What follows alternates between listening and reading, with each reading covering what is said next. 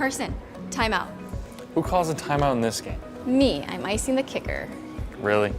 It'll give us more time to talk about First Western Bank and Trust, Like our convenient online banking. along with smart trust service options. We're all about hometown service with bankers that know you and the community. Okay, go ahead and kick. I don't believe this.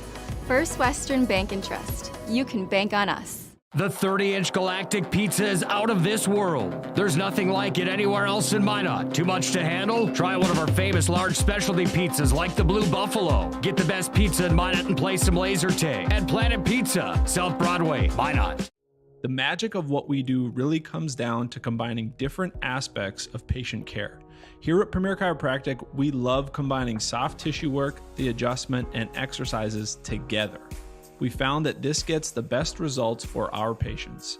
We have 3 chiropractors to fit the needs of the entire family, a rehab area for our exercises and equipment, for any athlete to improve performance. Give us a call and we will get you back to doing what you love.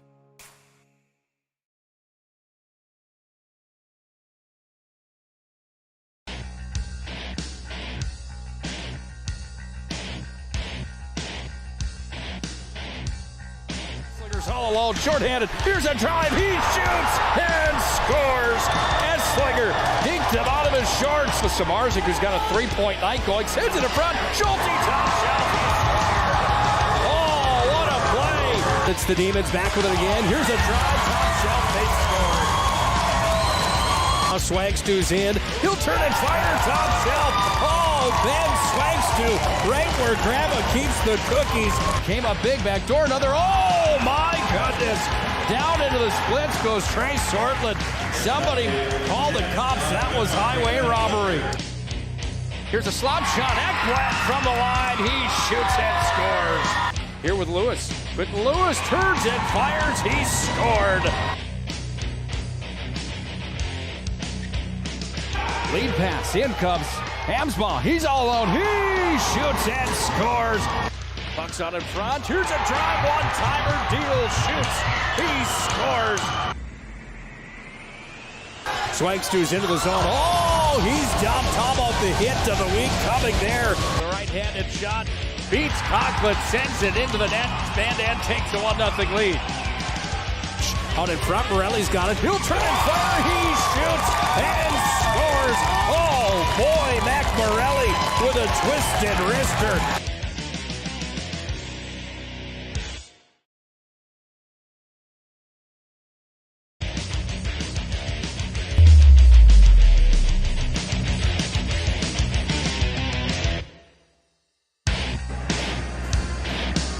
Eight teams came together at the Scheels Arena in Fargo, North Dakota yesterday, starting at high noon. 4 of the best teams from the West region, 4 of the best teams from the East region. 4 teams were eliminated from having a shot at a state championship in yesterday's quarterfinals. We enter semifinal night tonight as it's an all EDC showdown live from the Scheels Arena. This is the semifinals of North Dakota State High School hockey and the championships that are here at the Scheels Arena. Good evening, hockey fans, and welcome in to what should be a good night of hockey here on the PSP Network. This is our Scheels pregame show. I'm Nick Hulberg, tonight joined by a special guest. It's former goaltender of North Dakota high school hockey and one of the greats on the west side of the state. Currently living in West Fargo now. Mr. Dave WIlson joins us here tonight. I call you Wilbur. That goes way back. It's maybe not the most professional thing to do, but we might call you Wilbur here tonight. Dave, how are you doing? Thanks for some time here tonight. I'm doing great, Nick. I'm really thrilled to be with you tonight. It's great to catch up. That's the bottom line. State hockey. I know you've mentioned it before, but I say the same thing. You know, I've been going to state hockey since I was a little kid with my dad, and just seeing the state tournament every year. You know, being in Fargo now is a little bit different, but. Just, you know, the same feeling entering the rink as I did when I was 6 years old, walking in the old Ralph Ingleside Arena. I mean, it just, you know, semifinal night's always special, and two two hockey games. You know, don't know what's going to happen, but at the end of the night, you know, we'll be looking forward to a state championship game tomorrow. It's going to be a lot of fun. I think the beauty as we get older and continue to be a part of this, like you mentioned, going from the time you were just a wee little young man all the way until now, the older you get, the more the tournament becomes fun with some of the familiar faces that you see and you've got to know in the hockey world across that time. Are you seeing a bunch of people that you recognize from the hockey world from all your years of playing and coaching and being a part of it? Yeah, absolutely. You know, Dean Wilson here, obviously doing the TV broadcast. I mean, I remember him coaching the Fargo South Bruins when I was a little kid. You know, some of the great players that he coached, and I coached with, you know, some of the disciples that coached underneath him. And, you know, just seeing the people like Ryan Cunningham working for KNOX in Grand Forks, you know, I know he's been doing this for a long time too. And, you know, some of the coaches that I get to, you know, some of these coaches I run into every day at the sports arena where I work in town at West Fargo here. And, you know, the coaches from the west part of the state, I mean, Leif Madsen from Mandan, I played with him, you know, so it's really cool to see, you know, the relationships grow. And I know a lot of the officials here too. I mean, it like you said, just the relationships and crazy. It's just amazing how, you know, it just, as you get older too, it just seems like those relationships build, and, you know, you can't walk in the hall without seeing somebody that you know. It's a lot of fun to be here. And tonight, we're going to be all business tonight as the EDC showcases their talent in the All-EDC semifinal tonight. Let's look at this bracket and how we got here tonight, Dave. And you look at yesterday's matchups. We started yesterday at high noon with a showdown with number one out of the West, Jamestown, taking on West Fargo Cheyenne, and it was Cheyenne that got off to an early start. They led 3-0. Jamestown had a late pushback, but it was the Blue Jays that just didn't have enough for West Fargo Cheyenne when it was all said and done. 3-2 Cheyenne wins. Jamestown met up with Minot here this morning, and that's because Davies took care of Minot 3-1 yesterday in the opening round of the state high school hockey tournament. And that was a 2-1 hockey game, an empty net goal at the end. Davies outshot Minot pretty well, but that was kind of Minot's game plan going into that one with the neutralized trap and playing that way. So that sets up semifinal one today. It's West Fargo Cheyenne and Fargo Davies. Earlier on today, in loser outplay, Jamestown down Minot 4-2. That ends the Magi season, and Jamestown goes on to play for fifth. The bottom half of the bracket, Fargo South Shanley. They took on Mandan last night, and boy, did they pepper the Mandan goaltender in Bennett Langang. He had an excellent performance again last night for the Mandan Braves, the Cinderella story of the tournament. You talk about playing with Leif Madsen. He was the captain of the Magi back when you were the goaltender for the Magi in the early 2000s. Mandan had an excellent performance last night here at the state tournament. They did lose 4-1.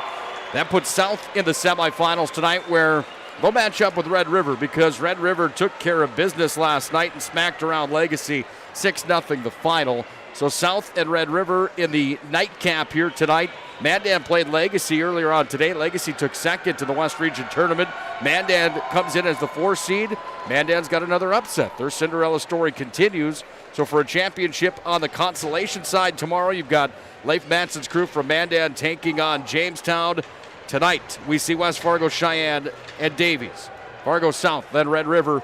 Two good matchups here. Let's start with this first one as the teams enter the ice for their official introductions here at Scheels Arena.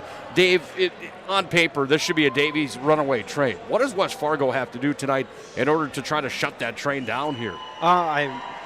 You know, as a former coach, we talked about slowing things down when the team we played had a little bit more talent and a little more depth than us. And I think for West Fargo, just lots of whistles, lots of muck and grind. And, you know, the Mustangs will probably look to, you know, get as many whistles as they can. You know, high school hockey, the icing rule is, you know, plays to the, you know, really doesn't hurt you because you can change after that. So, you know, just as long as they can get that top D pair on the ice as much as possible, the TV timeouts will obviously help them. But, you know, the uglier the game is for West Fargo, the better things should go for them.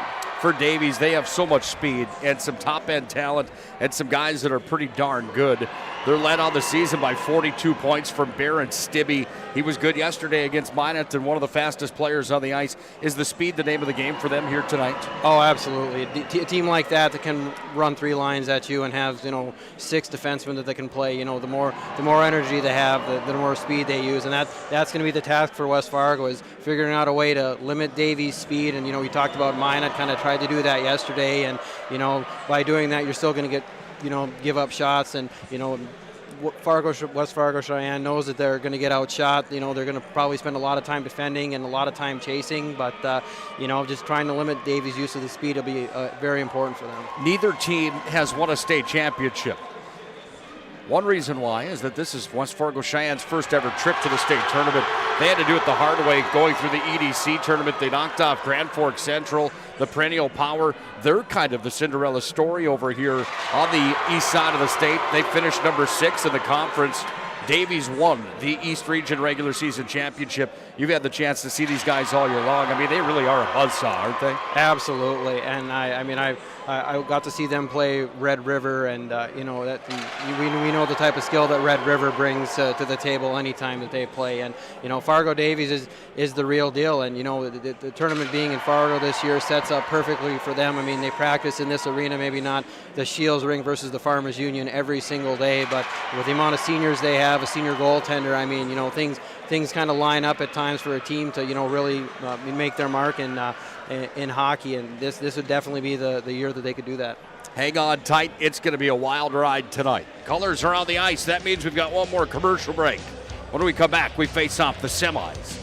The Mustangs and Eagles tonight from the Scheels Arena right here on the PSP Network.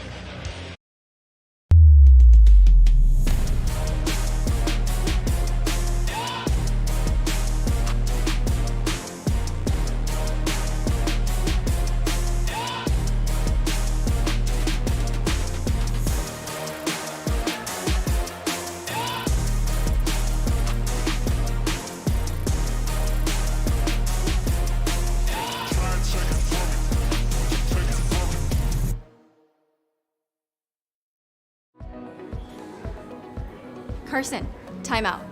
Who calls a timeout in this game? Me, I'm icing the kicker. Really? It'll give us more time to talk about First Western Bank and Trust, Like our convenient online banking. along with smart trust service options. We're all about hometown service with bankers that know you and the community. Okay, go ahead and kick.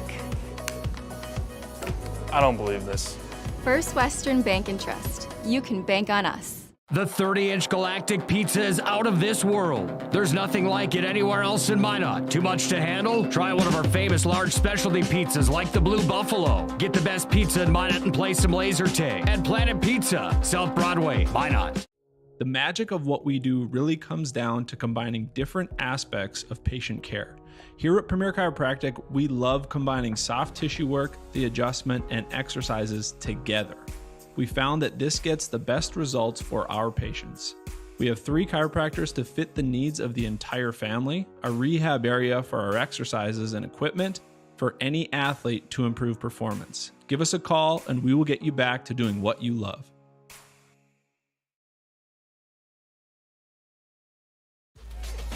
We raise the bar on bar food with sandwiches, tenders, and burgers. There's more where this came from. To the greatest of all times, Buffalo Wild Wings.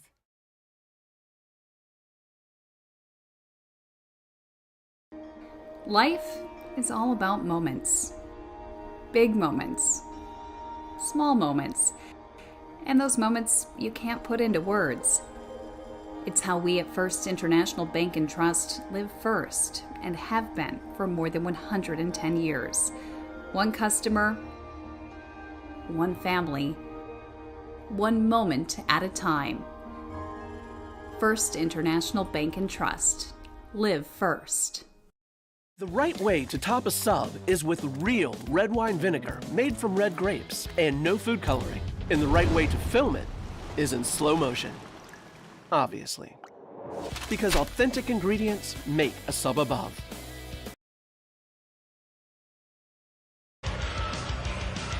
Showtime on a Friday night, live in Fargo, North Dakota for the state high school hockey tournament semifinals alongside of Dave WIlson.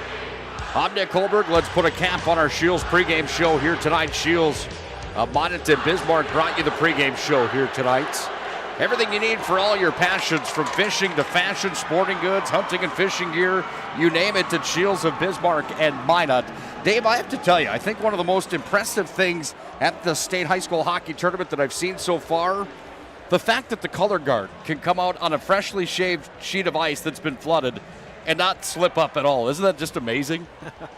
As someone that works at a hockey arena, that's awesome. The surface looks definitely ready to play, and like you said, able to come out on the ice, and the ice sets up really nice. They have a great ice team here. Great. Looking forward to a good hockey game. Here's what we've got in store for you tonight. 22-3 on the season for Davies. 13-12 for the Mustangs. This is going to be an up and down battle here between number 6 in the East region, Cheyenne. They come in as the 4 seed from the East, taking on number 1 in the regular season. Number 2 when the tournament settled here, as they beat some teams into the EDC championship game and then lost to Fargo South, but it's the Davies nevertheless at 22-3. Here's your goaltender matchup. It's brought to you by our friends at Jersey Mike Subs. The goalies that you'll see tonight, Trent Wimkin, 135 goals against average and a 93% save percentage. He's on our right. In white uniforms here tonight are the Davies Eagles. He goes against Peyton Buchholz with an 89% save percentage and a .342 goals against average. We're underway from the Scheels Arena here in Fargo, North Dakota. Thank you for joining us tonight for one of the best nights of the year for hockey fans across the great state of North Dakota. Davies with the puck in their own end, trying to clear it out, but it's Cheyenne that's going to register the first shot on goal as that one poked in towards the net, and the stop was made as Klaus had the opportunity. Nice start early. Your thoughts on this tempo so far here tonight? Yeah, I mean, pretty much what you're going to see. I think West Fargo, Cheyenne, get the puck deep, make them go through layers as they come up the ice. I mean, try to force a turnover. West Fargo, Cheyenne gets a turnover there from the defenseman trying to go up the wall. I mean, nothing too serious going towards the net there for Cheyenne, and Davies will live with an easy cover for Wincombe. Puck is handled here at center ice. We're going to have a stop of the play as the puck was touched. I think it might have went into the Davies bench. It did. Davies is in cardinal red uniforms here today, or cardinal red buckets, pants, and gloves with white uniforms, trimmed out in sort of like a Vegas gold, I guess you would call that. Yeah, you would say that Vegas gold. I actually, Nick, work with a Davies grad, so that's one of the things we give him crap about is we talk the gold-plated uniforms of the Fargo Davies Eagles. So I'm glad you brought that up, and I didn't have to bring it up. Oh, so. I love it.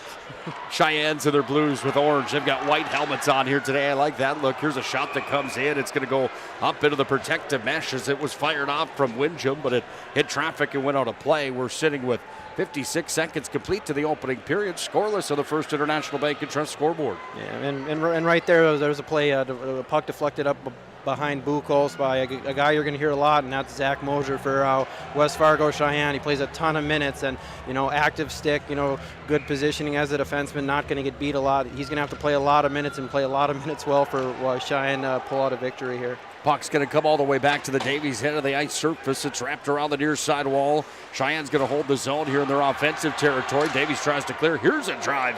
Came up, and that was a riser that was off the waffle board. Tuckenberg fired it on. Wimcombe's going to go down and make the stop. He'll hang on to it. We played a minute and 13 seconds. Nobody scored yet. Yeah, well, and so far, we were only a couple shifts into the hockey game, but, we see right away Cheyenne's got that top line out there ready to go. Mosier's still out on the ice. Like I said, he's going to play a ton of minutes, so hoping for those turnovers and try to get the right one to get a good opportunity. As a coach, there's so much X's and O's to the back end of trying to make sure that you've got enough gas in the tank to get through 3 days of a tournament. Puck comes all the way down and icing charged here on Davies, but when you have those top-end guys that have to play those minutes, you talk about Mosier there, I mean, it's the gamble match of you just want to get to that final night and then let it see how much adrenaline can really come out of the guys. That's kind of the game plan. Yeah, absolutely. And I mean that's a kid there that you're not going to tell him when to come off. He's going to tell you when he's ready to come off, and that a lot of heart, and the amount of minutes and that he played in that Grand Forks Central game to get to the state tournament. I mean that just a warrior effort from him. Your top guys have to play well to make it to a state tournament and get into a position like this. Out to center ice, Davies pushes. They come into the zone with Cam Bollinger. He goes down to the corner, out in front. Oh, one-timer back there. They scored. Bollinger got it to Stibbe, and Stibbe made no doubt about it. Picks up 43 points on the season with that tally right there. That was goal number 28. Davies leads 1-0. Well, just a great rush up the ice, and like you said, Nick, just that speed. And Bollinger, Stibbe gets a lot of credit for what he does for Davies, but right there, that play is completely made by a great breakout from Davies, and Bollinger in on the left wing there, gets around to the defenseman, and, just an easy tap in for Stibbe. Stibbe gets the goal, but, that play all made by a great play by Bollinger at the blue line moving into the zone. That was a highlight reel caliber play right there. And Stibbe from Bollinger makes it 1-0, and Davies strikes for first blood. They're wanting more early. Here's a drive that comes right in. Buchholz forced to make the stop as it went through the blue paint. Taken by Cheyenne to the far point, held in and delivered back down by the Eagles from Davies. They have possession underneath the goal line now, where it was worked away from Fryer. Goes over to the far side point. Davies will hold the line there with Rarick, and now the puck is going to be tied up and freed, sent all the way down, and Cheyenne gets a much deserved icing there with 14:46 to play in the first. Davies leads 1-0. Well, we talked about Cheyenne was doing a great job there, Nick, in limiting the amount of speed that Davies was able to use those first couple shifts. And, it just takes, it's funny how in hockey it just takes one little bit of, positioning, things like that, where, Bollinger is able to get wide and it's 1-0, where, Dave Benson, the coach for Cheyenne, he takes that start, 9 times out of 10 with how his team played those first couple shifts. Stibbe fired one on towards the net. The glove save was made for Buchholz. Couldn't quite close the mitt on it, so Davies gets the puck back. They go to work in the offensive territory, but it's Cheyenne that pushes out to center. Nice lead pass there up onto the stick for Klaus. He's going to skate down on angle. Shot came in. Wincombe went down, and he made the save. Hangs on tight to it. 14:24 left to the opening period.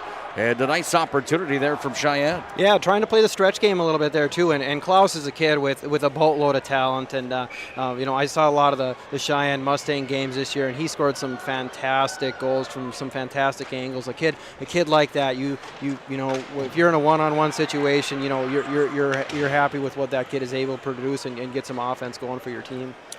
Ogden fired it up the wall on the far side wing. Davies got possession of it again and just jammed it back into the offensive territory here for Davies, but the puck is going to be freed at neutral and sent right back out to center now after a teeter-totter match continues. That's going to be a delayed offsides on Davies, I do believe. That might have been a missed opportunity there. The puck was in the zone, then out. It came out in front, right in front of Work. He had the opportunity, but he just thought he was going to be touched up offsides. I agree, Nick. I think he wasn't sure on that play. So the puck did go off a Cheyenne player in the neutral zone. So according, I did ref for a few years, and according to my rule book, yeah, that play should have been an onside based on the fact it went off a Cheyenne player. Cheyenne's got the puck back in their own territory. They're going to push to center on a 2-on-3 into the zone. They come, and Klaus skates it down again. He works hard here, takes it to the corner and fires it up and over the head of the goaltender, Wincombe. Puck's picked up here by Davies with real estate back behind their own net with Hayes. He goes up the far side wing, drifts it all the way down, doesn't quite get to the end line in time, so the icing is waved off. Cheyenne picks it up. They try to bring it back away to the near wing and out to center. They do, but at center they're met there by Fryer, and Fryer moves it back ahead forward. Into the possession again of big Jack Bollinger on the back end here for Davies. Cheyenne gets it back. They'll dump it back in behind the net to Davies. And Davies will move it back away to the far side wing. Is that one sent up off the glass from Yeager?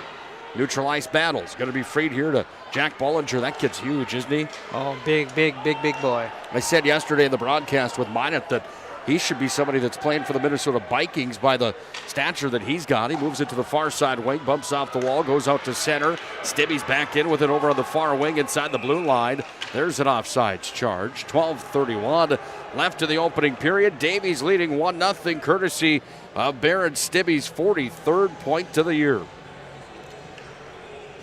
Face off in the neutral ice zone. Davies is a team that comes into this tournament, Dave, with a 4-1 mark in their last 5. They've got 9-1 in their last 10, and they've been a buzzsaw. They've outscored their opponents in those last 5 games 18-6, 32-13 in their last 10. Pretty impressive numbers from Wimpkin in goal, only giving up 13 in 10 games. Yeah, and it's all their seniors. Just they've got a fabulous group of seniors. The time I've got to watch them play this year, very, very senior led, very senior driven, and it starts with their goaltender. And he's loud. He gets out. He gets on him against Minot. There was moments where he wasn't satisfied with the way that they were playing in front of him, and he was the first one to the bench, telling them to get going.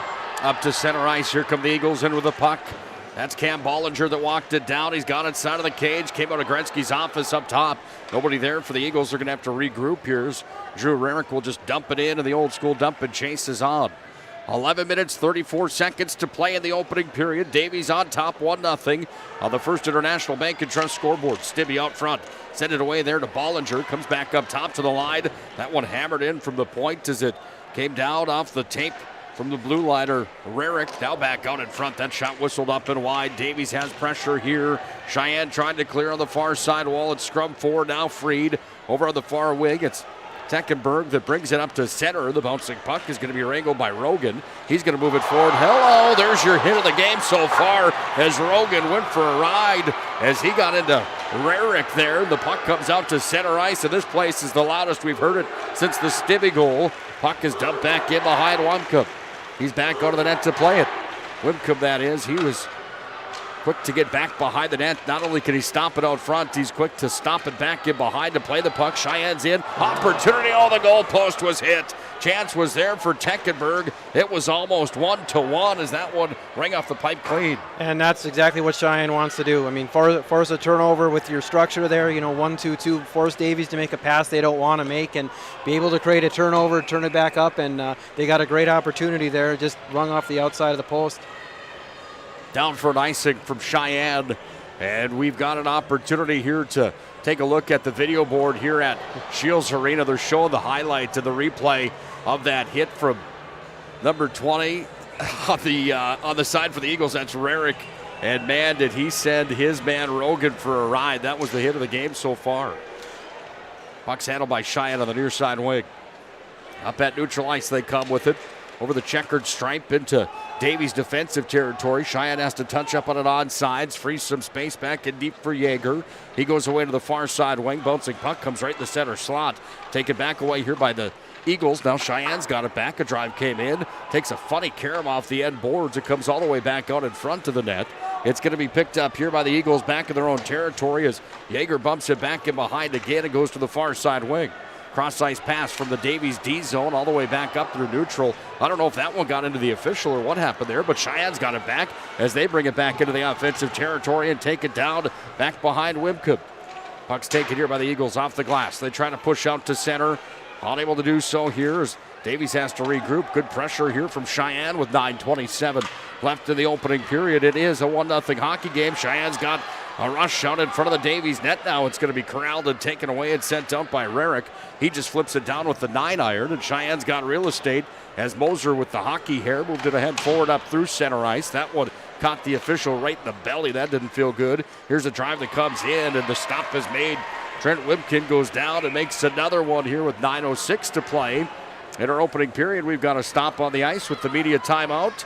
It's Nick Hulberg alongside of Dave WIlson on the call here on the PSP Network for the state semifinals. 1-0. Davies is on top. Your thoughts on the play so far? Well, I think things, other than that little breakdown that led to Davies' goal, things are going as well as can be expected for Cheyenne. I mean, if you're the Davies coach, and right now I wish people could see, but Wynn comes on the bench giving his team a little bit of an earful as a senior captain should. I'm really impressed, Nick, because us goaltenders are a little bit reserved, and he is not. He is not afraid to let his team know, and that great senior leadership like that.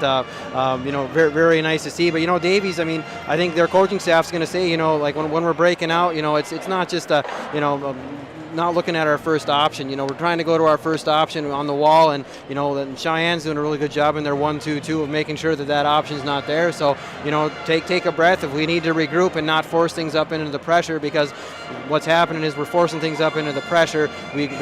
Allowing the Cheyenne to create some turnovers, and they have a post, they have another great opportunity there, and it's just take a breath. If they're not going to force anything, let's not force things up the ice when we don't need to. Well, and all of a sudden you look at the scoreboard, it's 1-0 Davies.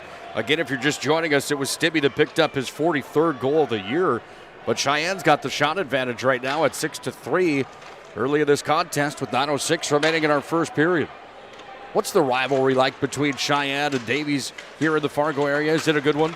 Yeah, and they're two fair. I say fairly new, but Cheyenne is only 5 or 6 years old. Davies I believe the 10 or so years old. It's kind of a brewing rivalry. I know on the basketball court they're really fierce rivals, but the hockey games I watched between these two teams this year are extremely, extremely physical. So to say these kids don't like each other would be fair. Gotta love hockey, don't you? Puck comes out to center here for Cheyenne. They're going to cross into Davies territory. It's taken down from Rogan. Moved it ahead forward. Davies took it back, and Stibby's back through center with it. Into the offensive zone. Fancy move another. Sends it out in front. Oh, opportunity was there. Archbold just couldn't pull the trigger on the nice play from Stibby, and return directions and go back down for Cooper Klaus, who sends it out front. That puck knocked down by Hapka. Comes back away on the near side wing. Defensive zone here for the Eagles. It's going to be forced out to center. Cheyenne's got it back at neutral, and here comes Moser. 36 points on the season for Moser. Leads the charge here for Cheyenne. Puck comes back to the point. Wide of Wimpkin on the blocker side. It's picked up here by the Eagles. They go up the near side wing through neutral. Cam Bollinger's in with it. Crosses over. Goes out front of the cage. Nobody there. Is that one taken away from Luke Lorenz, and the numbers game goes the other direction as a 3-on-3 brings it into Davies territory with Cheyenne with some pressure, but it's taken away and chipped up off the glass on the far side. We are down to 7:34 to play in the opening period. Davies with a 1-goal lead at 1-0 on the first International Bank and Trust scoreboard. Puck's inside Cheyenne's defensive territory is Cam Bollinger, who's got an A on his uniform. Representing his leadership, throws it out front. Hard on the attack now on the far wing as Fryer takes it down underneath the goal line. Puck's picked up here by Cheyenne. They work it up the near side wall. Comes to the line. Delayed call coming here. Shot came in. This is going to be on Davies. Oh, another big hit back behind the net as Elijah Hayes came up with another one, but there's going to be a power play coming, and Cheyenne's the recipient of an interference call, I believe it is, with 7:02 remaining. And here's your opportunity for Cheyenne going on the power play here. A little bit of a reckless hit on Davies' behalf there, and I'm kind of surprised they didn't get another one behind the net. Could have very easily been a boarding call there. Davies throwing their weight around a little bit. Like I said, you get a little bit reckless, you get a little bit overzealous using the body there, and now Davies is going to have to kill up a big power play chance here for the Mustangs. Face-off will be on Wimpkin's blocker side. Cheyenne power play comes out. Conversations between each winger and the centerman right before that draw. You talk about these teams having some bad blood in a rivalry. West Fargo and Fargo aren't the same city. It's pretty darn close. So these kids, I'm sure, have played plenty of hockey against each other all the way through the programs. Puck's back in behind the net. Cheyenne's got possession. They go to Moser here on the near side. He's going to work it back out in front. Here's the opportunity. A drive. Oh, hit the side of the cage. Puck's going to be taken back from down low up top. Moser had it momentarily. Puck's going to come back into the possession here of Davies. They fire out with Rarick and all the way down. Carried off the boards and came in on Buchholz. We haven't said his name in a while. That's his first save in a few minutes here at least.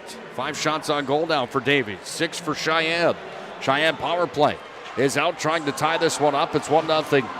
Fargo Davies as the puck is going to be corralled and taken and fired all the way down from Davies. 6:05 to play in the opening period. Power play down to a minute. Nice kill so far. Puck's away to the near side wing. Cheyenne's got it, spinning back in his own territory. That's Teckenberg that goes behind his net. Went back over to Moser. Teckenberg's going to take it back behind the goal again. Brings it up the far side wing. Davies has some pressure that's got Cheyenne hemmed in a little bit here. Now Cheyenne's got some room, and into the zone it comes for Moser. He bumps it ahead forward, taken by Cam Bollinger off the glass and out. And Davies continues to press with one man down here. 30 seconds remaining, and they impress on this penalty kill as well. Yeah, really, really nice as a coach when you can throw out a kid like Easton Rarick and then get it down, and here we're going the other way. Bollinger takes it away, shorthanded. He makes a move, then it was taken and stripped from him. Nice defensive job there from Cullen McCarthy. And out to center. Here come the Mustangs on the transition back the other direction. Take it down into the corner. Bottom of the circle now. Mustangs with possession. Taking it flipped up off the glass and out of the zone. You can go ahead and finish that thought. I'd like to hear what you have to say about that penalty kill opportunity there for the Eagles. Well, Nate Metcalf, the coach for Fargo Davies, be the first one to tell you when you have a defenseman like Easton Rarick out there, to start off your penalty kill, and then, when he gets off and you get the next unit out there, to have a defenseman like Bollinger back there, I mean, that's just a coach's dream to have a top 4 out there when you're killing a penalty that's so reliable. Stibby's up through center. We're back to 5-on-5. He makes a move. He goes down, trying to tuck it inside of the cage on the blocker side.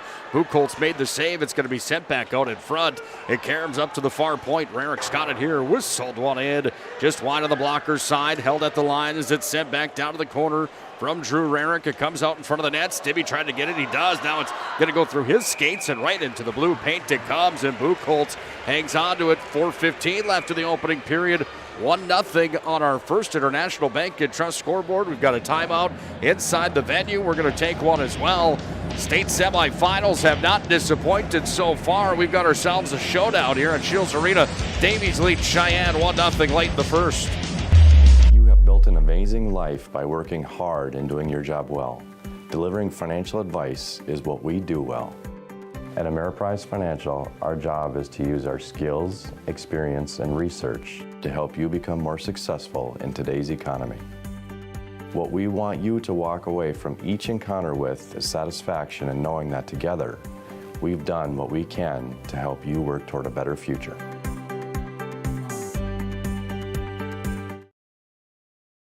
The right way to top a sub is with real red wine vinegar made from red grapes and no food coloring. And the right way to film it is in slow motion. Obviously. Because authentic ingredients make a sub above.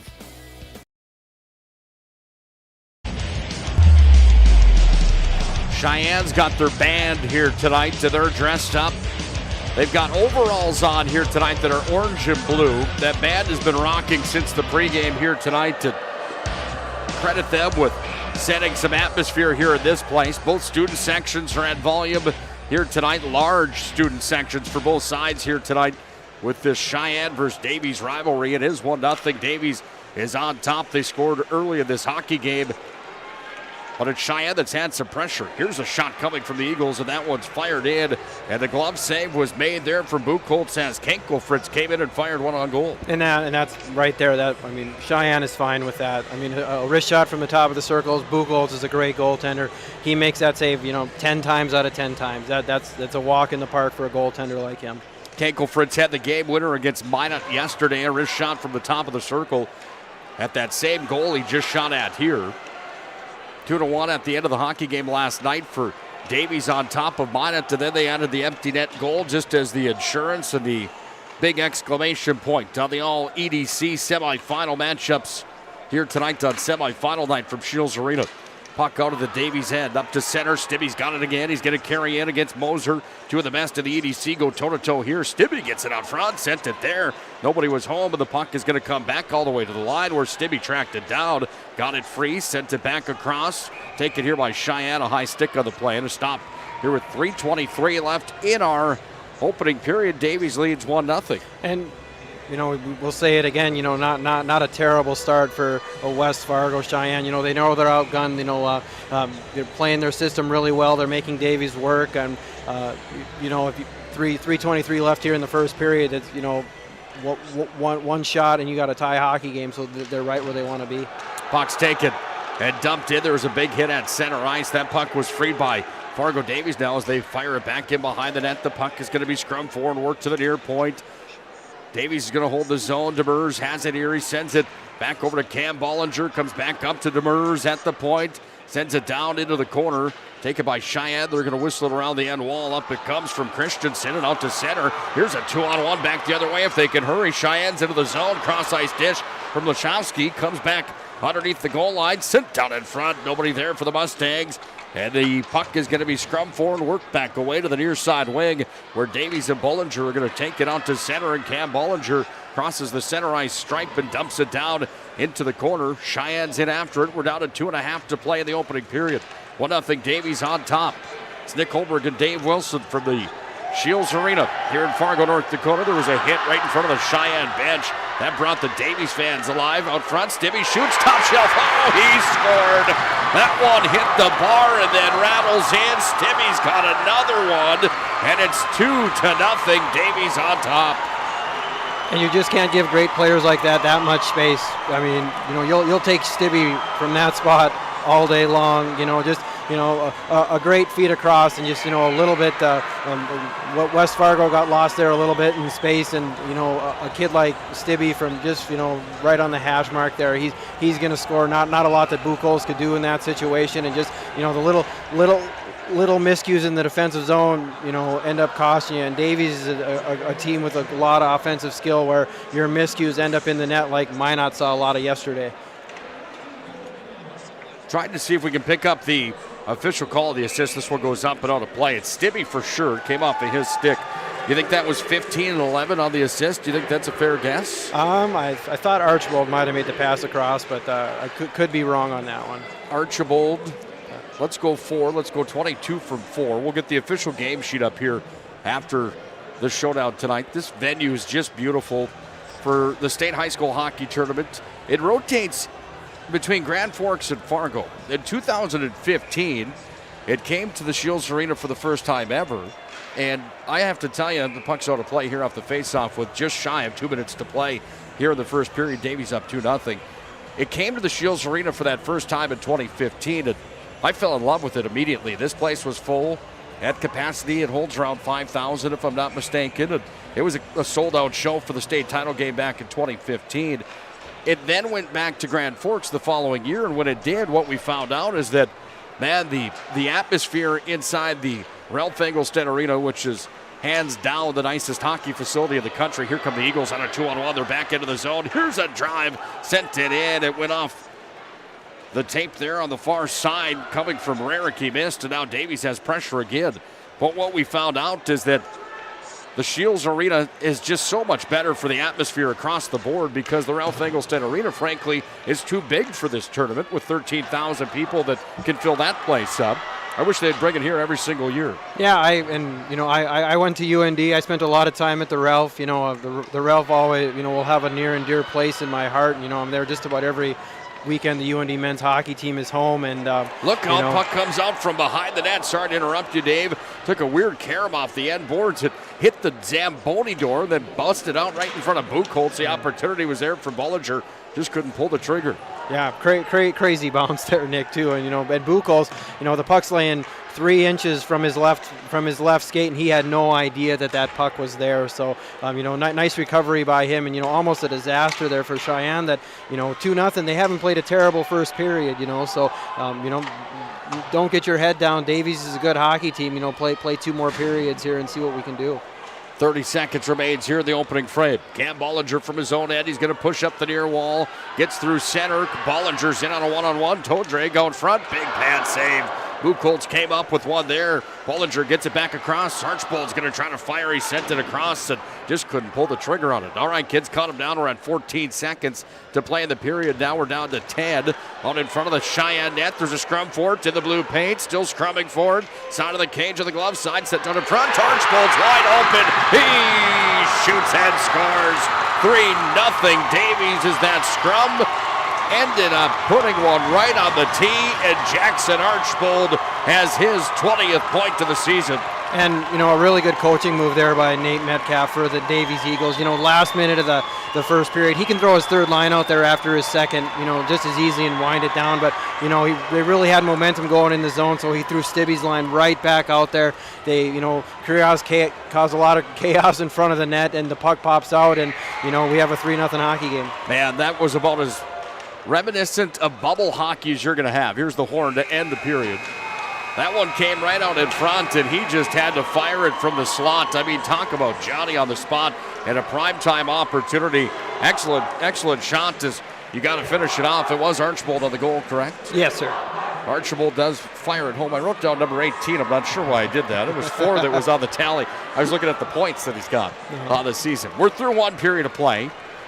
Davies leads 3-0. I'd like to come back to our Premier Chiropractic and Legacy Financial Partners Intermission Report and go back to that Ralph Engelstad Arena, Scheels Arena conversation. I'd like to hear more about your thoughts on that. And of course, we'll have a full recap of the opening period of the semifinals of the State High School Hockey Tournament, where tonight it's Fargo Davies that's got the buzzsaw plugged in, and they seem to be using it to perfection early in this one. 3-0. Eagles lead at the end of one.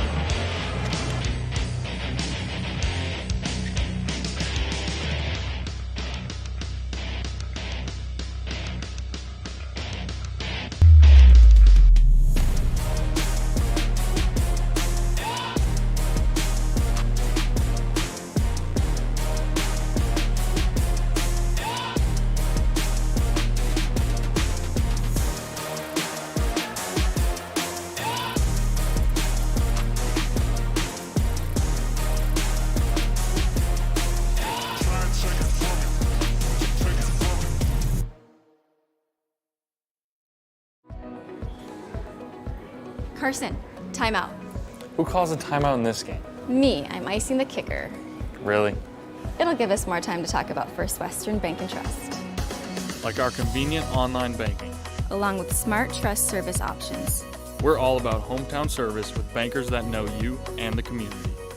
Okay, go ahead and kick. I don't believe this. First Western Bank and Trust. You can bank on us.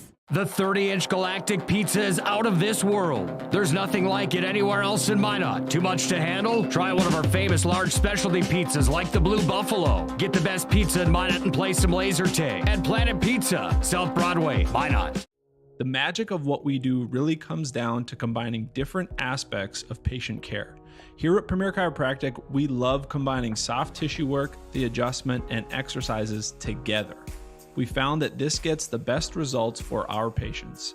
We have 3 chiropractors to fit the needs of the entire family, a rehab area for our exercises and equipment for any athlete to improve performance. Give us a call and we will get you back to doing what you love.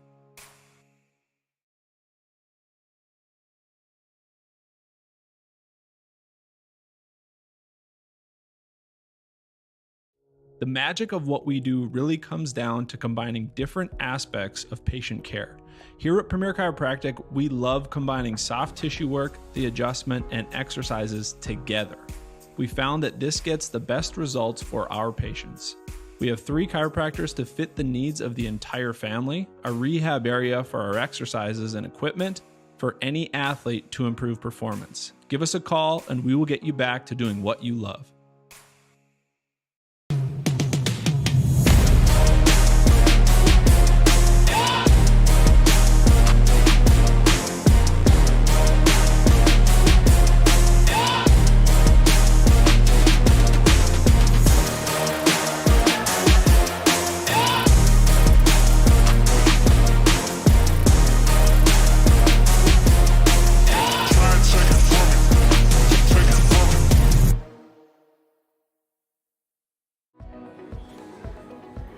Carson, timeout. Who calls a timeout in this game? Me, I'm icing the kicker. Really? It'll give us more time to talk about First Western Bank and Trust, Like our convenient online banking. along with smart trust service options. We're all about hometown service with bankers that know you and the community. Okay, go ahead and kick. I don't believe this. First Western Bank and Trust. You can bank on us. The right way to top a sub is with real red wine vinegar made from red grapes and no food coloring. And the right way to film it is in slow motion. Obviously. Because authentic ingredients make a sub above. If your eyes could talk, they'd tell you life is better with LASIK. No more reaching for your glasses. No more dry eye from overwearing your contact lenses. Right now, Bismarck LASIK is offering free consultations for LASIK procedures. Break free from the daily hassles and expenses of glasses and contacts. Life is clearly better. Book your free consultation today with Bismarck LASIK and see the difference. Call 222-2020 or schedule online at bismarcklasik.com. The 30-inch galactic pizza is out of this world. There's nothing like it anywhere else in Minot. Too much to handle? Try one of our famous large specialty pizzas like the Blue Buffalo. Get the best pizza in Minot and play some laser tag. At Planet Pizza, South Broadway, Minot. You remember where this goes? I don't know. Are you sure it was a clicking and not a zoom, zoom? I think your quash litter valve's stuck. Do you even have insurance? If we soak it, it should be good. No matter how much you know or don't know about your vehicle, trust the experts at Tires Plus. Real answers from real mechanics. Inspections are free to ensure your vehicle is always in peak condition. Thinking service? Think Tires Plus.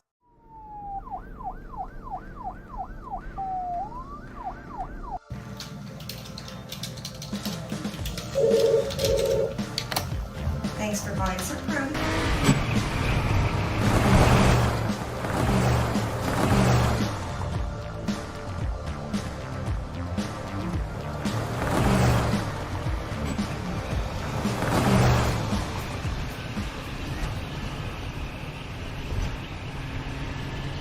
Great smiles come from Vibetta Orthodontics. Vibetta Orthodontics is a certified Invisalign provider. Invisalign fits your budget and your lifestyle. Braces for children, teens, and adults with affordable monthly payments. Schedule your complimentary consultation and exam by logging on to VibettaOrthodontics.com or by calling 701-839-6010. Great smiles come from Vibetta Orthodontics. At Schatz Crossroads, we make 8 gallons of homemade ranch dressing every day. So you can smother your dinner salad with it, dip those crispy golden French fries in it, and dunk your breaded chicken strips. You can even cover your... Wait, no. You can't put ranch on steak. Or can you? Schatz Crossroads. Don't forget the ranch.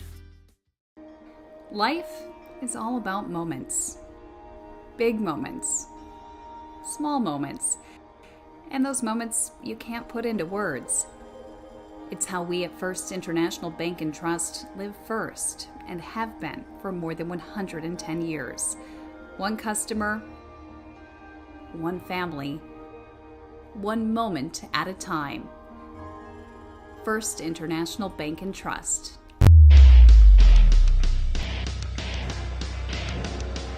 "17 minutes are in the books for this state semifinal tonight for North Dakota boys high school hockey, and it's Davies that leads Cheyenne by a goal, and then another, and then another.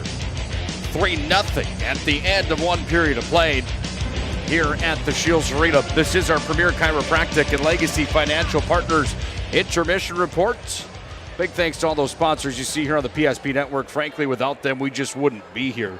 It's Nick Hulberg alongside of Dave WIlson. Dave, your analysis of that opening period of play. Both teams kind of seem to come out and execute a game plan, but Davies just found a way to bury 3. And, it goes back to I'm a big Gordie Howe fan, and, Gordie Howe always said, boy, I've played hockey long enough. Hockey's just a funny game, and because if you're Cheyenne, you take that period. I mean, you limited Davies' chances. You played your structure really, really well, and you created chances off of your structure, and and it's 3-0 Davies. And for Davies, if you're Nate Metcalf, you're in the locker room saying, boys, that wasn't our best period, and we're ahead 3-0. So like a bounce or two this way, Cheyenne hits a post, and then we have some crazy bounces and a little end of the period flurry, and it's 3-0 Davies when Cheyenne probably deserved a little bit better outcome that period.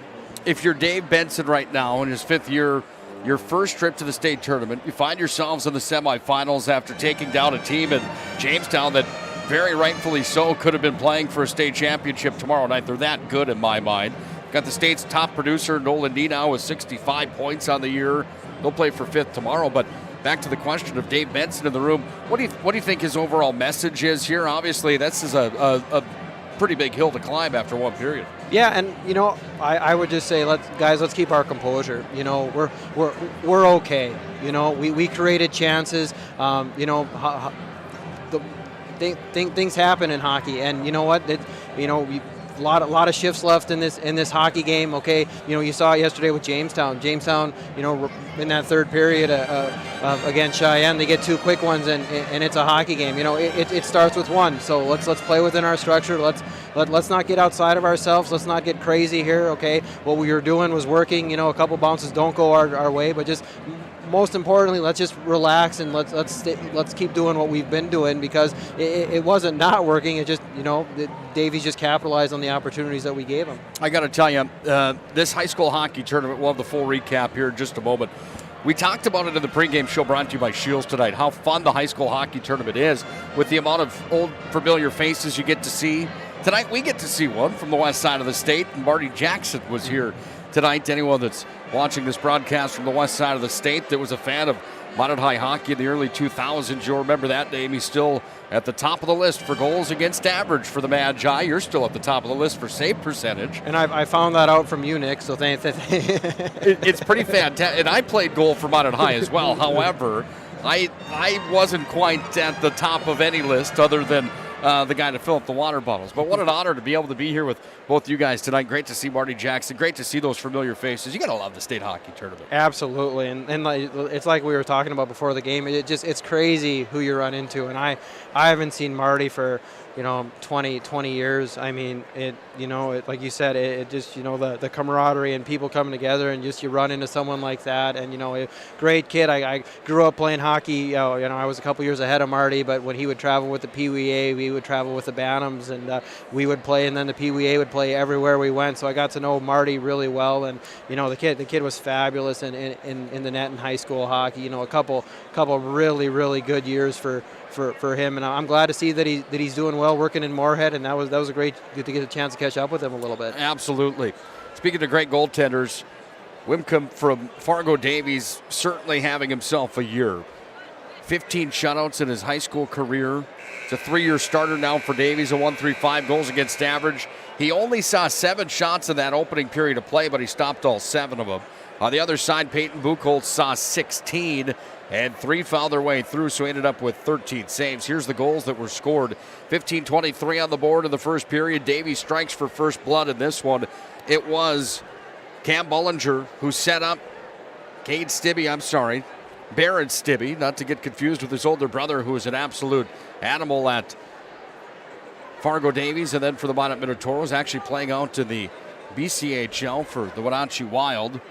Official credit goes to Baron Stibbe from Cam Bollinger. The next one was scored from Baron Stibbe, Garrett Windjam, and Jackson Archbold was in on that one. And then Jackson Archbold gets one of his own. He was assisted by Windjam on that play. That one was with 2.8 seconds remaining at the end of the period. So it is a 3-0 lead in favor of Fargo Davies here as the buzzsaw is officially out. They are moving and grooving right now in this showdown here in the state semifinals. When we come back to our Premier Chiropractic and Legacy Financial Partners Intermission Report, we'll take a look at the girls bracket to North Dakota High School Hockey, and then we'll get set for our opening draw here for the second as the Eagles come back to the ice.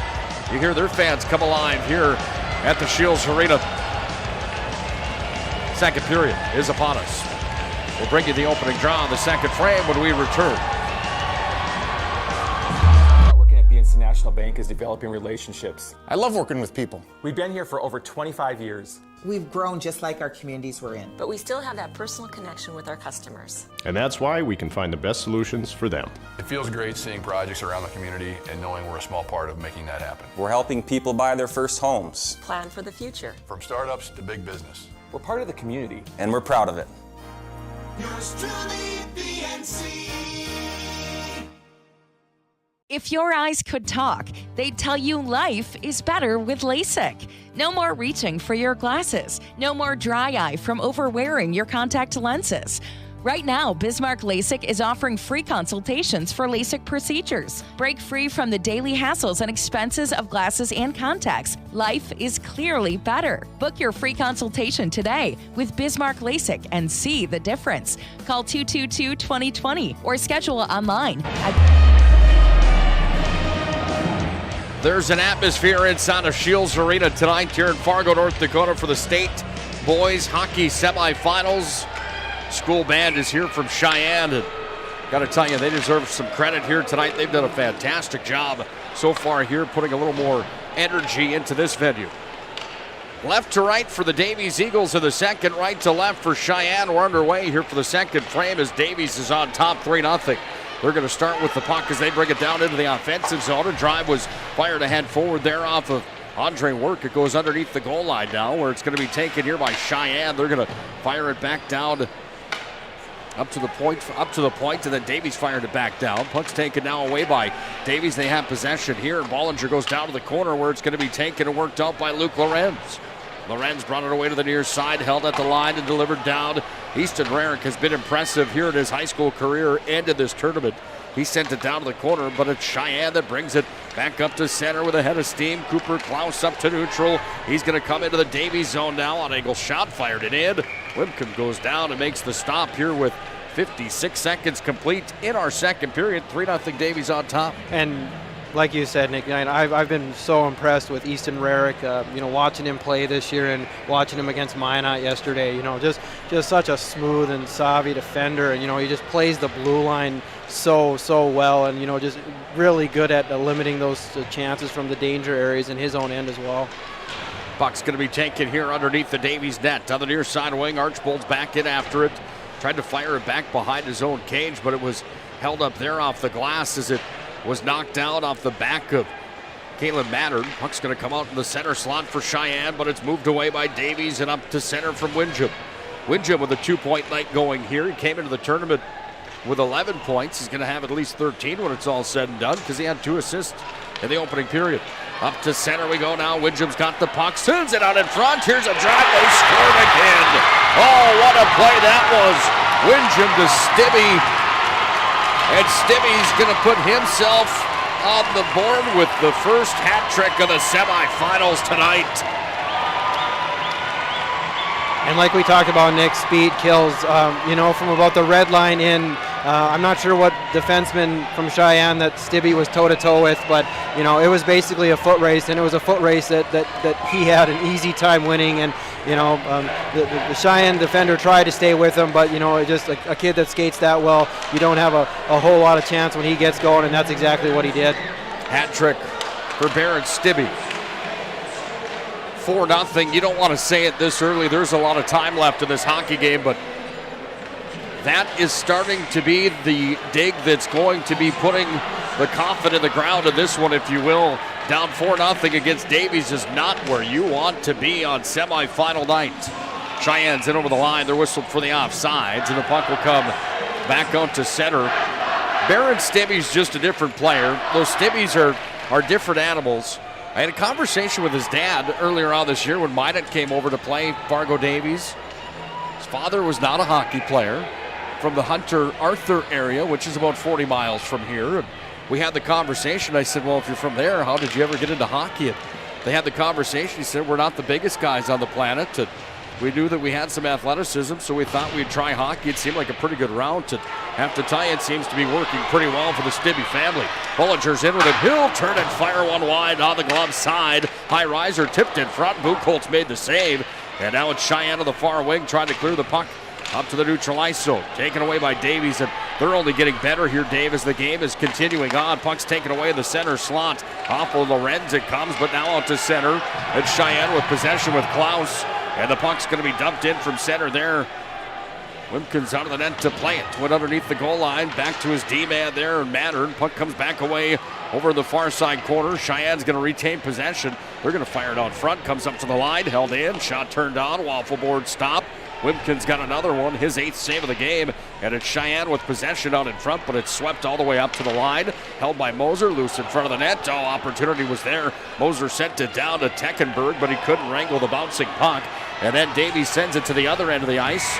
There's going to be a scrum for it underneath the goal line. Davies still working on it down and deep with Archbold. Somehow gets the pass away out front to Stibbe. Archbold has it side of the net. Oh, stop was made there with the CCM goal pad.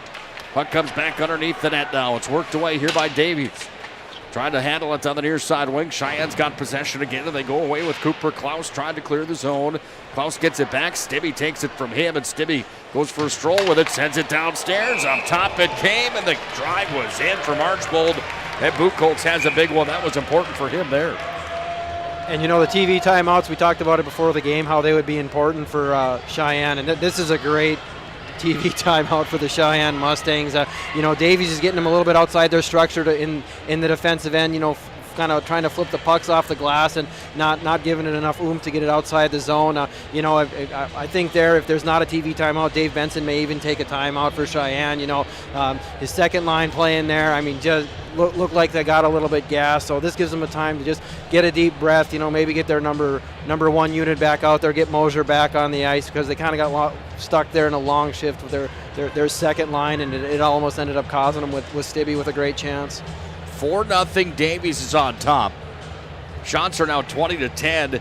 At one point, West Fargo Cheyenne, had a 4-shot advantage in this hockey game. That is no longer the case. It's now Davies that has unhooked the plow for a 10-shot advantage and a 4-goal lead as we sit with 13-19 left here in the second period. Is this what you expected out of this one tonight? Yeah, and I think, Nick, a great way that you described Davies, a fabulous characteristic is a buzzsaw. And, once that buzzsaw gets going, I mean, it's extremely tough to stop, and I think Cheyenne knew that they were a little bit up against it today with the way that Davies has been playing.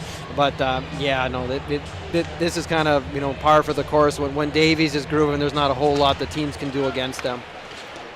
On the season, their 3 losses come against Fargo South in the EDC championship game. They lost to Red River, and they lost to Moorhead. Talk about a resume of losses. That's some of the top talent you're going to find in this area, without a doubt. Puck's handled here at center ice. Cheyenne's back in with it. Offensive zone. Tuckenberg walks in and fires. Glove save from Wibkin, and it's hung on to. I had a conversation yesterday with Nate Metcalf. By the way, there's 12:54 left in the second. 4-0 Davies on top. I had a conversation with the head coach, Nate Metcalf, here in year number 3 yesterday, and I asked him in the pregame show for the Minot matchup yesterday for Davies and just said, hey, I'm not trying to rustle any feathers or anything like that, but were you intentionally leaving your goaltender on the bench late in that game, trailing Fargo South, knowing how the bracket was shaped up? But he, of course, said, no, they're playing to win, but they let all the lines run, just as South did. Inside of that conversation, though, you have to almost assume that as a gambling man, you would want to be in this bracket right here with West Fargo, Cheyenne, Jamestown, and Minot compared to Red River, South, and Legacy and Mandan on the other side. Yeah, that's a great point, too. I mean, and congratulations, Fargo South Shanley. You won the EDC tournament, and your reward is going to be the big red machine in the semifinals on Friday night. Don't you love it? Some people do just the opposite of that, and that's hate it. Red River looking for another championship this year. Davies is going to be tough to beat. We're already looking at them maybe playing in the state championship tomorrow. Why is that? Well, they've got a 4-goal lead here with 12:26 left in the second period on our First International Bank Ed Trust scoreboard, but a power play coming now as Cheyenne's going to find themselves with the extra skaters into the box. We'll go Ashton Yeager as we look at the replay up on the big board. Yeager just kind of wrapped the arms around there and down to the ice with the Cheyenne skater. Power plays out. Big opportunity right here. A lot of time left in the hockey game. You got your top line. You got Klaus. You got Moser out there. If you're going to cut into that lead, here's the time. Bollinger says not just yet. Shorthanded. Brings it down to Stibbe. Back to Bollinger. Fired it on. Stop was made there for Buchholz. Shorthanded, they're good. They had an opportunity there that Bollinger brought it down for Buchholz. I'm sorry for Cade. I keep saying Cade Barron Stibbe. And Stibbe fired that one on, and the stop was made for Buchholz. He's bailed him out a few times in this one. The other end of the ice on the power play. Down in on comes. The shot came in as dangling his way through was Kalen Mattern. It's held in there by Cheyenne, but now Davies takes it and just launches it all the way down to the other end of the ice surface from Drew Rarick. Buchholz played it to the side of the net. Moser's going to pick it up here. He wears the clear eye-tech bubble on that mask. On that helmet, his mask is the clear eye-tech bubble. Taking a dump back in behind from Archibald onto the net to play it was the netminder Buchholz. Puck's going to be stick-handled in behind the Mustang net from Teckenberg. Goes up to the far side for Moser, and Moser's going to turn the motor on into the Davies defensive zone. Teckenberg tipped it out in front, nobody there. Puck goes back away to the far wing, and that one's just going to be bombed down from Jack Bollinger to the other end of the ice surface, so the kill continues to impress here for Fargo Davies with 11:07 to play here in the second. They lead 4-0, and their penalty kill wears this Cheyenne power play down to 35 seconds. They dump it down again. Is there a solution to this Davies kill right now? You just got to try to keep the puck away from them, obviously. Yeah, and it's maybe Cheyenne's trying to do a little bit too much here. I mean, trying to do some run some stretch passes and trying to do some stretch passes there, and maybe trying to make things a little bit too complicated. But spread the ice, move around a little bit, but you don't necessarily need to make a pass through a guy when you're coming out of your zone. There's plenty of space out there to make a short pass and get a zone entry on the power play. Simple hockey is the only way to beat teams like Davies. Davies is back to full strength, but it's Cheyenne that ices it down to the other end of the ice surface. Want to tell you about our friends that bring you the broadcast here tonight, including Magic City Inspections in Minot, North Dakota. You can find them online, MinotInspections.com. Clean Tech brings you the matchup as well. Clean Tech in Grand Forks and in Minot. Clean Tech with 24/7 disaster response and restoration services. Visit them online, cleantechllc.us. And don't forget to vote for this week's Jersey Mike's Player of the Week. Jersey Mike Subs is a sub above. You ever had Jersey Mike's before, Dave? Oh, absolutely. Yeah, they have a location in West Fargo, right? Great save there by Wincom. Puck was passed out in front. Shofsky was robbed on that opportunity with the flashy glove save, and there's the biggest save of the game from the Davies netminder. Tell me more about Jersey Mike's. I'm dying to know. Well, before I tell you about Jersey Mike's, what a great save they're coming out of there. There was a great chance for Cheyenne, and the part that might be the best is the senior captain goaltender getting up and telling his defenseman that he just had to make a great save because of him. I love to see that. But Jersey Mike's, yeah, love it here, right on Veterans in West Fargo. Delicious stuff. That's a delicious save. And the captaining of this hockey team is interesting from the goaltender back there, and a guy that's certainly rightfully deserving of that after starting for this team for 3 years. But like you said, that's kind of like putting the tennis ball through the garage window and having to go tell Dad about it. It seems like here comes Cheyenne back into the offensive zone. It's going to be taken back away here by Yeager. Yeager works it to the near side for Davies. Up through center with the move. Into the zone comes Andre Work. He's going to skate it down. Work takes it behind the net. Tried to fire down front. Got to Bollinger. Oh, he shot and scored. What a quick whistle. They're going to say that one's going to be retracted as the whistle blew before the puck entered into the net and crossed the goal line. Well, a break there for Cheyenne. You know, you and I sitting where we're sitting, and we have great seats here, Nick. And, you know, the puck is loose, but, you know, the official loses sight of it and, you know, makes the call. And I guess I forgot that now we are in the age and time we're in the state tournament. Plays can be reviewed. So are they going to review this or are they not? And just say, no, he lost track of the puck. And as soon as he loses sight of it, he blows it. So Nate Metcalf having that conversation with the head official right now. And Metcalf not too animated on the Davies bench. The referees are going to get together inside the circle and have that conversation over there. It does seem as those gentlemen, man, they have such a tough job, don't they? 9:20 left in the second, by the way, 4-0. You've been a referee before. We've done something new on the PSP network this year. It's a media timeout, by the way. We've done something new on the PSP network this year, and that's had some conversations with officials across the state of North Dakota to get their perspective. In my younger years, as the older I get, the more I become friends with guys that are officials or just normal guys that are making $30 to come out and ref a hockey game. I've realized that sometimes you can't be so hard on those guys, that we've decided to have the opportunity for them to share their mind and speak their piece on it. And at the end of the day, I think Dan Emery said it best yesterday that, you know, legitimately his purpose of being on the ice surface at the state hockey tournament is to give back to the sport that he loves so much. And if you remember that, when you start to have your emotions maybe get a little squirrely on you, sometimes that can help your cause of not being the biggest psycho inside the arena. Puck's out to center ice now for Cheyenne. They've got it here, and it's going to be dumped away to the far side wing. Here comes Davies back in with it. Lorenz is going to walk down top of the circle, fired it in off the glove of Buchholz, and it comes away to the near side out at center and dumped back in from center ice from Jack Bollinger. Goes back out to center for the Mustangs. Picked up here into the zone comes Davies again. Here's a drive knocked down. This is Cam Bollinger with the puck here on the near side wing. Sent it underneath the half boards now. It's going to be reversed back under the net off of Moser. Sent it to his partner back on the far side. That was McCarthy. McCarthy trying to clear. He's got it back here, man. He's pressured. Puck comes all the way back out to center. And the big man Bollinger just pokes it deeper into the zone again as this puck is going to come all the way down to the bottom of the circle on the glove side, make a blocker side of the goaltender Wimpkin. He went out of the net to play it with the stick, and it comes back away to Jack Bollinger here, trying to clear the zone. Are the Eagles? They do. Up to center. This is Stibbe in with it. He's already got a hat trick tonight, and Stibbe takes it into the zone. He lost an edge, and the puck goes away to the far side wing.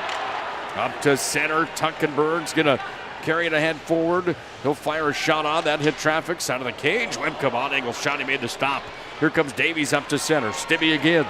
Barron's in over the blue line. Makes a toe drag. Fires it forward. Gets his own rebound. Sent it across with the backhand through the blue paint, but wide.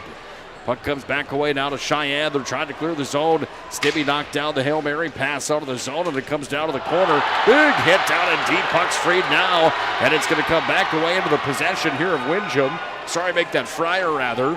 It's taken by Cheyenne. They go from center and dump it back in from Rarick. We're down to 7:27 to play in the second. It's a 4-0 hockey game. Davies with the lead. And the puck in the offensive zone. Back up top it comes. Here's a drive coming. That one off the glove of the netminder. And away to the near side half boards. It's going to be pushed back out to center where Davies is on the retrieve again. At center ice, it's taken by Elijah Hayes. He's going to walk it forward, trying to fire that one on it. Hit traffic there, and Cheyenne is just hemmed into their own zone. They're having all sorts of issues here, trying to clear it out, and now it comes back to Hayes. He'll turn and fire. Big pad save there from Buchholz. And now it's going to be flipped out to center. They just can't get it across the red line. Is right back in with it. Comes Yeager, who takes it down, worked it back up top. Cam Bollinger turns and fires. Bouncing puck off the end boards. It's tied up underneath the goal line. Cheyenne is razzle-dazzled right now as they finally have an opportunity to send it down. 6:37 left in the second, 4-0. Davies on top.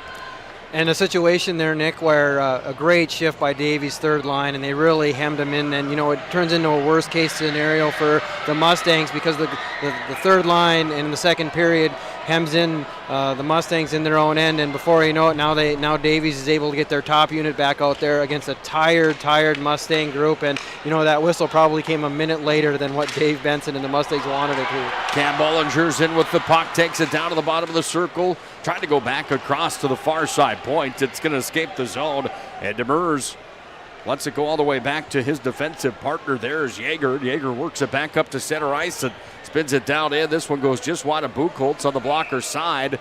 We've got ourselves an icing with 6:09 left in the second period. 4-0 Davies on top. Honey, like semifinal night from the greatest seat to the place, it seems like. Isn't this a great press box? This is a fabulous press box, and I was telling some guys I work with an individual who used to work here at the Scheels Arena, and it's just a fabulous facility, fabulous sight lines, not a bad seat in the house. This place is fantastic.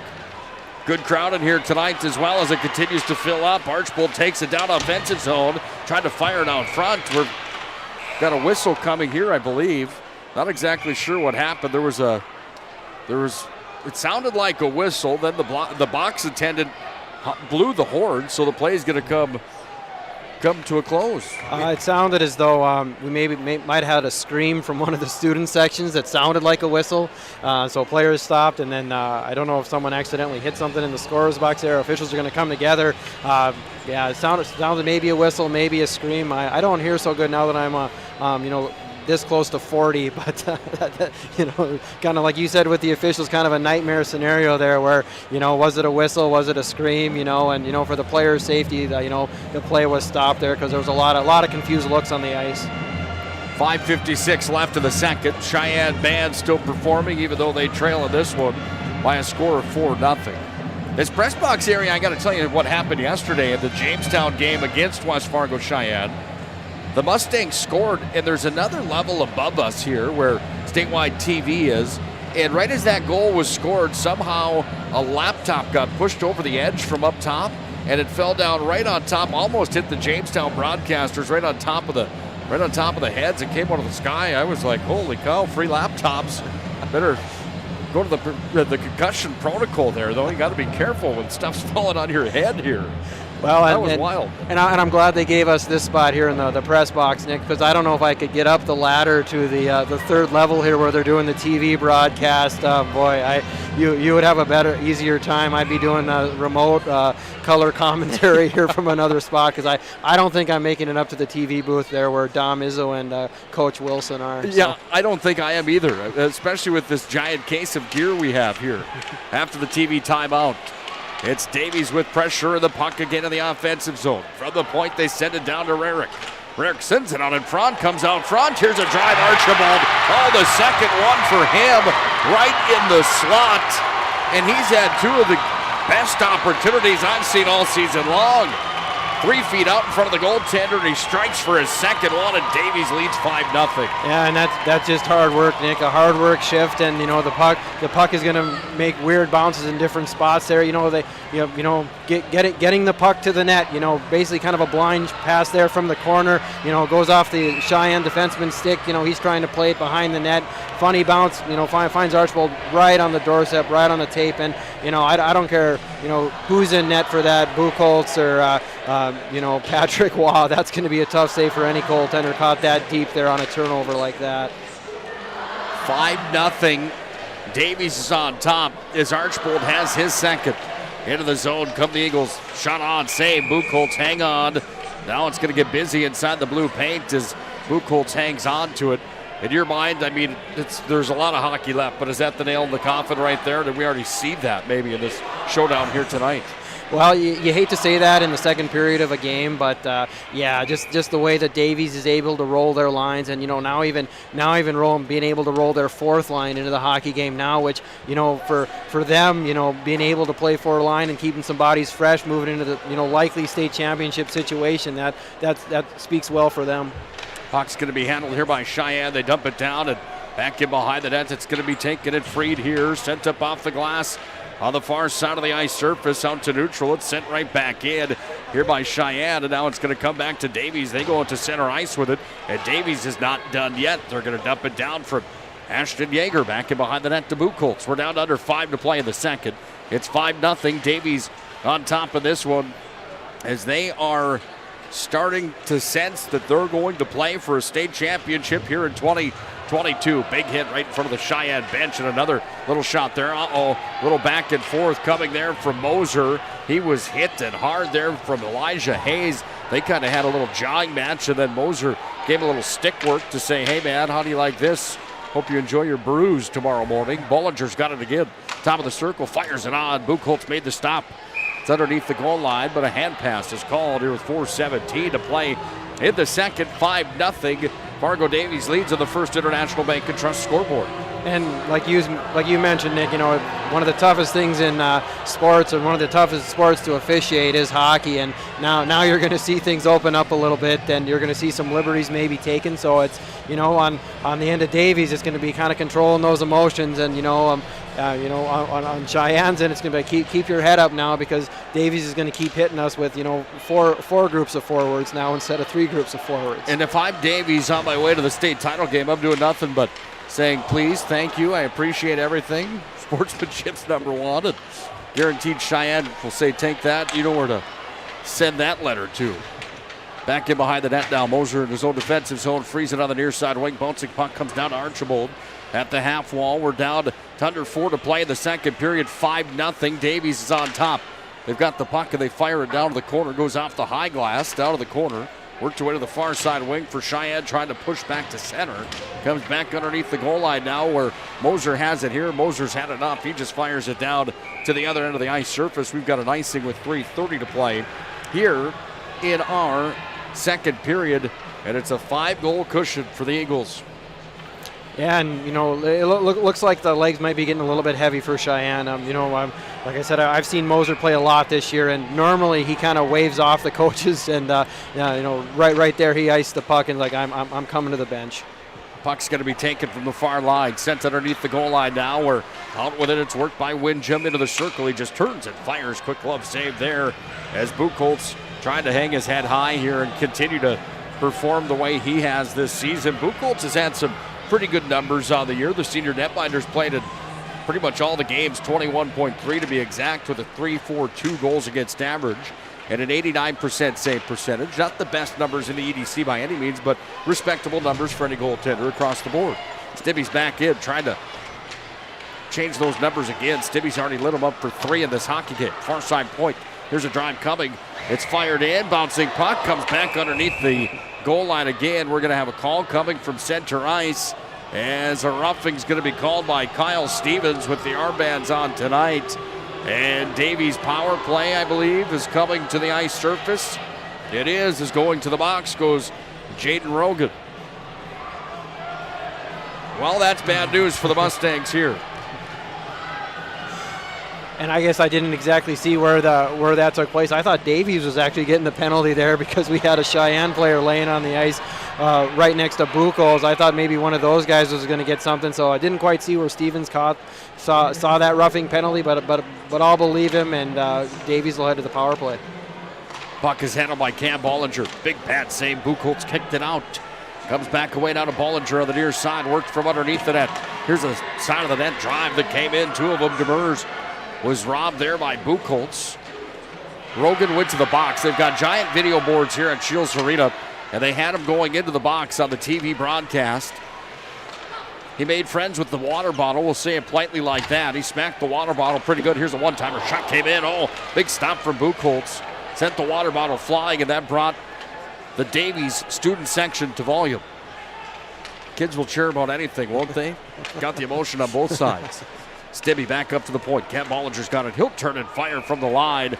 And Buchholz hangs on to another one. That's the 34th shot in the game he's seen, Dave. And he's been busy here, but Davies has found a way to crack 5 in on him, and there's 2:17 left. And a minute 15 remaining of power play time. It's all Davies in this one. And to his credit, there's a senior there that's battling for his team. He's been the guy. He was the guy last year for them. The guy this year, started 90% of the hockey games for him. You only have a few games left, so you might as well play it out and leave it all out there.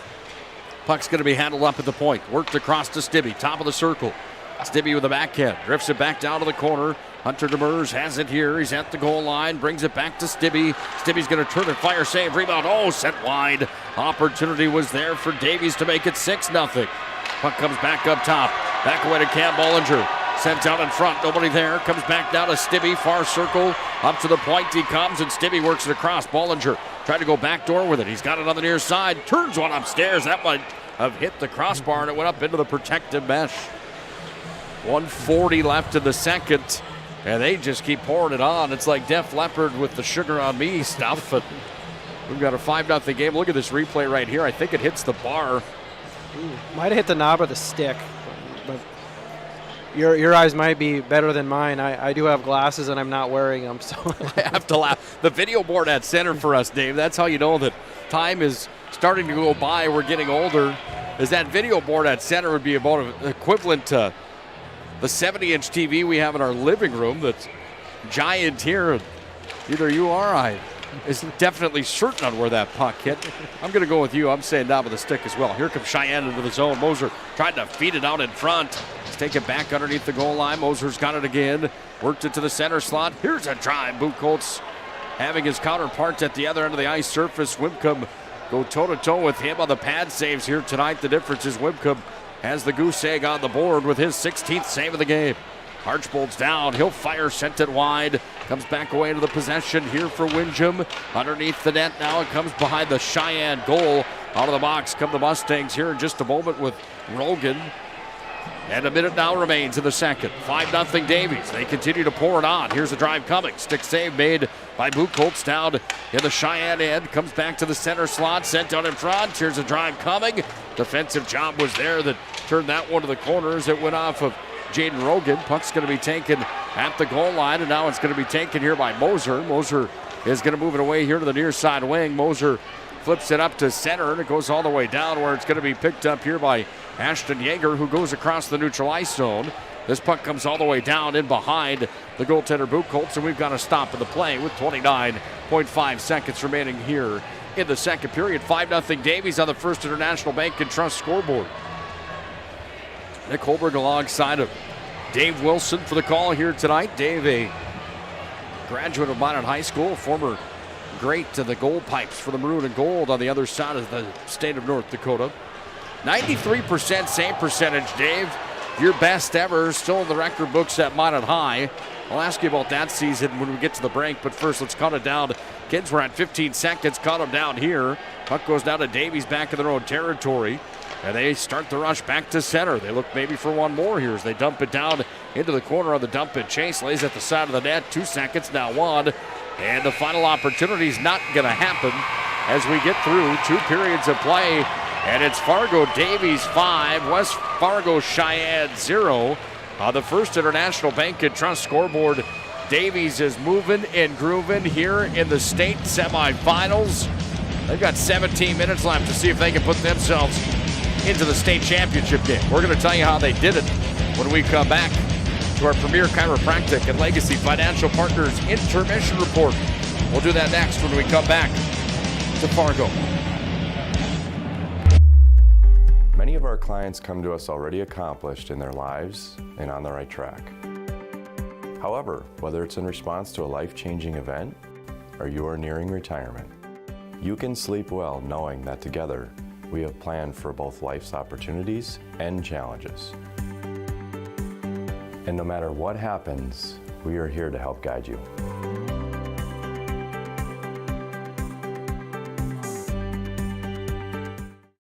The best part about working at BNC National Bank is developing relationships. I love working with people. We've been here for over 25 years. We've grown just like our communities we're in. But we still have that personal connection with our customers. And that's why we can find the best solutions for them.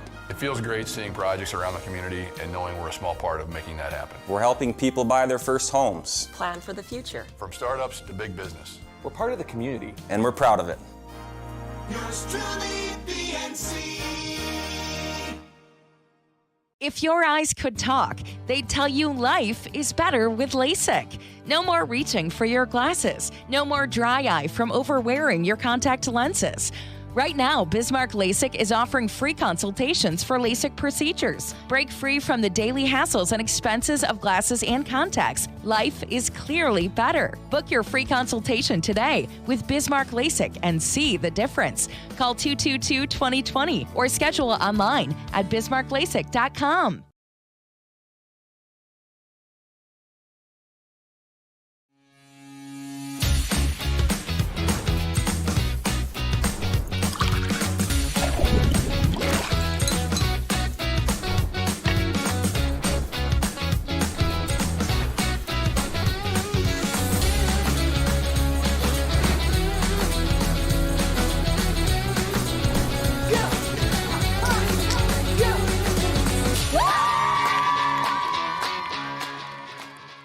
At Schatz Crossroads, we make 8 gallons of homemade ranch dressing every day, so you can smother your dinner salad with it, dip those crispy golden French fries in it, and dunk your breaded chicken strips. You can even cover your... Wait, no. You can't put ranch on steak. Or can you? Schatz Crossroads. Don't forget the ranch.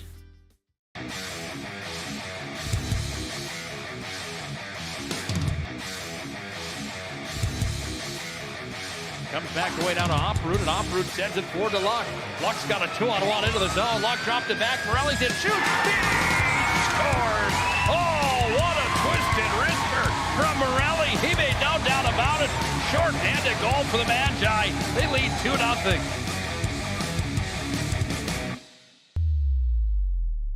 If your eyes could talk, they'd tell you life is better with LASIK. No more reaching for your glasses. No more dry eye from overwearing your contact lenses. Right now, Bismarck LASIK is offering free consultations for LASIK procedures. Break free from the daily hassles and expenses of glasses and contacts. Life is clearly better. Book your free consultation today with Bismarck LASIK and see the difference. Call 222-2020 or schedule online at bismarcklasik.com. Whether you're looking for a full-service financial plan or planning for farm or business succession, Planning Team Financial Advisors is here to help you work toward achieving your financial goals. With locations in Bismarck, Garrison, and Center, our full-service team of professionals are dedicated to helping you work towards achieving your financial goals. Visit us online, planningteam.com. Securities offered through LPL Financial, member of FINRA and SIPC. Investment advice offered through GWM Advisors, LLC, doing business as Goss Advisors, a registered investment advisor. GWM Advisors, LLC, and Planning Team Financial Advisors are separate entities from LPL Financial. You remember where this goes? I don't know. Are you sure it was a clicking and not a zoom? I think your quash litter valve's stuck. Do you even have insurance? If we soak it, it should be good. No matter how much you know or don't know about your vehicle, trust the experts at Tires Plus. Real answers from real mechanics. Inspections are free. to ensure your vehicle is always in peak condition. Thinking service? Think Tires Plus. The best part about working at BNC National Bank is developing relationships. I love working with people. We've been here for over 25 years. We've grown just like our communities we're in. But we still have that personal connection with our customers. And that's why we can find the best solutions for them. It feels great seeing projects around the community and knowing we're a small part of making that happen. We're helping people buy their first homes. Plan for the future. From startups to big business. We're part of the community. And we're proud of it. Yours truly, BNC. This broadcast presentation on the PSP Network is brought to you by BNC National Bank, Planning Team Financial, Sport Clips, Tires Plus, Bismarck LASIK, First Western Bank and Trust, Jobbers Moving and Storage, The Medicine Shop, Hub International Insurance, The Chuppy Clinic, and Prairie Rose Family Dentists.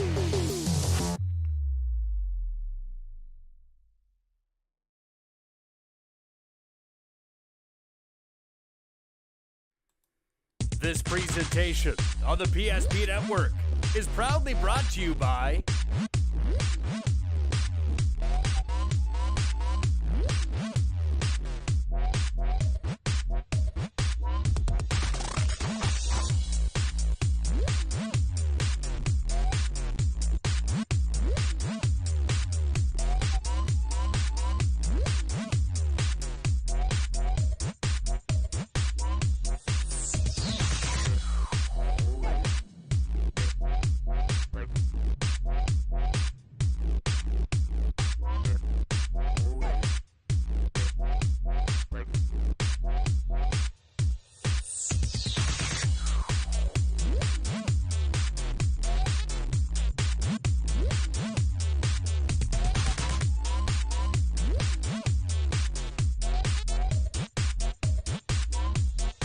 Make sure to like and follow the PSP Network on all social media platforms. PSP Network, it's game day.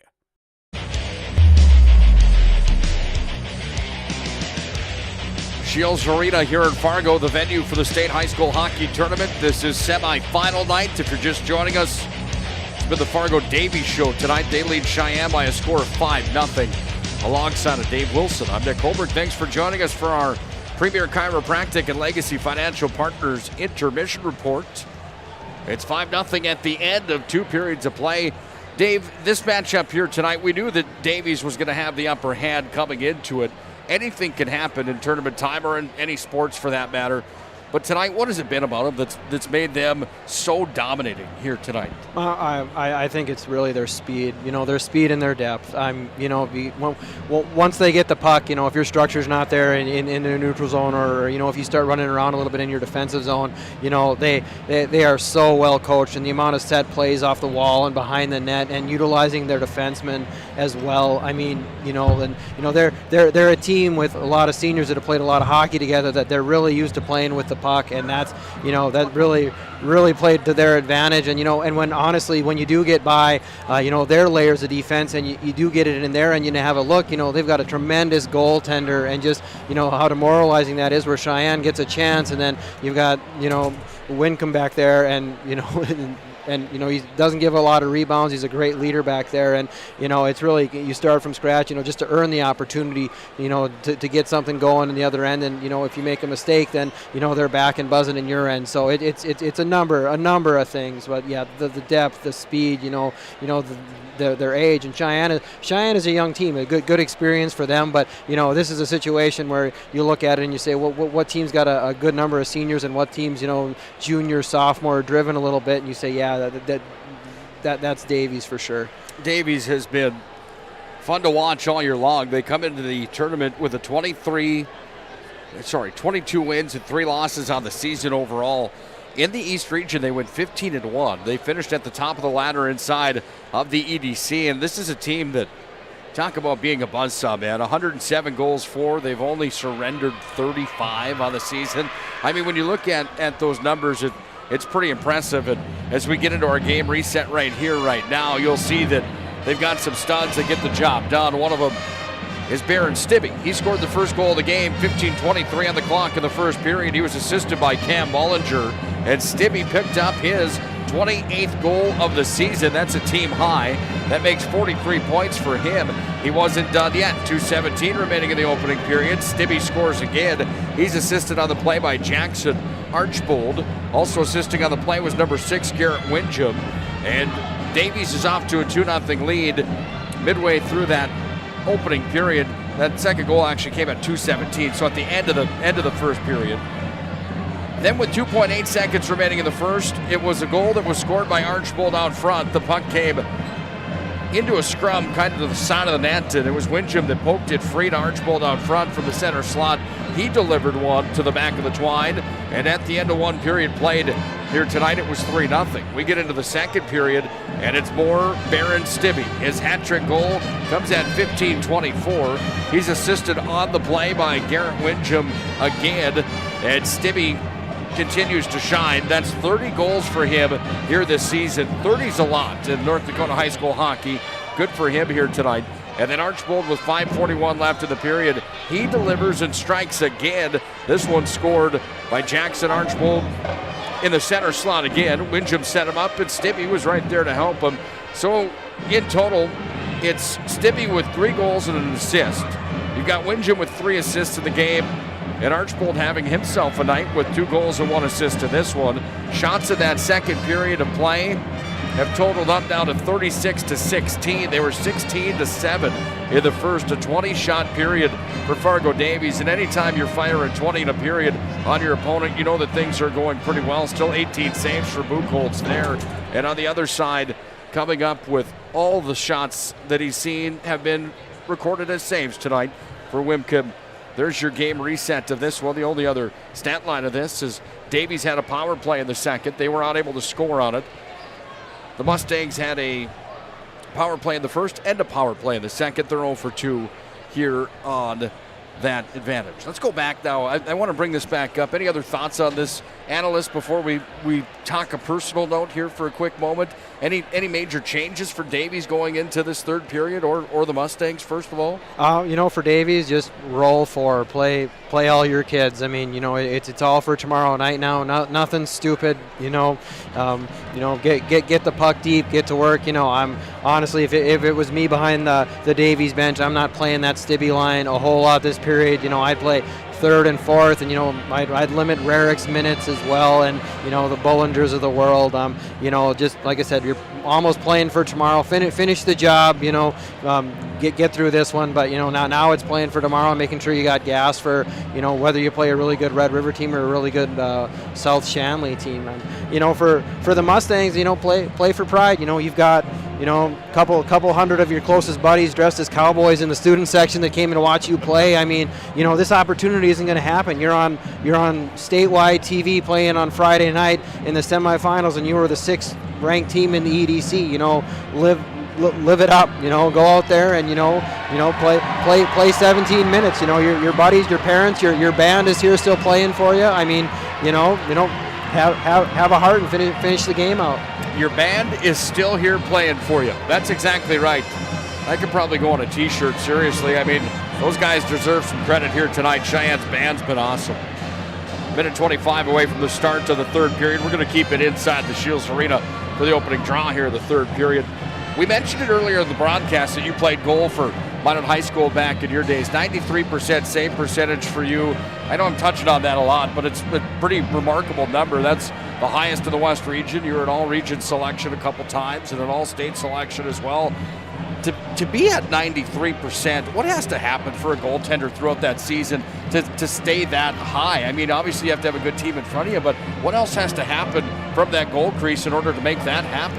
And you said it, the defenseman in front of you. I mean, I had a fabulous group of defensemen, and the Leif Madsen was a fabulous defenseman. Jason Esslinger, Kyle Burkhardt, Pete Spicer. I'm leaving somebody out somewhere there, but I will remember those guys' names forever, because those guys absolutely went to war for me, and just great a great group of guys that year, and a great group of forwards too that did the job blocking shots. I mean, it's not the goaltender will get credit for that. I guess my name is the one on the top of the save percentage for Minot high school hockey, but without that core group of defensemen, I mean that.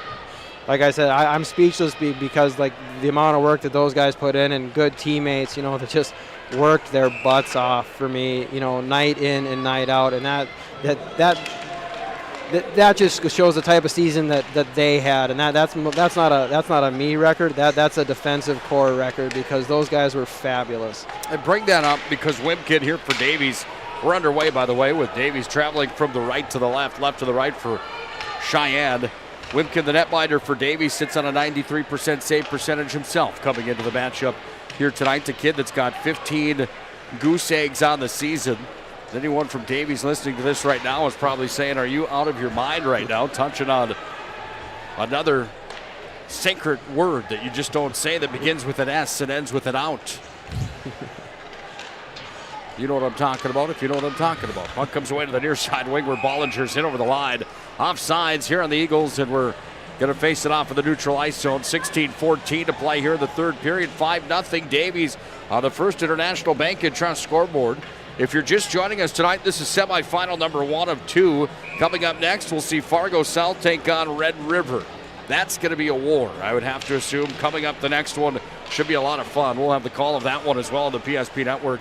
Our broadcast will continue tomorrow as we'll have the state championship game coming tomorrow in the evening. Shot came in, Buchholz went down, he made the stop, and the face-off will come to his glove side. 37th shot on goal for him tonight, and he continues to impress in the number 1 uniform. Goes down and closes the door there.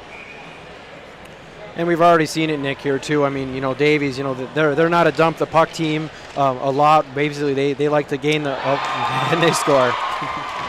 Stibby's got his 4th of the game, fired that one from the circle. That was just one of those plays that came to him off the draw. And at this point, you have to feel for Peyton Buchholz, don't you? That one's going to sink in through the wickets. And it's now 6-0. Fargo Davies off the face-off. Stibby just gets it in the circle. He's just going to fire a twisted wrister on goal. That's going to be an unassisted tally. And the 4th one of the game here for Stibby. Yeah, just one of those pucks that makes it through legs and sticks and all that, if you don't get a sight of it there, which Buchholz didn't get a great look at it, and it ends up in the net, and a kid that's going like Stibby's going right now, it seems like those pucks find their way in the back of the net. When you start to get that momentum, it really does just start to climb. 31st goal of the year for Baron Stibby. Listen to the Davies student section. They certainly enjoy their hometown Eagles tonight. Archibald's out front again. He wants a hat trick. He'll fire that one wide. Puck comes back away to the near side wing. It's going to be picked up by the Mustangs. They flip out to center and back off with it is Jack Bollinger. He's going to retrieve in his own territory after Cheyenne put it deeper into the zone. I don't know if I told you this earlier, but the Holiday Inn Express this morning, the boiler went out, so there was no hot water for the showers. It was unbelievable, Dave. Just thinking about that just now, I got a little chill, and I was thinking I can handle anything after hopping into the ice shower this morning at the Holiday Inn Express. Well, it's probably a good thing as a father you didn't have your wife and child there, because things without hot water with children are sad. I know my daughter, I have a 5-year-old, and if there's something wrong in the household, much like there's no more hot water because she filled the bathtub to the brim, it's a crisis. So take that as a win that you didn't have your wife and son here. 1,000%. It was a crisis for me. I had to talk myself into just hopping in there. Not as bad of a day as Cheyenne's having right now, as they're getting thumped a little bit. 6-0. Davies leads them with 14:22 left here in this third period. Puck comes up to center for the Eagles, and they're going to dump it back in. Cheyenne's back out to neutral. I think this game here is an eye-opening sight for people that watched the one yesterday where Minot fell to this Davies team by a score of 3-1.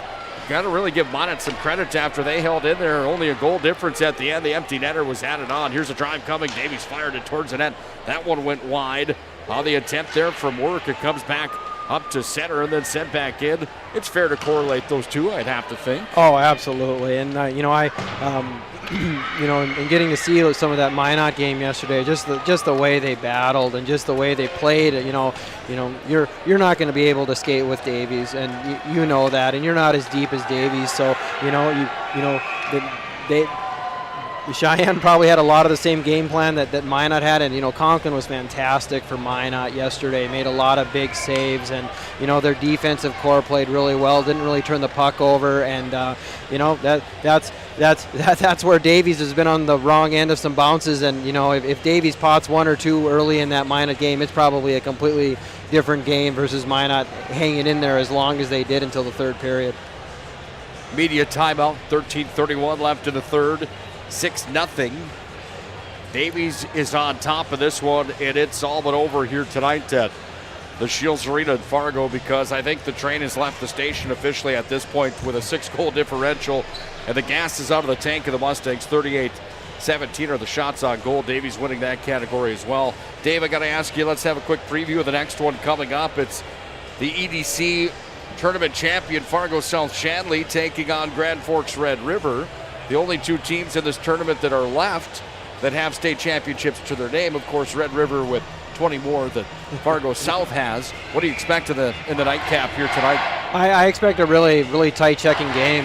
South Shanley. I've said the word structure really a lot tonight, and Coach French really, they're a really well coached team, and they're probably not going to outshoot Red River, want to get into a skating game with Red River, but that's where their structure in the neutral zone, and basically where they dump pucks, where they take pucks to the different parts of the ice is going to be a key factor in that. And whether they can pot a couple while they're keeping Red River off the scoreboard is going to kind of be how the game goes. And for Red River, they're going to want to get into the skating game. They're talented kids. It seems like Red River always has good forwards, we've been saying that for years, so they'll want to get into more of a skating game wide open and get their chances, and South's going to want to try and limit that. I mean, they both got pretty good goaltenders, so when you do get your chances, you better bury them, or you're going to be on the wrong end of that outcome.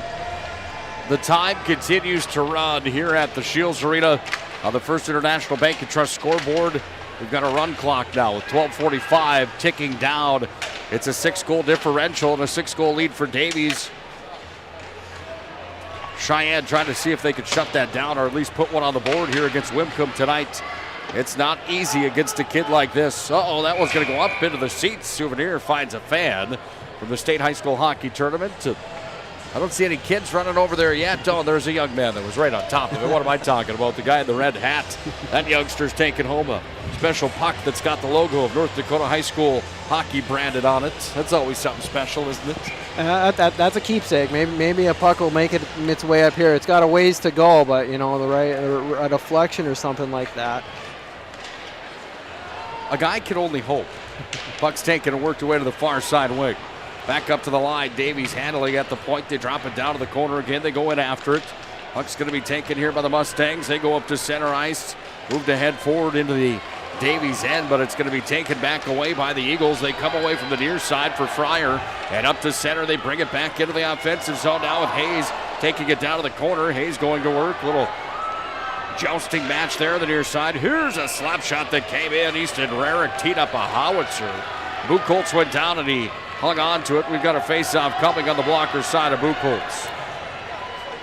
Well, we talked a little bit at the intermission, Nick. When was Cheyenne going to start maybe expanding the bench a little bit? And that I believe there was the first shift for their third line out there. Some kids that haven't played a little bit. So, not really throwing up the white flag, but, just trying to, it happens. You're in a run-time situation. Just get yourself through this third period. And like you said, you're playing for third place for tomorrow, still playing for a trophy tomorrow. Everyone, state championship is the goal in mind. And it's a disappointment when you don't win a state championship, because that's your overall goal at the start of the hockey season in late November each and every year. However, I was thinking about this earlier on today, that expectations and realities inside of North Dakota high school hockey as the Eagles bring it back in. Here's a drive. Buchholz goes down. He makes another save. And 10:36 continues to tick down. 34, 33, 32. Run clock here with a 6-goal lead. Davies is on top. 6-0 on the First International Bank and Trust scoreboard. The point being is that the expectation and the reality. There's 21 teams across the league, if I'm not mistaken. 10 on each side of the state, 10 and 11, I think it is. I'll look and tell you for sure. It's driving me nuts that I don't know. Yeah, here, let me tell you right now. It's right here. It's actually 20 across the states. But you look at that, and you have to realize that a third or fourth place finish out of 20 teams is pretty doggone good with the amount of caliber. When you've got a Fargo North sitting at home, you've got a Grand Forks Central sitting at home, the Bismarck Demons are at home, Century's at home. I mean, there's teams that are staples at this tournament that aren't here. So to finish inside of the top 10, top 8, it's pretty impressive across the board, really. Well, and as a guy, Nick, just to throw in a thought here, as a guy that didn't qualify for the state tournament his senior year of high school, I mean, I'd give my left arm, even to be on the consolation side, to get a chance to play at the state tournament. So, a lot still to play for. There's, when these guys are playing tomorrow night, there will be 16 teams that their seasons are over. So, a lot to be thankful for on their side. Shot came in on angle. Stibbe looked for his 5th goal of the game.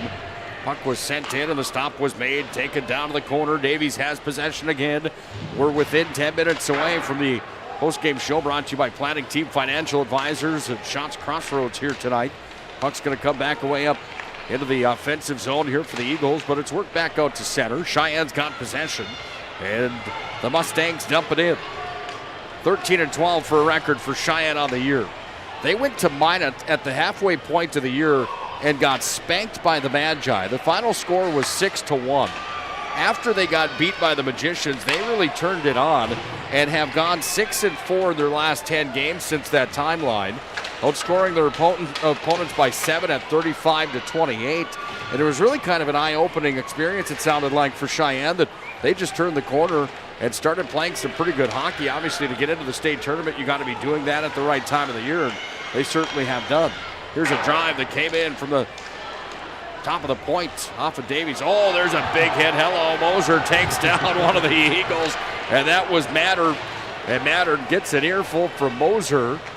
Davies just points up at the scoreboard that reads 6-0 and says, you can talk all you want, my friend.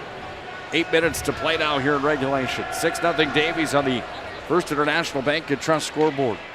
This is the time of the night that it starts to get real exciting inside this venue. The next game's fans are starting to file in. A lot of red coming in here tonight. Fargo South Shanley's going to have a home game here tonight as well. And the Scheels Arena nowhere near full capacity right now, but a venue when it's completely sold out. I think it's 51 if I'm not mistaken. Yeah, something in that nature. I think it's 5,000. Yeah, you're right, somewhere. In the ballpark somewhere? Mm-hmm. There's no way that she's full right now, but there's at least half in here probably, or getting close to that at least. Yeah, I would say 3,000. I'm not. Math was never my strong point. Fractions weren't very good, but I would say with what's in front of us, with I would say this side of the bowl is pretty full. The student sections are pretty full, and really a nice suite line here too. I saw the Minot parents were in a suite yesterday. Kind of nice. It's a really nice facility for junior hockey, and the Fargo Forest, home of the Fargo Forest, and they've got quite a following, and really a nice place, and with the Farmers Union right next door. I mean, this is we talked about it earlier. I love the Ralph, but this is a great place to have the state hockey tournament. Just as far from an atmosphere and from a fan perspective, you're not sitting in a cathedral hearing the conversation from across that can happen at Ralph Engelstedt Arena, which it's 11,000 is great for a college hockey game, but I don't know. I don't know if an 11,000 seat venue is great for a state tournament that might draw 3,000, but I'll let the schools and the North Dakota high school activities argue over that. So. And it's an argument that I'm sure that plenty of people have had and will continue to have. I'm with you on that. Here's a drive that came in. Blocker stopped from Wim Kinney, went down and made the stop. Puck's hammered all the way out. There's a penalty on the play. I'm not exactly sure what it was. It was charged to number 13. I believe it was a hook, Nick. Seekerson's in the box.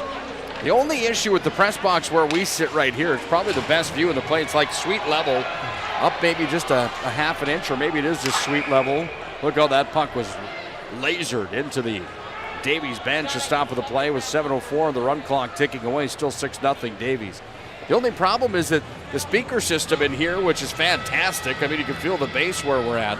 But the way the speakers are tilted down, it's hard to hear the PA announcer on what those calls are. That's the only knock on this place by far. I was telling Matt Morelli during the Minot High game yesterday, I feel like we're at the Ritz. I'm waiting for the butler to come out with a warm towel and a plate of chicken wings for us up here. This place is fantastic. Puck sent all the way in from the other end of the ice, surface by Davies down on the Cheyenne goal. And the stop was made from Buchholz. That's save number, what would that be? Save number 38 today as Buchholz makes another stop here. Puck's going to be taken now by Cheyenne. In the offensive territory, they're going to work it around. Came in front of Wimkin. Puck comes down underneath the goal line. Back behind the net to the Davies Eagles. And with possession, it's set up here from Belisle. Belisle tried to move it ahead forward. Comes back now up to the point, across to the near side. Handled here, back door.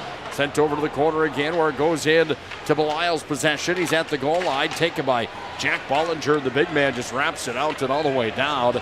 He sent that one the length of the ice, and back to retrieve it in Mustang territory is Teckenberg.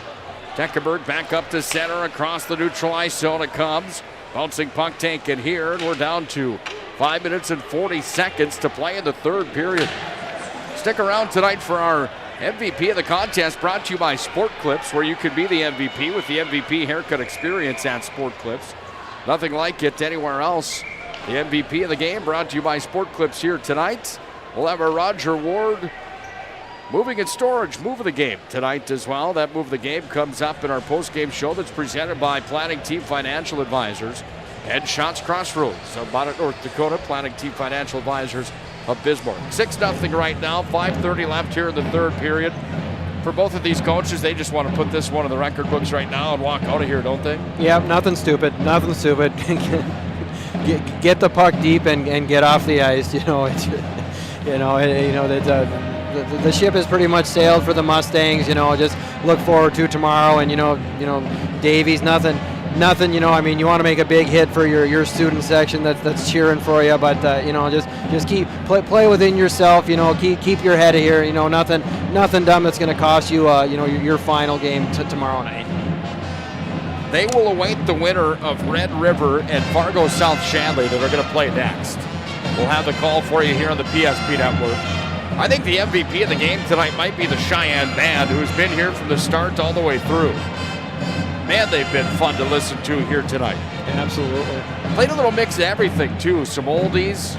They mixed in some newer stuff. They've got great outfits on here tonight. If you're watching on TV, you can see the Cowboys section for student sections here tonight. Look at the Davies student section. They're decked out in red, white, and blue tonight. Here's a drive out in front.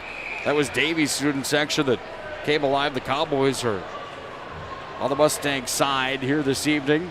5:19 ticking down here in this third period. Still 6-0 Davies on top. Got to tell you, I was at the WDA hockey tournament last weekend, and Bismarck Legacy's student section was unbelievable. Their band was there. I bet there was 300 kids at the WDA hockey tournament. They filled up the whole one side of the bleachers at the VFW in Bismarck. They were loud and proud, let me tell you. Times are changing compared to when we were younger, Dave. Davies got the puck here again. They're going to walk it out in front, fired on. Shot came up to the line.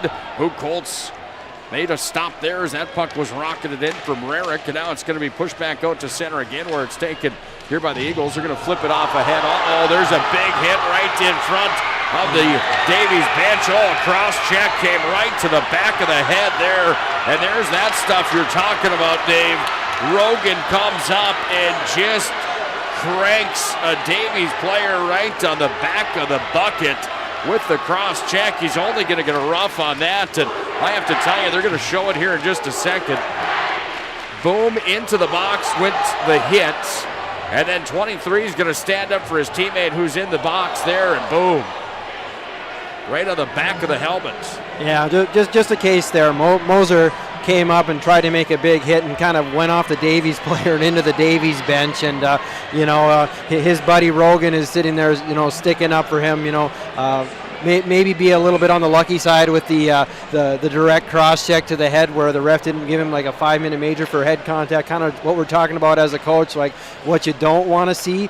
But, cooler heads prevailed a little bit there, just like stay away from the scrums, if you're Davies, get out of it. And, if you're Cheyenne here, just keep your heads, guys. We're on statewide TV, one of those things. Let's play this out and have some respect. Here's a drive coming in that went just wide. And credit Kyle Stevens, too, I think, where he knows that the emotions are running high for both of these teams. Stevens, the head referee here tonight, he just let that one go. He whistled him up for a 2-minute roughing. Maybe he didn't see it, maybe he did. But in a situation like that cross-check to the head is good enough for at least a game DQ, I'd have to think, for tomorrow. And you don't want to see that at the state tournament. So props to him on letting him continue on. Here's a shot that came in. Buchholz stopped it again. Davies continuing to pressure here with 3:28 remaining. They've got a minute remaining of power play time. They don't need any more to secure this one. They lead 6-0. Up to center comes Moser. He's going to cross in short-handed. Brings it down, makes a move. Now another. Oh, boy, Moser's just going to run a guy right into the pipes. And now we're going to have a Donnybrook brewing here. Listen to this place come alive. Well, this is what we saw when Cheyenne came to the Magic City. We had that broadcast on the PSP network, and Cheyenne got carried away at the end of that one as well, and that hockey game resulted in 3 disqualifications that day. And now we're going to find a little bit more here as Moser just put the Davies D-man right into the pipes, kind of like a guy with grit, but with 2:40 left of this one, you still have a game to play tomorrow, my friend. Yeah, and just, from the replay here, Moser's trying to make a play on Rarick there, and, just Rarick does his job as a defenseman, staying between him, and, Moser maybe a little bit of frustration there, puts Rarick right in. I'm not sure we have any penalties. The referees are talking about it right now, but maybe an interference or something like that. But, situation here where, as the coaches, you're just like, boys will be boys, but just let's run this 2:13 off the clock and let's shake hands and call it a hockey game. Well, the emotions are high, without a doubt. The referees get together at the circle. That's Kyle Stevens talking with the other officials here, making the decision. Kyle played college hockey for the Minot State University Beavers and actually won a national championship with the Beavers in the ACHA ranks. 2:13 left here, the third period. 6-0. Davies is on top. Conversation at each bench right now. Dave Benson gets together with his crew. Nate Metcalf getting together with his crew as well. Benson's been with Cheyenne for all 5 years. Metcalf has been with the Eagles for the last 3. 5-on-5 it looks like is what we're going to skate here as the referee comes over and signals it, but I think they're taking Moser over to the box. I don't know, Moser's pleading his case right now, and I don't know how you really can. That one was on the big board. It was hard to deny that one. Into the box on the other side goes Ashton Yeager. Yeager goes to sit down. Yeager raising the roof to the student section, and they like that. They come alive. That's his side. Look at Nate Metcalf. He's not impressed at all, having the conversation here with Kyle Stevens. And I think if you're Nate Metcalf, you probably have some legs to stand on there, don't you? Oh, absolutely. And, it's a case where, too, the message should be sent, okay, I'm probably not going to play my top defensive pair for this last 2 minutes, my top line. Okay, let's, fourth line, go out there and chip a couple pucks into the stand since it's run time, just get through it. A dangerous play there because, that's his best defenseman gets run into the post there. And, if a shoulder pops out, you just lose your best defenseman for the state championship game in a run-time game with 2 minutes left in the third period. So, it's tough to manage, and boys will be boys. I guess, he's just trying to defend his players there. But, at the same time, maybe it's kind of a bit of a wake-up, too, for the Cheyenne bench that, let's let the tempers control themselves here a little bit, and let's skate through this one and get it over with. I'm just confused a little bit here. I know that emotions are high for Cheyenne right now. Not exactly sure what they have to argue about here. Both of those were pretty blatant in my mind, and they got away with a couple that were pretty dirty when all things are considered. Puck is going to bounce down into the Davies zone, comes into the possession of the Mustangs. They're going to take it over on the far side wing. Shot out in front. That one went through the goal mouth and wide. Comes back away now underneath the goal line where it's going to be taken here by the Eagles. They work it away to the far side, trying to clear their own end. It's tied up down in deep underneath the netminder Wimkin. It's pushed free to the near side. There's a big hit on the near side wing. Puck's taken down by the Eagles underneath their own goal line again, trying to flip it out. They will, and it rolls all the way out to center ice. We're down to 90 seconds to play here in semifinal number 1 tonight. Davies is going on to play for a state championship tomorrow. Back into the offensive zone. It's going to be brought down here from the Mustangs. They're going to carry in. Puck's taken down and worked away to the far side wing, up off the glass, trying to clear his Davies. They're unable to get it out. Puck's going to be taken now by Cheyenne, flipped up into the Davies end. Final minute 5 ticking away here from Scheels Arena. In with a drive, and the stop is made. Look out.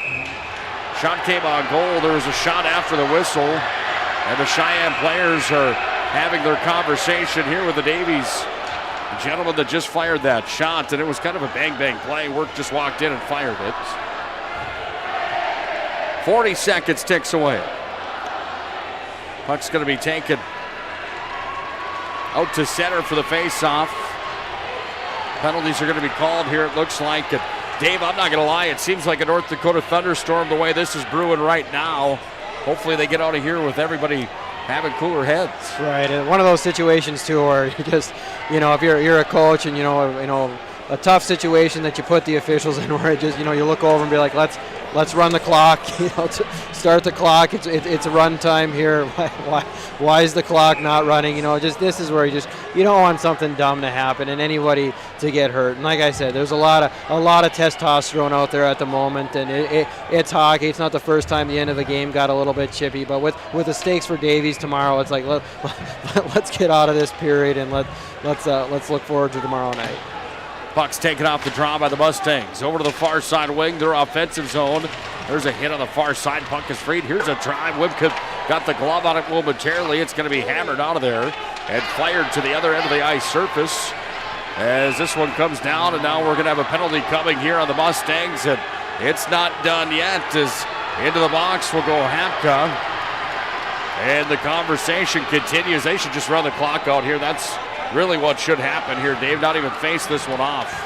Yeah, I agree. Like I said, a really, really tough spot for the refs here. You wish you could turn and go to the operator, but even in runtime situations, the clock has to stop for a penalty. You just wish, like I said, just have a quick cover here or something, or an icing, and then just let's line up and shake hands. Down to 10 seconds. All right, kids, cut them down. We're at 7, now 6 and 5. Puck's at center. 3 seconds, now 2. Davies is going to the state championship. Wimkin's got 16 career shutouts at Fargo Davies, and he's got another one of the state semifinals tonight with 19 shots against. They went to work and played an excellent game here tonight. Davies 6, Cheyenne 0 when it's all said and done. Let's go to our planning team, financial advisors, and Shots Crossroads postgame show. Davies will play for a title. They'll play either Red River or Fargo South Shanley. We'll have the call of that one coming up next as well. But first, the postgame show here on the PSP Network.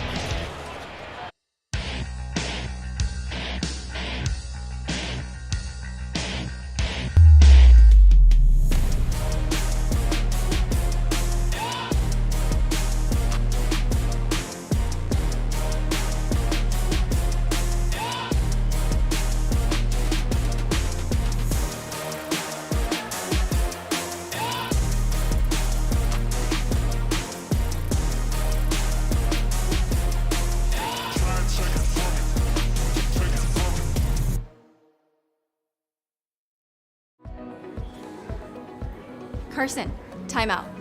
Who calls a timeout in this game? Me, I'm icing the kicker. Really? It'll give us more time to talk about First Western Bank and Trust. Like our convenient online banking. Along with smart trust service options. We're all about hometown service with bankers that know you and the community. Okay, go ahead and kick. I don't believe this. First Western Bank and Trust. You can bank on us. The 30-inch Galactic Pizza is out of this world. There's nothing like it anywhere else in Minot. Too much to handle? Try one of our famous large specialty pizzas like the Blue Buffalo. Get the best pizza in Minot and play some laser tag. At Planet Pizza, South Broadway, Minot. The magic of what we do really comes down to combining different aspects of patient care. Here at Premier Chiropractic, we love combining soft tissue work, the adjustment, and exercises together. We found that this gets the best results for our patients. We have 3 chiropractors to fit the needs of the entire family, a rehab area for our exercises and equipment for any athlete to improve performance. Give us a call and we will get you back to doing what you love.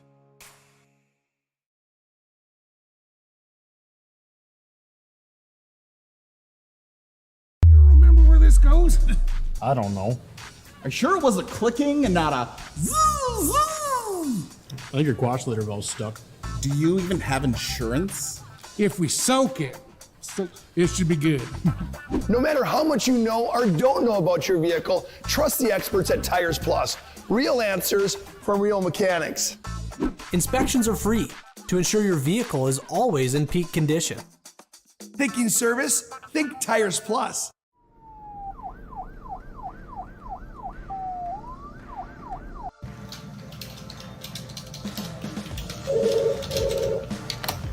Thanks for buying some room.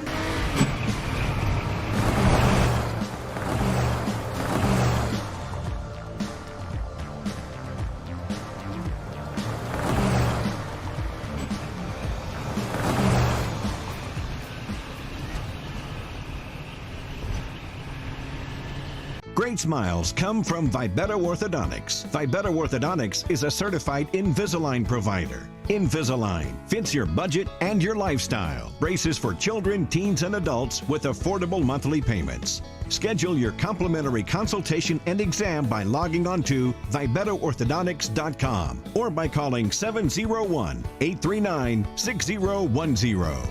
Great smiles come from Vibetta Orthodontics.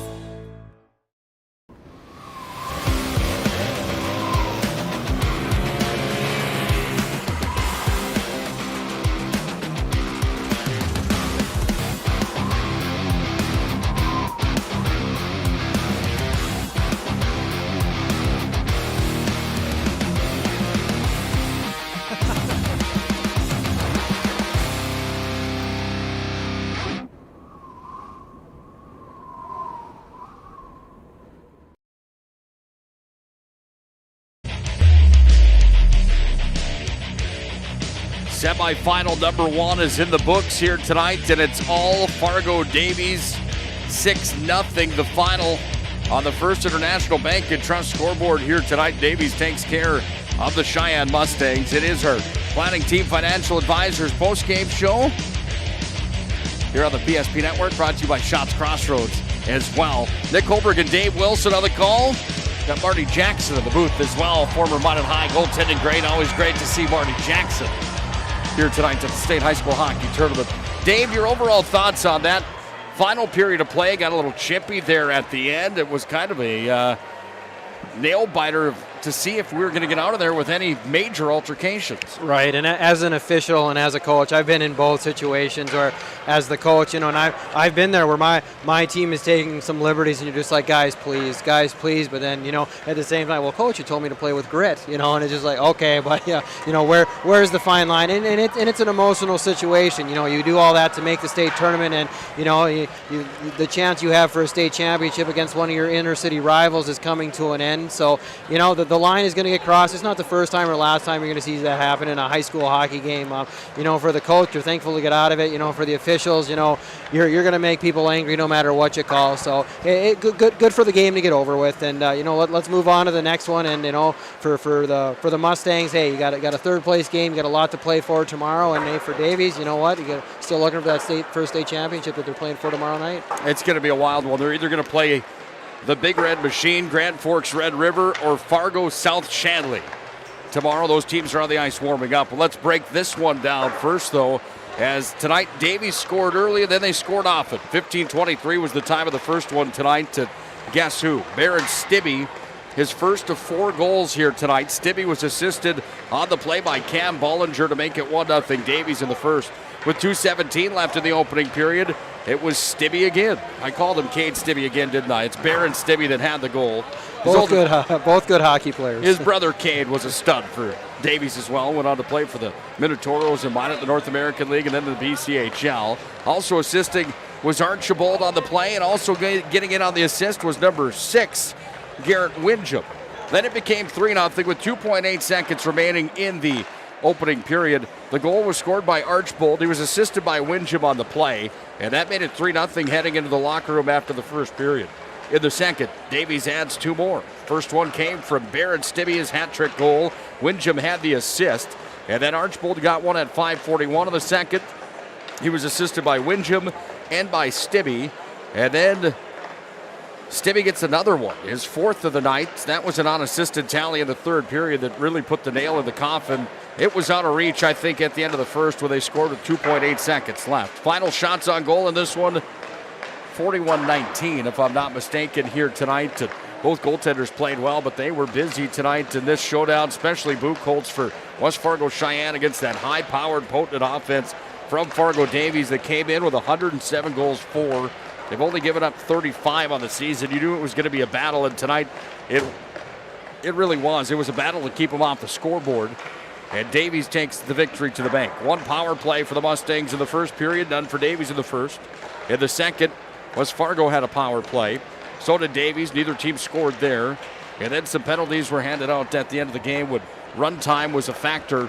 Nobody scored on the power play tonight. No shorthanded goals. Everything came even strength. Let's break down our move of the game. Brought to you by Roger Ward Moving and Storage. Roger Ward Moving and Storage for all your moving and storage needs with locations in Minot, Bismarck, Fargo, and Aberdeen. Plenty that we can choose from here tonight, but are there any of those goals? There were some pretty good dishes that were set up to Stibbe, and it's some pretty good plays. Is there one of those in your mind that comes to the top of your head that was a move of the game tonight? Or we could take the easy route out and take the one with 2.8 seconds left in the first that kind of put it out of reach. But any in your mind that are the move of the game tonight? I really think the first goal that Davies scored, I mean, you had a great play by Bollinger coming into the zone. And to that point, Cheyenne is doing exactly what they want in the neutral zone, exactly what they want forechecking where, and Davies was, those first few shifts they're a little bit frustrated, and we're talking, wow, this is exactly what Cheyenne wants to do, let's slow this game down, and then Bollinger just gets shot out of a rocket, makes a great play, and I believe he got around Moser, and then a backdoor pass to Stibbe, and then as soon as Davies gets rolling, when they get 1, they get 2, and that's when you knew a little bit the route was on. So me that was one where just okay, yeah, you're going to try to limit our speed, and then we're going to use our speed effectively, and that was a great play to get the thing going, and in the second period too, where we have a foot race between Stibbe and he's not that anyone's going to win a foot race with him, but the Cheyenne guy was right by him, and he blew by him for the tap in goal to make it 4-0. I mean that was a big one too. I mean there's, like you said, we could choose several moves of the game with the Davies and the chances that they had. Once again, if you're moving across town or across the country, Roger Ward Moving and Storage and Jobbers Moving and Storage can help you with your moving and storage needs. Find them online, jobbersmovingandStorage.com.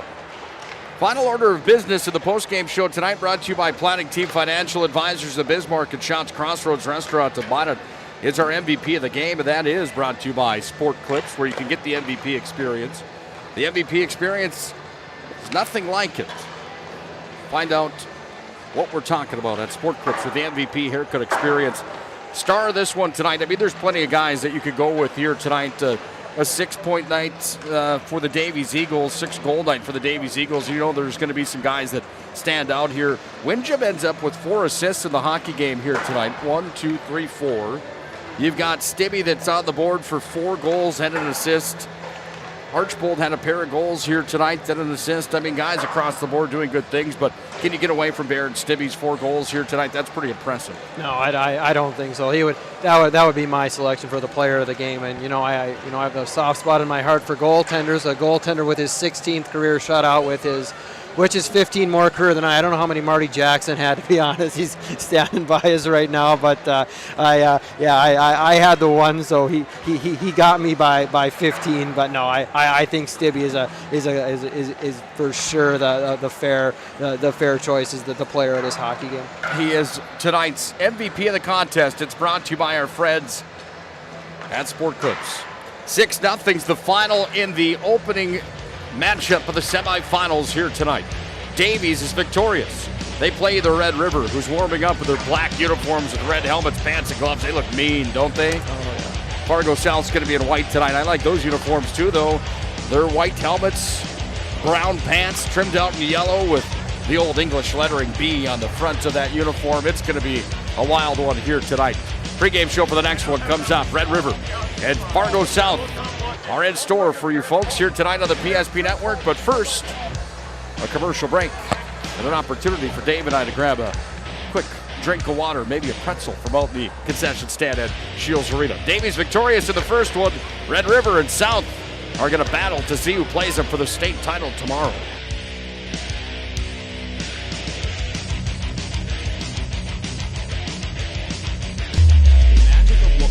Really comes down to combining different aspects of patient care. Here at Premier Chiropractic, we love combining soft tissue work, the adjustment, and exercises together. We found that this gets the best results for our patients. We have 3 chiropractors to fit the needs of the entire family, a rehab area for our exercises and equipment for any athlete to improve performance. Give us a call and we will get you back to doing what you love.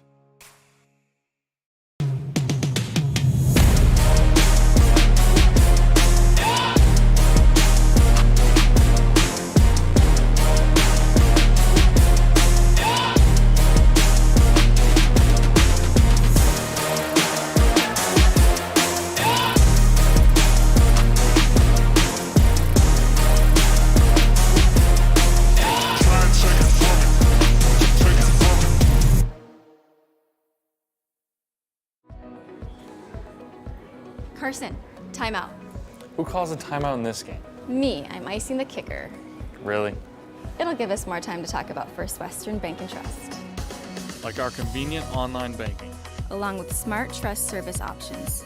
We're all about hometown service with bankers that know you and the community. Okay, go ahead and kick. I don't believe this.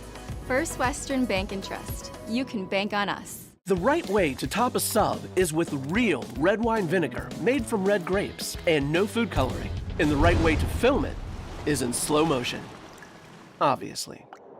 Because authentic ingredients make a sub above. If your eyes could talk, they'd tell you life is better with LASIK. No more reaching for your glasses. No more dry eye from overwearing your contact lenses. Right now, Bismarck LASIK is offering free consultations for LASIK procedures. Break free from the daily hassles and expenses of glasses and contacts. Life is clearly better. Book your free consultation today with Bismarck LASIK and see the difference. Call 222-2020 or schedule online at bismarcklasik.com. The 30-inch Galactic Pizza is out of this world. There's nothing like it anywhere else in Minot. Too much to handle? Try one of our famous large specialty pizzas like the Blue Buffalo. Get the best pizza in Minot and play some laser tag at Planet Pizza, South Broadway, Minot. You remember where this goes? I don't know. Are you sure it was a clicking and not a zoom, zoom? I think your quash litter valve's stuck. Do you even have insurance? If we soak it, it should be good. No matter how much you know or don't know about your vehicle, trust the experts at Tires Plus. Real answers from real mechanics. Inspections are free to ensure your vehicle is always in peak condition. Thinking service? Think Tires Plus.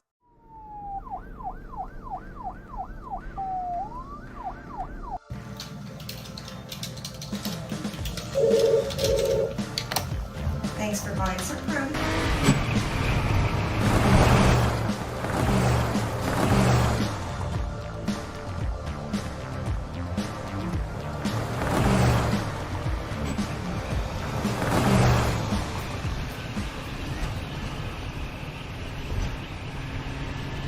Great Great smiles come from Vibetta Orthodontics. Vibetta Orthodontics is a certified Invisalign provider. Invisalign fits your budget and your lifestyle. Braces for children, teens, and adults with affordable monthly payments. Schedule your complimentary consultation and exam by logging on to VibettaOrthodontics.com or by calling 701-839-6010. Great smiles come from Vibetta Orthodontics. At Schatz Crossroads, we make 8 gallons of homemade ranch dressing every day. So you can smother your dinner salad with it, dip those crispy golden French fries in it, and dunk your breaded chicken strips. You can even cover your... Wait, no. You can't put ranch on steak. Or can you? Schatz Crossroads. Don't forget the ranch. Life is all about moments. Big moments. Small moments. And those moments you can't put into words. It's how we at First International Bank and Trust live first and have been for more than 110 years. One customer, one family, one moment at a time. First International Bank and Trust. Live first. This broadcast presentation on the PSP Network is proudly brought to you by Scheels, Premier Chiropractic, First International Bank and Trust, Schatz Crossroads, Sport Clips, Tires Plus, First Western Bank and Trust, the Minot Hockey Boosters, Roger Ward Moving and Storage, Clean Tech, the UPS Store, Magic City Inspections, Planet Pizza, Minot's Finest Collision Center, Subway, Century Eyewear, Qdoba, North Country Sportswear, Morelli's Distributing, Jersey Mike Subs, Pro Style Production DJ Services, and the Beaupre Law Firm.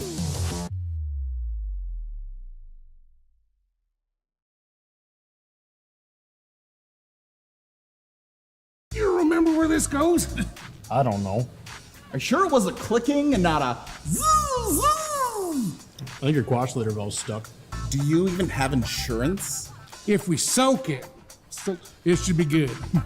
No matter how much you know or don't know about your vehicle, trust the experts at Tires Plus. Real answers from real mechanics. Inspections are free to ensure your vehicle is always in peak condition. Thinking service? Think Tires Plus.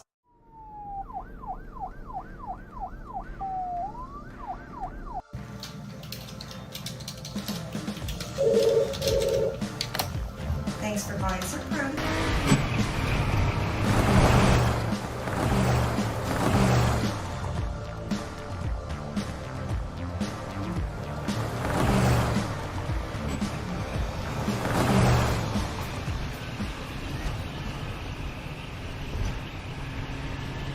Great smiles come from Vibetta Orthodontics. Vibetta Orthodontics is a certified Invisalign provider. Invisalign fits your budget and your lifestyle. Braces for children, teens, and adults with affordable monthly payments. Schedule your complimentary consultation and exam by logging on to VibettaOrthodontics.com or by calling 701-839-6010. Great smiles come from Vibetta Orthodontics.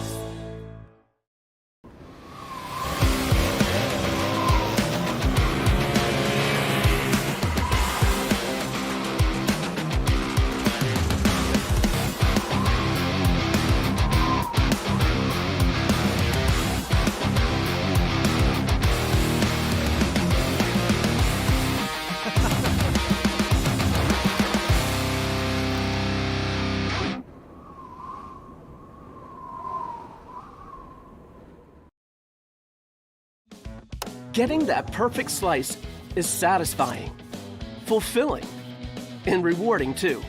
But we don't do it for fun. We do it for fresh. Slice to order makes a sub above. Life is all about moments. Big moments. Small moments. And those moments you can't put into words. It's how we at First International Bank and Trust live first and have been for more than 110 years. One customer, one family, one moment at a time. First International Bank and Trust. Live first. The right way to top a sub is with real red wine vinegar made from red grapes and no food coloring. And the right way to film it is in slow motion. Obviously. Because authentic ingredients make a sub above. This presentation on the PSP Network is proudly brought to you by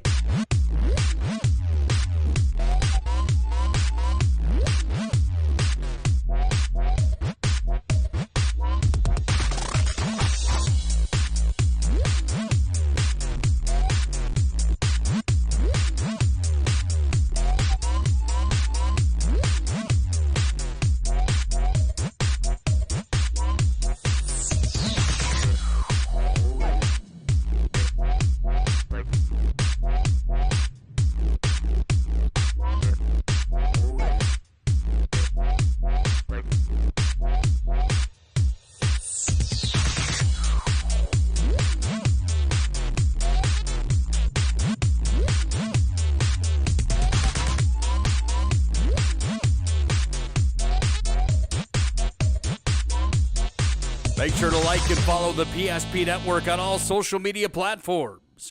PSP Network.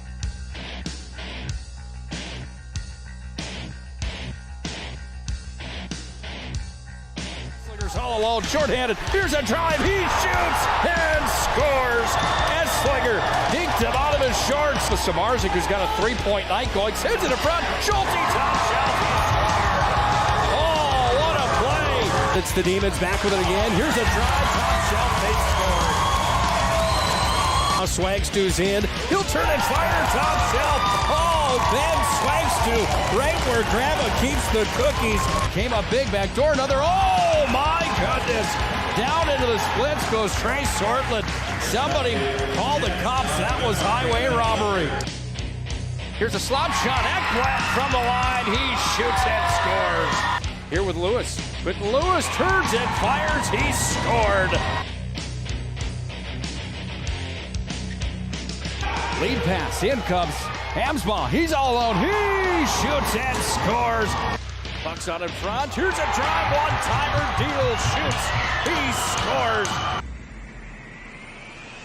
Swagstew's into the zone. Oh, he's jumped. How about the hit of the week coming there? The right-handed shot beats Conklin, sends it into the net. Van Dan takes a 1-0 lead.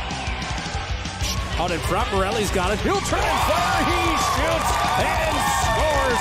Oh, boy, Mac Morelli with a twisted wrister.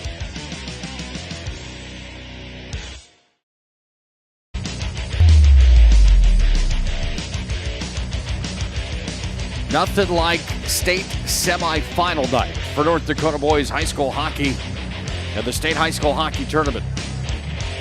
Nothing like seeing Fargo Davies get into the state championship game with a 6-0 win in the first matchup of two here tonight on our semifinal broadcast presentation of the state high school hockey tournament. Get ready for a war here in the second one. It's the Red River Rough Riders and the Fargo South Shanley Bruins. The Bruins, the number 1 seed out of the East region. Red River, the number 3 seed out of the East region. 19-5 for the Riders, 19-5 for the Bruins. This will be a showdown that's worth the price of admission here tonight. Welcome into our pregame show brought to you by Scheels. Gear, passion, sports, you name it, Scheels. If you haven't been there, you're one of the only people on the planet because that place has everything you need for all of your sporting good needs. Fashion, hunting, and fishing gear, you name it, Scheels brings you the pregame show here tonight, Scheels.com. Nick Hulberg alongside of the former North Dakota high school hockey goaltender from the west side of the state, Mr. Dave WIlson, joins us for the pregame show tonight. Dave, first things first, great job of the first one here tonight. I know that you're new to the color commentary role, man, but I got to tell you, you certainly have a future in this. We want to have you. Great job here tonight, man. Did you enjoy game number 1 tonight? It's the big question. Yeah, absolutely. And this is a great time. I mean, like my dad always told me, I have a face for radio. So I mean, it works out well. Yeah. So I know as long as no one has to see my face, it's good. And I just keep worrying. You have this mute button here that you can push, and I was like, oh god, at any point in time he can cut me off. So don't give him an excuse to push the mute button. But no, I'm having a fabulous time, and just doing this with such a professional like yourself. It's just like I said, I've been a ref, I've been a coach, a player, everything with hockey, PA announcer. Like, I've never done this before, so this is a little bit of a bucket list item that I'd never done. It's nice to try. So getting the opportunity to call a game with you has been pretty special. I have a feeling that there's going to be plenty more state tournament coverage with you and I, somewhere special, whether it's at this side of the press box or the other side of the press box or up north at Grand Forks at the Ralph. The only difference between when it's in Grand Forks and in Fargo, there's a pre- and post-game meal at the Red Pepper, it seems, each and every time, by the way. Well, there is a Red Pepper in Fargo too, Nick. I want to remind you that. How do I not know that? That is right by the NDSU campus. So maybe that's our brunch with Marty tomorrow. We head to the Red Pepper and have a grinder. I think that seems fitting. I have to tell you, we'll get into this matchup here tonight with Red River at Fargo South Shanley. The first time I believe that I ever had Red Pepper was in 2000, when you and I went to the state high school hockey tournament together, traveled across the state of North Dakota. Unfortunately, that was a year that your club didn't qualify for the state tournament, but we still went over and watched. It was the night that Aaron Walski from Fargo North turned in 72 saves in epic contest, the last ever high school hockey championship matchup at the old Ralph Engelstad Arena. We sat through that whole thing, and 5 overtimes was certainly entertaining between North and Red River that night. Red River won 2-1 in that hockey game. But the Red Pepper was on our list that weekend, and I was introduced to it from some seniors in high school. I was just a young man. I was only a freshman, and I didn't know what I was getting into. And my life's never been the same ever since, because Red Pepper's always on the list. Speaking of Red Pepper, Red River is in that city, and they own that city from time to time when it comes to state high school hockey championships. They and Grand Forks Central are at the top of the list for the most championships across the board in North Dakota State high school hockey. Tonight they come in to the semifinals with a matchup with the Fargo South Shanley Bruins, and this is one that we've been looking forward to. Some numbers of this one to dive into. These numbers brought to you by Prestwich Orthodontics and Minot. Prestwich Orthodontics, specializing in braces and Invisalign for all ages. We offer free consultations and financing options that will make your life so much more happy when your smile is taken to the next level. Call 852-2646 or visit minotbraces.com today to get started with a free virtual consultation. Prestwich Orthodontics brings you this look at the numbers. For Fargo South Shanley, the kid that has the most points coming into this matchup here tonight is their junior forward leader. 46 points for Zach Bourne on the year, 15 goals for him and 31 assists. He's a special player. I know you've had a chance to watch him a little bit. What about him is special in your mind? Obviously, when you can put up 46, you're doing something right. Right, just a kid that's tremendous skill. I mean, you'll see him in some one-on-one plays where you're just a magician with the puck. Like, wow, how did he get out of that situation? A great finisher. Just a guy that is able to find the soft spot in the zone and all that, and really play. With his that line he's on, they just work so well together, and and create space for each other and finish their chances is the big thing with him. But like I said, you'll see him try some different things in the one-on-one matchups, and going against Red River's defensemen, they're not always going to work because those guys are pretty good. But it won't surprise me if he makes a special play on a one-on-one to get around, because he is definitely a slippery forward to have to deal with for the Red River defenseman. John Lang's got 24 points. He's going to be in this conversation as well. 20 for Verwest, 24 for Oshock. Got 17 for Scarperud, 21 for Nestler, 22 for Neal, 24 on the season for Zach Scarperud. The other Scarperud, by the way, is Jake with 17. I mean, there's some depth and scoring here for this Fargo South offense, and defensively they've been good on the season. They've only given up 43 goals on the year, but they go tonight against a high-powered offense from Red River. And when you look at what they've been able to do, Dave, on the season, 125 goals for. They've only surrendered 43. They're led by Carter Sproul with 37 of those points on the season, 36 for Mikey Coleman, 20 on the year for Leduc, 22 on the season for Grandstand, 19 for Vetch, 16 for Freegee. I mean, there's guys here for Red River that can get the job done as well.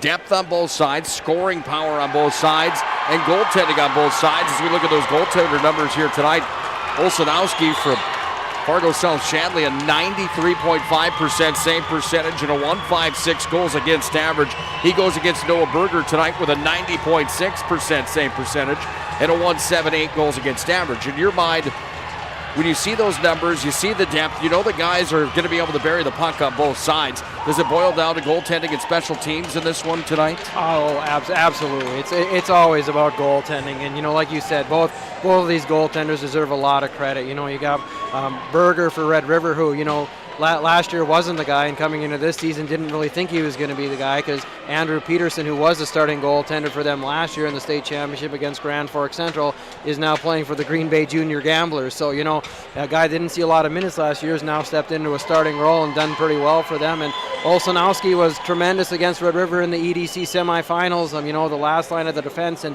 he was the MVP of that hockey game. He might have to be a little bit in this one for them as well, but it's absolutely going to come down to the goaltending. And if these two guys are solid, we could even, possibly see some overtime hockey if it comes down to it. We haven't seen that yet here in the state high school hockey tournament. How we got to this point, if you're just joining us for this one tonight, Jamestown fell to West Fargo Cheyenne 3-2 in the opening round.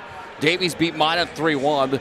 South Shanley beat Mandan 4-1, and Bismarck Legacy was shut out by Grand Forks Red River 6-0. That set up loser outplay today, where Minot lost to Jamestown, 4-2. Mandan takes down Legacy. Mandan, the number 9 seed out of the West region, comes in to the tournament with the number 4 spot from the West, but the 9 seed going into the playoffs out there. A Cinderella story. They're going to play tomorrow morning, right at noon, I should say, for a 5th place here at the tournament. In the semifinal bracket, you've got Cheyenne and Davies. That one just wrapped up. It was all Davies in that one, 6-0 there. And now you've got South and Red River here in this showdown that should be worth the price of admission tonight.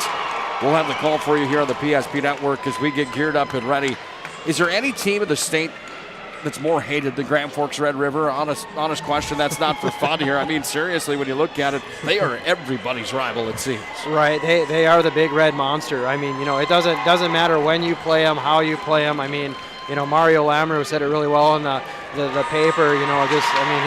His team played hard all year long, and then they get up against the big red monster and they play timid, and it's just something about Grand Forks Red River, the stigma, as a player, it was almost easier playing against Grand Forks Central than it was against Red River, because it just, I don't know what it is, that logo, the students, like you said, the black jerseys, it's just, it's a lot, and we'll see if South Shanley can handle it. The last 10 for both of these teams looks like this. South Shanley comes in pretty doggone hot right now, 8-3 in their last 10. They've scored 43 goals compared to the 15 they've given up in those 10 games. They're 5-0 in their last 5. They win the EDC championship, outscoring their opponents in the last 5, 19-9.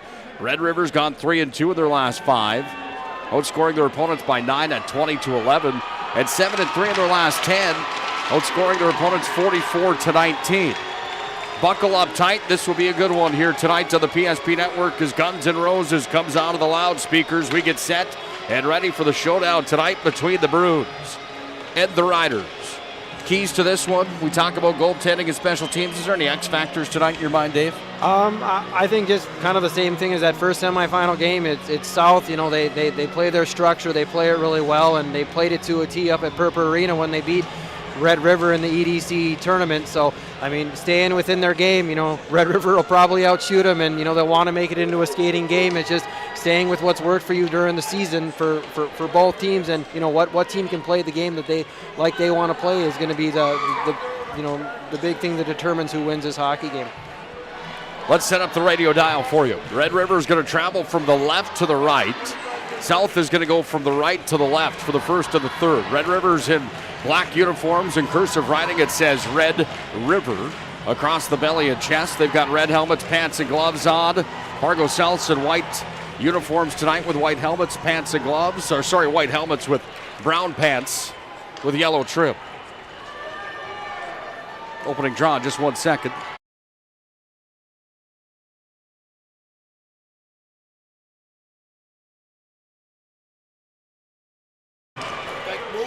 Please, off the draw, the puck is going to be taken here by Grand Forks Red River.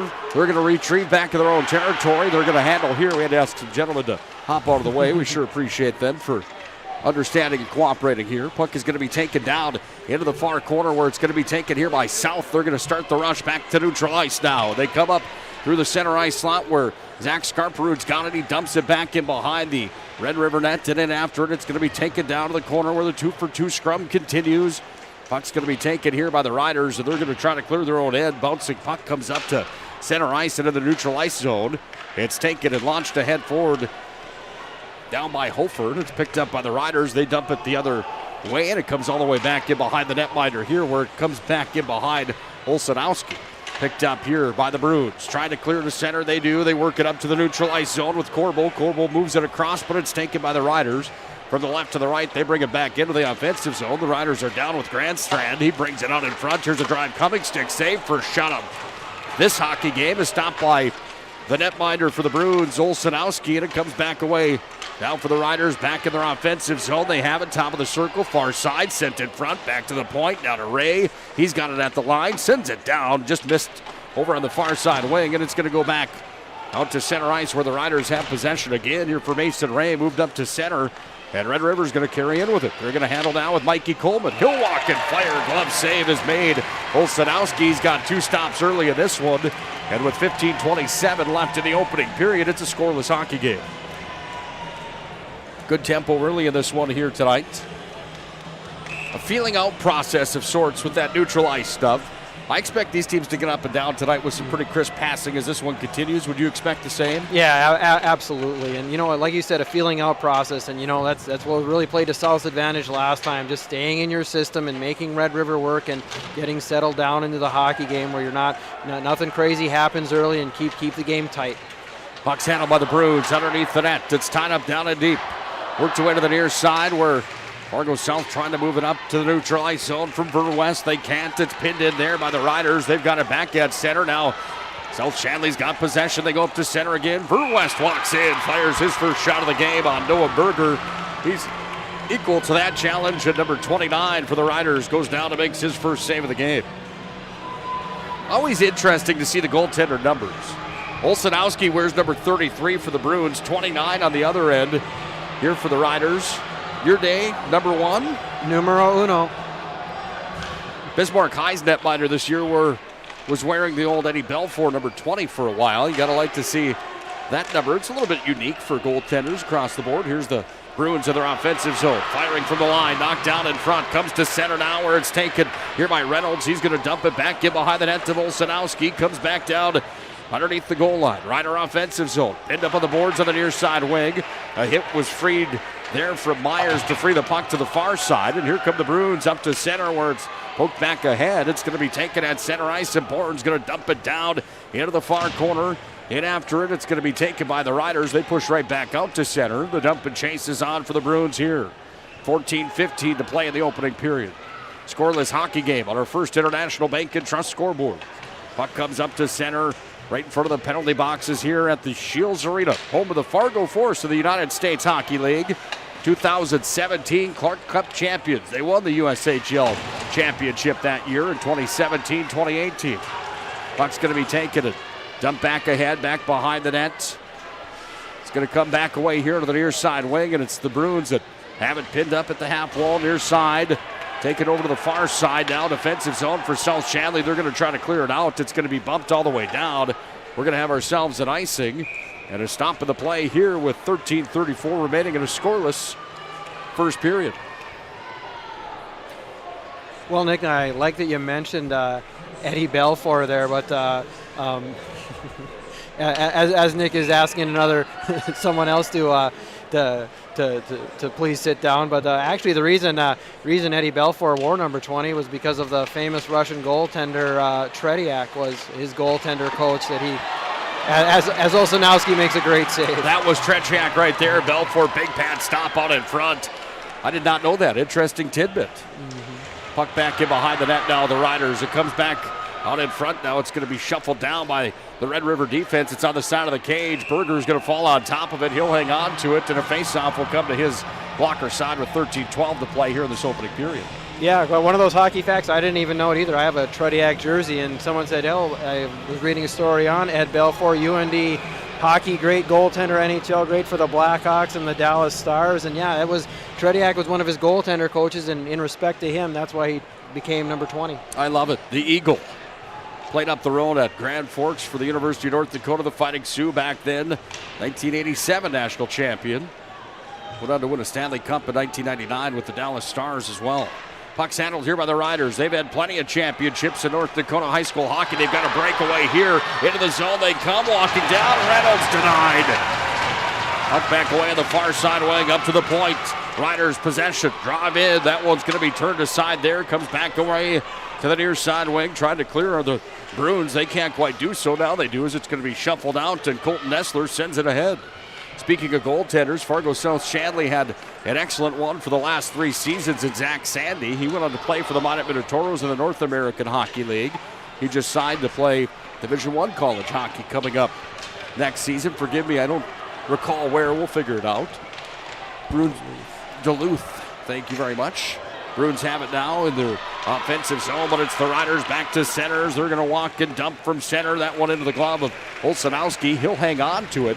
And a stop of the play. We're just about 5 minutes in. Scoreless on the First International Bank and Trust scoreboard. And we talk, Nick, about how structure is so important for the Fargo South Shanley Bruins. And there they got caught on a stretch pass, and Red River got a guy behind him in a clean breakaway. A great play by Bowden Meyer for the Bruins, a sophomore defenseman catching the Red River player in on the breakaway to keep this game scoreless. At the point, it's Doctor with it out in front. Oh, great A opportunity for the Riders. It was fired towards the net, and it was sent wide there by Keegan Buckley.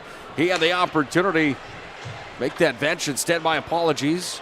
These numbers are hard to see from up here for some reason, especially the South numbers. Yellow on white is not the easiest to see by any means. Here's a one-timer coming. This one deflected and up into the protective mesh. That went off of Dylan Jackson. Up into the protective mesh here at the Scheels Arena. Good one so far. You got to like the atmosphere. You got to like the tempo. Red River's got the bleach blonde hair again here this year. Everybody carrying on that tradition that's been going on for so many years at Red River. Target and Walmart, I'd have to think, probably look forward to this time of the year. They sell more hair dye this time of the year than any other time of the season. Quick shot on goal from in close. The shot came in. It was stopped by Olsenowski. As right on the doorstep was Carter Spruill looking for his 38th point of the year. And a nice little stop there is down, and scoring up with a butterfly was the netminder Olsenowski. All white goal pads for him with the all white mask. Faceoff was on his glove side. Came to the line, fired in, knocked down. Down in the corner, goes away to Coleman. Coleman's got it tied up in deep underneath the goal line. Work to the far side. Puck's picked up here by Meyer, and Meyer just moves it out to center where the Riders are back on the retrieve with Coleman. Flipped up to center, and it's taken and dumped back down in behind. Meyer sent it down the length of the ice surface from center. South went off for a 3-for-5 change, and here come the Riders back the other way. This is Grandstand in with it. Grandstand had his pocket picked, and here come the Bruins up to center. There's a hit, but the puck is freed. The Bruins have it again with Nessler. Running across the zone. Offensive territory now. Oshok's in. Uh-oh, there's a player down for South Shanley right inside the blue line. And that's Colton Nessler. He's in a lot of pain right at center ice, grabbing that midsection. That's not a good sign. He's still down as the trainer's going to make his way out onto the ice surface. And now coming up to his feet is Nessler. I didn't see what happened there in the neutral, right inside the blue line, in the center slot, if you will, in the offensive zone. I think that's a case where might have got tangled up a little bit with a Red River defenseman. Hopefully for his case, maybe he got the wind knocked out of him. Trying to best case scenario there. Didn't see him holding an arm or anything like that, but I think it was just a case of Red River defenseman stepped up. It didn't look like a real bad hit, but just enough where if it catches you off balance and gets you in the midsection, maybe it takes your wind away for a little bit. Hey, you gotta like Red River's student section, by the way, Dave. The Who's Your Daddy chant. Out of situation where a player's injured, there's no holds barred at the state hockey tournament, especially when the Riders are playing the Bruins. This is a rivalry that goes way back. Puck's taken down by the Riders into the offensive zone. Offsides the call. We're down to 10:30 to play in the opening period. It's scoreless on the First International Bank and Trust scoreboard. The video board showing that hit right there again. It wasn't anything major, just one of those ones where you get bumped the wrong way maybe. Yeah, maybe a little bit late, maybe not expecting it, but you know what? You have pads on. It's hockey. That's a hockey play, and whether they call it interference or not, you just got to get up and put your gloves back on and get going. Mo had it in the corner. He flips it up to center here for the Bruins. Back on the retrieve in his own territory, turning back up off the glass on the far side was Stroh. Comes back into his possession. Stroh looks to his D partner. That's Eichmann. And Eichmann up the near side wall is going to carry it over the checkered stripe and dump it down into the corner on the blocker side of Olszanowski. Comes up to center now for the Bruins. They're into the offensive zone. They carried it down here from John Lang. It's going to be taken by the Riders. They move it ahead forward up to center. And into offensive territory, they push again. Here's Reynolds with it. He'll send it far side. Missed the net as that one went past the blocker. And it comes all the way back into Rider territory with 9:42 ticking away here in the opening period. Neither team on the board yet. Shots are 7-2. Red River with the advantage in this one. They've got the puck and the forecheck again. They bring it down with the backhand. It's sent away over to the far side from Dylan Jackson. It's underneath the Bruins net. Comes back away underneath the goal. Work back away over in the far corner, defensive zone here for South Shanley. Turnover there, comes right out in front. One-time opportunity, Dylan Jackson robbed by Olszanowski. And the puck's going to be flipped ahead forward here by the Bruins again. They get possession one more time, and it's Skarperud that's up to center. That was Jake Skarperud into the zone. Here's a drive off the knob of the stick of the goaltender Berger on the other side, and we remain scoreless. Puck comes back away, defensive zone for the Riders. Far side, pinched up to center. Comes back into the possession of Red River now on a 3-on-5 into the zone. Whistling shot wide from Coleman. And it comes back all the way into the neutral ice zone. We're going to get up and down the ice now like an old school pond hockey game. That one sent in from Jake Verwest, and the stop is made as Berger just hangs on to it. 8:42 left in the opening period. Scoreless hockey game here, and that's kind of what we're looking for, is that wide open back and forth tilt here tonight. Yeah, and maybe a little bit more wide open than South Shanley wants to play, but a couple times here they've caught Red River in some changes, and that created a chance there. A bit of a 2-on-1 break there, got a good shot on, and Berger thinking that the knob of his stick got a piece of that one and put it up to the glass. Media timeout inside the venue here in Fargo at the Scheels Arena. Home of the Fargo Force. This is just a prime-time facility. I don't want to beat a dead horse on this one, but I would like to see the state hockey tournament here every single season. It just is the right size for this place. They've got the amenities. They've got the Farmers Union Insurance rink right next door, where the girls are playing their consolation matchups right now next door. It really is a great place for this tournament. They deserve a lot of credit. They do a great job here with everything top to bottom. I don't think we have a single complaint. We talk about this press area, all the butlers up here with the warm towel for us, a mint and a shot of cologne when you get up here for you. It's pretty fancy stuff, really. Off the draw on the glove side of the goaltender Berger. Rider defensive zone on the near side wing. Puck's going to be taken by the Bruins. Sent up the wall there from Corbel. Back underneath the net on the far side. Riders with possession, but it's sent up to the line. Out of the zone it came there off the stick of Hofer. He's going to just dump it back in behind Berger. And now the Riders go back to work on the clear out to center. Into the zone come the Bruins. This is handled by Corbel. He spins it down to the corner. Quick trip into Gretzky's office. It comes underneath the net, off the skates of Schilke. It's going to be freed here by the Riders up to center and dumped right back in by the Bruins as Casala took it and dumped it in, then went off for a change with his fellow line mates. Puck comes up to center ice now for the Riders. They're into the offensive zone. Far side, Grandstand takes it down center slot. Here's a drive. Oh, and on goal. Primetime opportunity, and Carter Spruill trying to pick up his team high 17th of the year. But again, another nice stop coming from Olszanowski. Down to the butterfly. Fargo South goaltender has been good at this one so far here tonight. This one's got a little bit different of a tempo and atmosphere to it. In the first one tonight, it was Davies that struck early, just about 2 minutes in. And the game was a little bit different down to the hop and the get-go of the first one here tonight. This one's been much more of a grudge match early on. Another stop there from the South goaltender. Yeah, absolutely. A little bit more under control, you could say. You know, both of these teams know each other really well, and you know they know what to expect out of each other. You know, Red River's creating some chances here off the rush is what they want to do, and maybe South wants to limit that a little bit more. You could see a change where maybe they drop a little bit guy back in the neutral zone here, and you know, prevent Red River from getting that to their goaltender so easily. Puck's going to be taken by the Bruins out to center. They spin it off the near wall from Bodenmeyer. Back in come the Riders. This is Severson. He's going to crash in. Severson had it on his tape. He lost it out in front, and the puck is taken back by the Bruins the other direction. They fired ahead forward. Tripped up at center there for the Bruins was Jordan French, I believe. Is that 16 or 10? That's 16. My apologies. It's Andrew Neal. He's tucked in with the jersey, kind of like Gretzky used to do. Puck comes back for the Riders in their D zone. They flip it up to center. It's going to be dumped in from neutral ice, and down it came from Colton Nessler. Another retrieve for the Rough Riders. This is Mason Stroh. He's going to go up to center with it. Into the offensive territory they come. Here's a nice give and go. Mason Reynolds is in, sends it up and wide. Puck comes back away at the half wall. D zone for the Bruins. Riders have a forechecker down a deep, scrubbing for the puck. It's going to be freed now for Red River. They're going back to the point with it near side. Wyatt Leduc sends it in. Stop is made. Side of the cage. Olsenowski goes down to the pillows. He's going to gobble it up and hang on to it. 6:31 left here in our opening period. Still scoreless.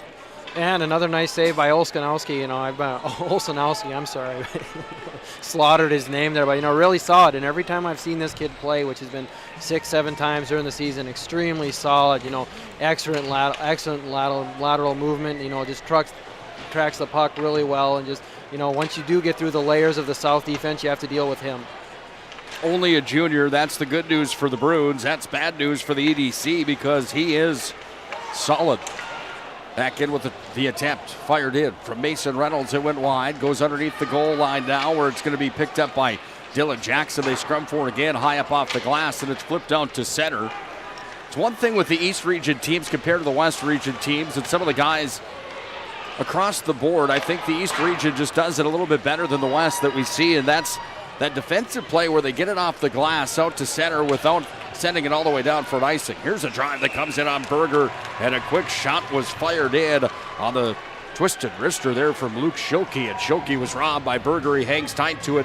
Riders have an 11-5 shot advantage. There's 5:45 left in the first, but it's still scoreless on the First International Bank and Trust scoreboard. And what a key piece to the defensive end of hockey is being able to flip that puck out high off the glass that way. Right, and like you said, and I completely agree with you. You know, it's just it's almost, you know, just kind of a finesse play where you fly your off wing, and it just you really just kind of pick a spot, a landing spot, and that wing just goes, and it's a play now the teams have to really kind of, you know, think about. And if you're the weak side defenseman and you see the defenseman looking up ice and just kind of serving it to a spot, it's like, oh boy, where did my guy go? Because you could be in a lot of trouble if you get caught flat-footed. So it just adds something to the game. But then at the same point in time, a lot of these defensemen have been used to seeing guys like Stibbe and Boren and Spruill do that all year long. So it's part of the game planning of, you know what, if I see the defenseman, you know, they win a clean draw or something like that, boy, I better move my feet and you know, get my back turned or it's going to be a break the other way. Off of the media timeout. See that Red River Rough Rider student section on the big video board here at the Scheels Arena. They are decked out in all red tonight. Something intimidating about that red and black uniform, isn't there? Riders have it underneath their own goal. It's pushed away to the near side for 3G. It comes back underneath the circle. Taken here out to center ice by the Riders.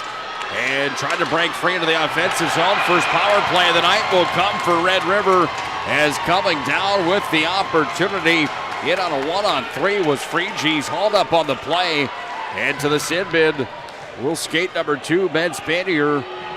He commits the crime, and I believe it's going to be an interference or a tripping call. Yeah, and that's that speed that Red River wants to play with. You know, quick passing play out of the zone, and, you know, you move the puck with speed, you get bodies flowing through the zone through the neutral zone with speed. It only creates good thing. Really, you know, he's going to go in and all alone on Olsenowski, and a play really Spanier had to make by taking him down. Well, this is what we talked about earlier, Dave. This is the power play and goaltending matchup that Everybody knew it was going to be important tonight, and the Riders get the first attempt at the extra attacker on the ice surface.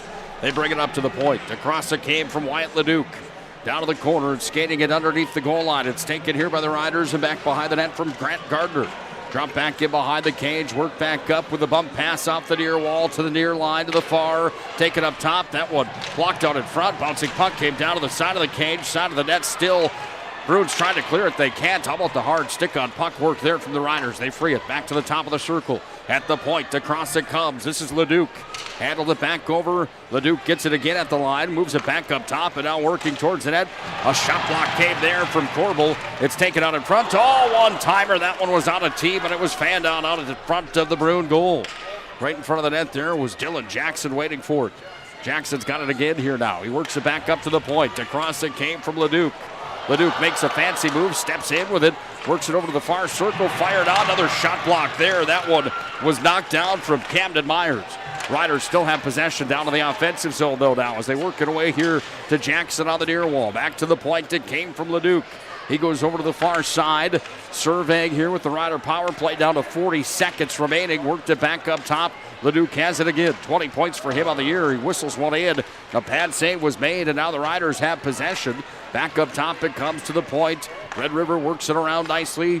Still trying to get some quality scoring opportunities here. Here's one. That one's in on goal. Pad save was made there from Olsenowski. One-timer. Leduc into the catching mitt and hanging on tight to it is Olsenowski. As the Fargo South Bruins defense and kill deserves some credit. How about the shot blocks on this Red River power play? Yeah, fantastic. And you know, putting yourself on line for your team there. You know, when I was coaching, we would tell our players, you know, it's really tough for a puck to make it through your chest, and that's kind of the mentality that the Fargo South Bruins had in front of Olsenowski there. Just a great job. 3 or 4 puck stops there. The puck doesn't get to the net. It can't get to your goaltender. 3:39 ticks away here in the opening period. Nobody has scored on the First International Bank and Trust scoreboard. Red River's power plays out for one more second. They bring it into the offensive zone, walking down on angle. Shot came in, and the stop was made from the netminder Olsenowski, as that one was wristed in with some speed on it there from Cooper Freegee with 5 goals on the year and 16 points. Wanted another one, but Olsenowski stands tall again with 3:26 remaining in a scoreless first period. Great atmosphere in here for this semifinal number 2 tonight. If you're just joining us, Davies took the wood to West Fargo Cheyenne. 6-0 earlier on tonight. Off the dasher, puck rolls back up to the point where the Riders go back to work on it. Across the blue line it comes, and it's taken with the backhand, creating some space now. How about that fancy work? Down underneath the net, it's taken here from Freegee, works it away to the far side. Lost his glove, sent it out front, came to the point. Mason Ray was there. He lost a handle on it. Then he fired it forward. Another block shot for the Bruins, and it's going to be taken and worked back up to the neutral ice zone. Bruins have possession again. They turn up with it, and John Lang, he'll send it back in behind the goaltender Berger, who left it behind the cage there for Ray. Ray reverses it back to the near side. Trying to go back up to the neutral ice zone. Are the Riders taken away? High rising shot just missed on the opportunity from John Lang, looking for point number 12 on the season. 2.5 to play here in the opening period. Both teams trying to find their way to the scoreboard for the first time tonight.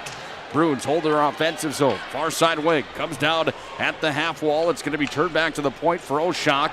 Sends it down underneath the goal line.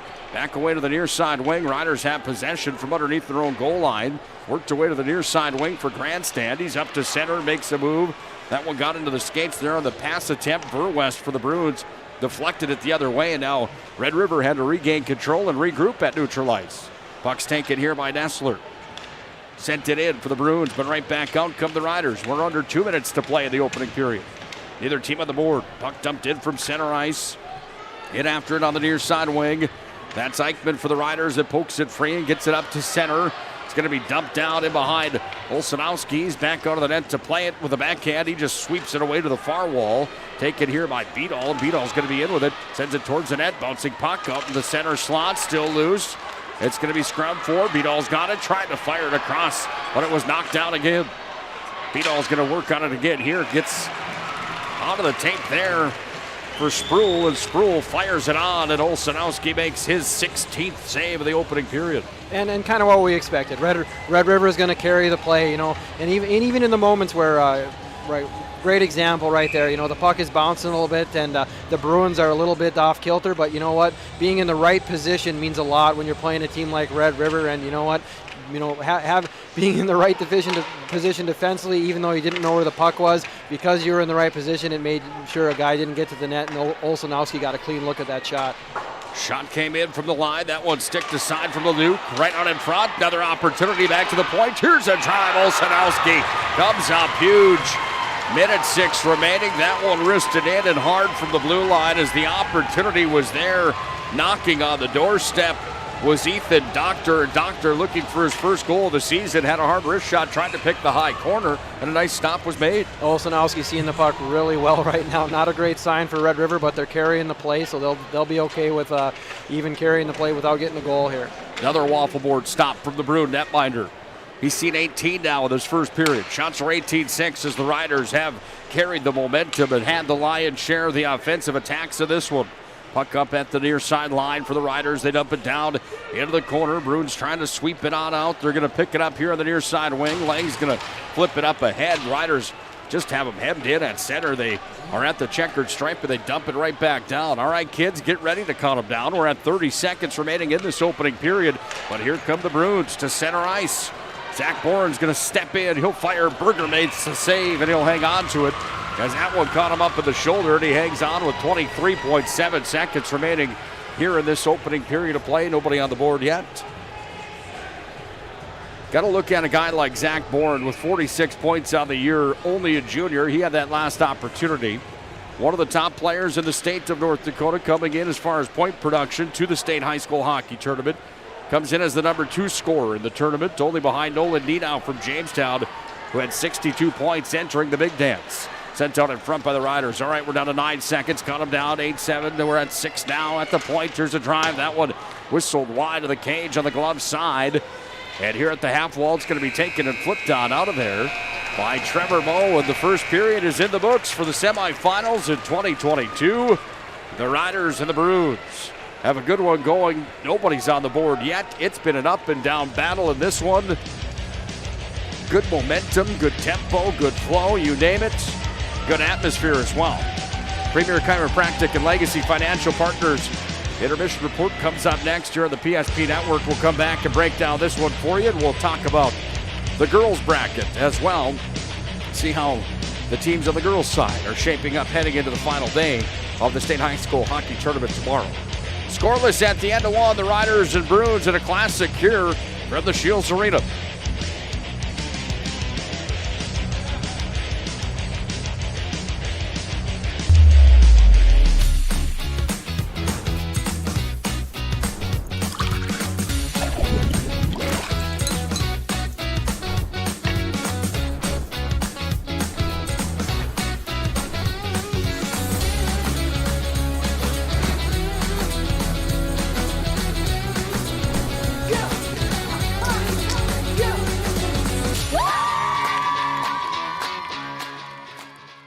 At Shots Crossroads, we make 8 gallons of homemade ranch dressing every day, so you can smother your dinner salad with it, dip those crispy golden French fries in it, and dunk your breaded chicken strips.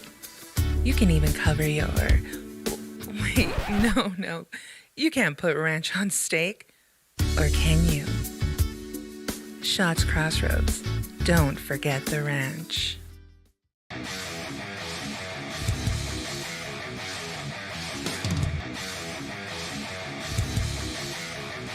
Comes back away down to Oproot, and Oproot sends it forward to Luck.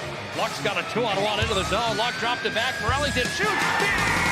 Scores!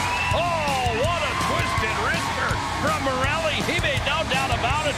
Short-handed goal for the Magi. They lead 2-0. If your eyes could talk, they'd tell you life is better with LASIK. No more reaching for your glasses. No more dry eye from overwearing your contact lenses.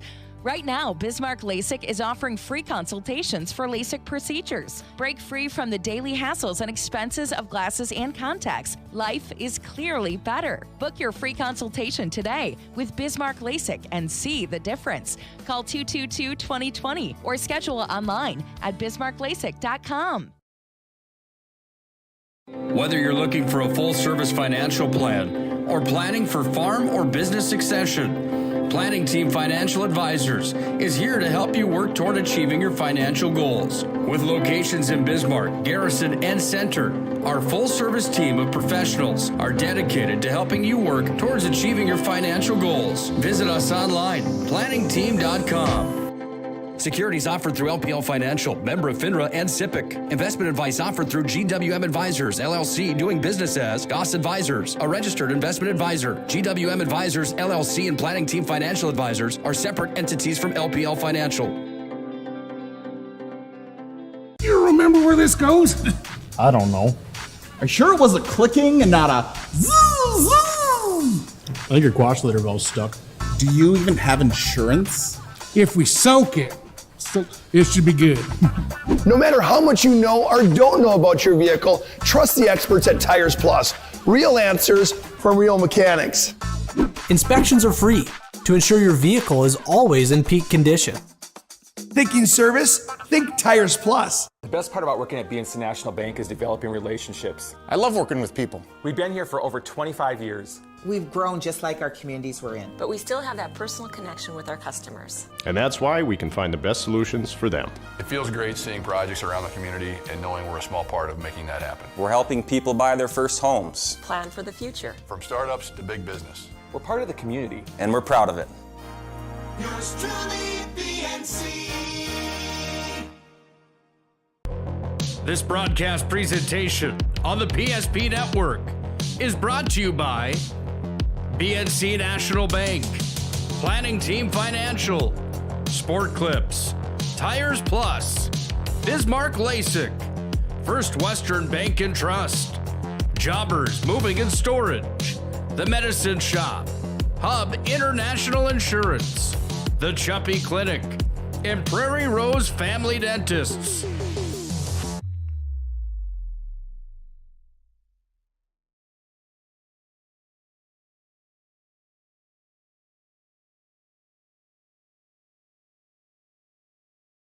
The magic of what we do really comes down to combining different aspects of patient care.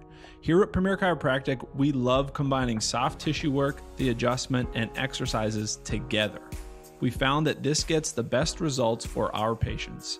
We have 3 chiropractors to fit the needs of the entire family, a rehab area for our exercises and equipment for any athlete to improve performance. Give us a call and we will get you back to doing what you love.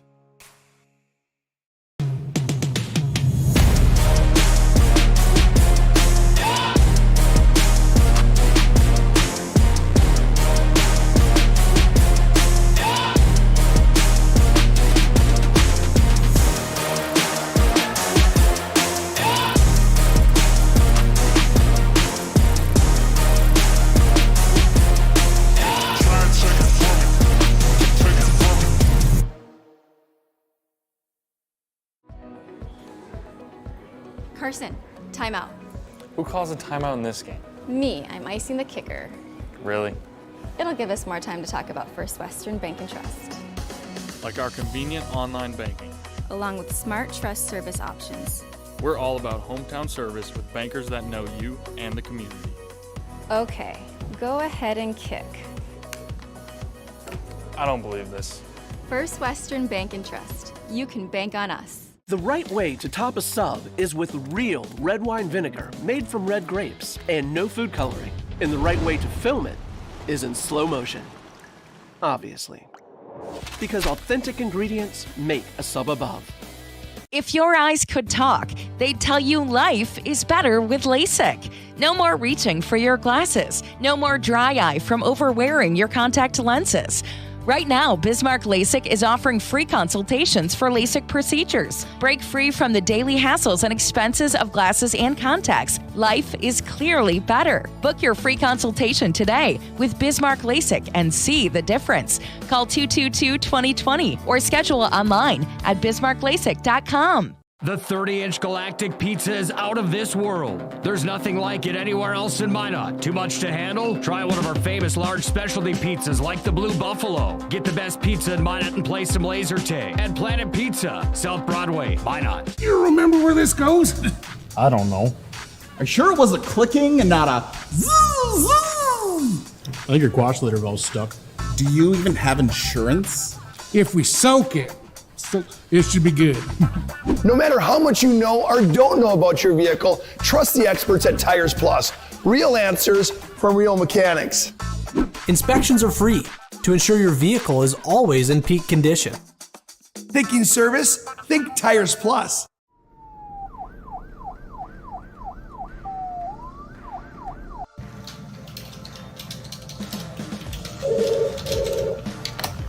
Thanks for buying some room.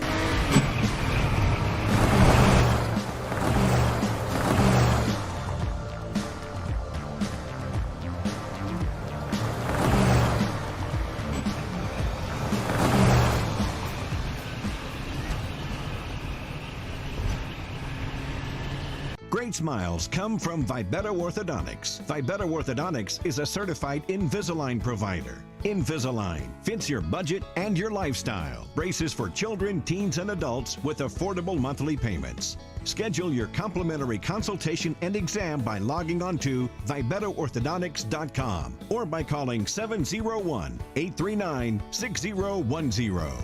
Great smiles come from Vibetta Orthodontics. At Schatz Crossroads, we make 8 gallons of homemade ranch dressing every day, so you can smother your dinner salad with it, dip those crispy golden French fries in it, and dunk your breaded chicken strips. You can even cover your... Wait, no. You can't put ranch on steak. Or can you? Schatz Crossroads. Don't forget the ranch. Life is all about moments. Big moments. Small moments. And those moments you can't put into words.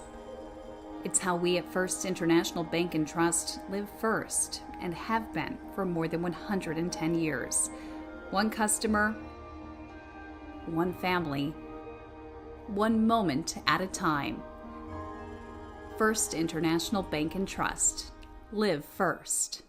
This broadcast presentation on the PSP Network is proudly brought to you by Scheels, Premier Chiropractic, First International Bank and Trust, Schatz Crossroads, Sport Clips, Tires Plus, First Western Bank and Trust, the Minot Hockey Boosters, Roger Ward Moving and Storage, Clean Tech, the UPS Store, Magic City Inspections, Planet Pizza, Minot's Finest Collision Center, Subway, Century Eyewear, Qdoba, North Country Sportswear, Morelli's Distributing, Jersey Mike Subs, Pro Style Production DJ Services, and the Beaupre Law Firm.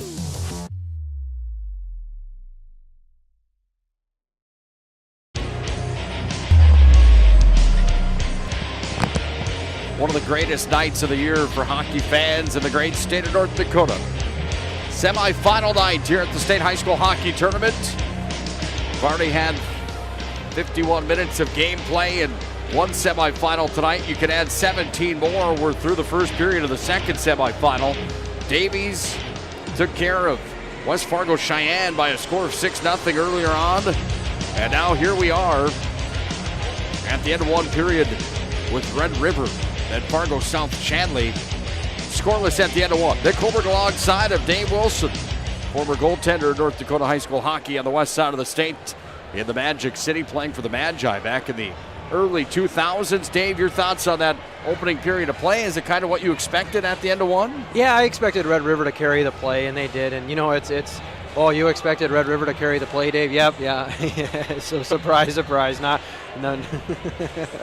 Red River carried the play, but no, if you're Tim Scarperud, you will go into the locker room and you go, yep, boys, that's keep clicking, keep digging, keep working. It's going to come. Just keep doing the right things. If you're Fargo South Shanley, maybe not the first period you wanted, but you know what? At the end of the day, it's 0-0. Your goaltender is seeing the puck extremely well.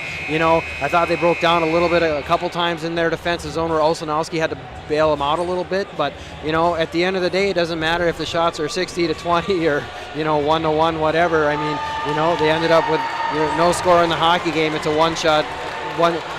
one-shot game either way. Both teams come back to the ice surface.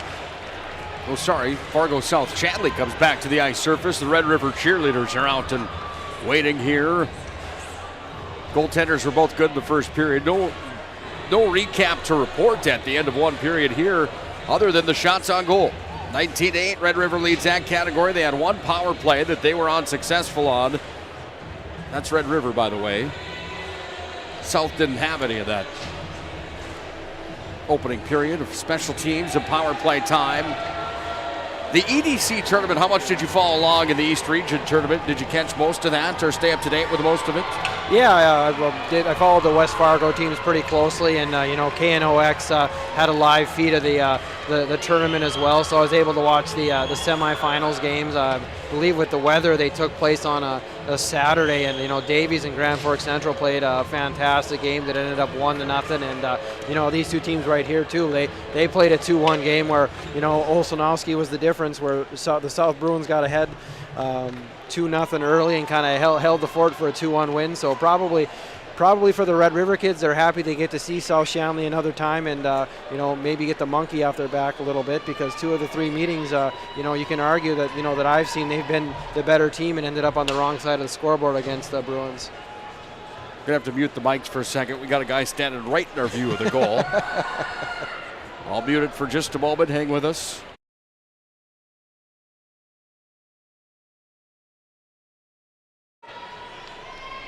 All right.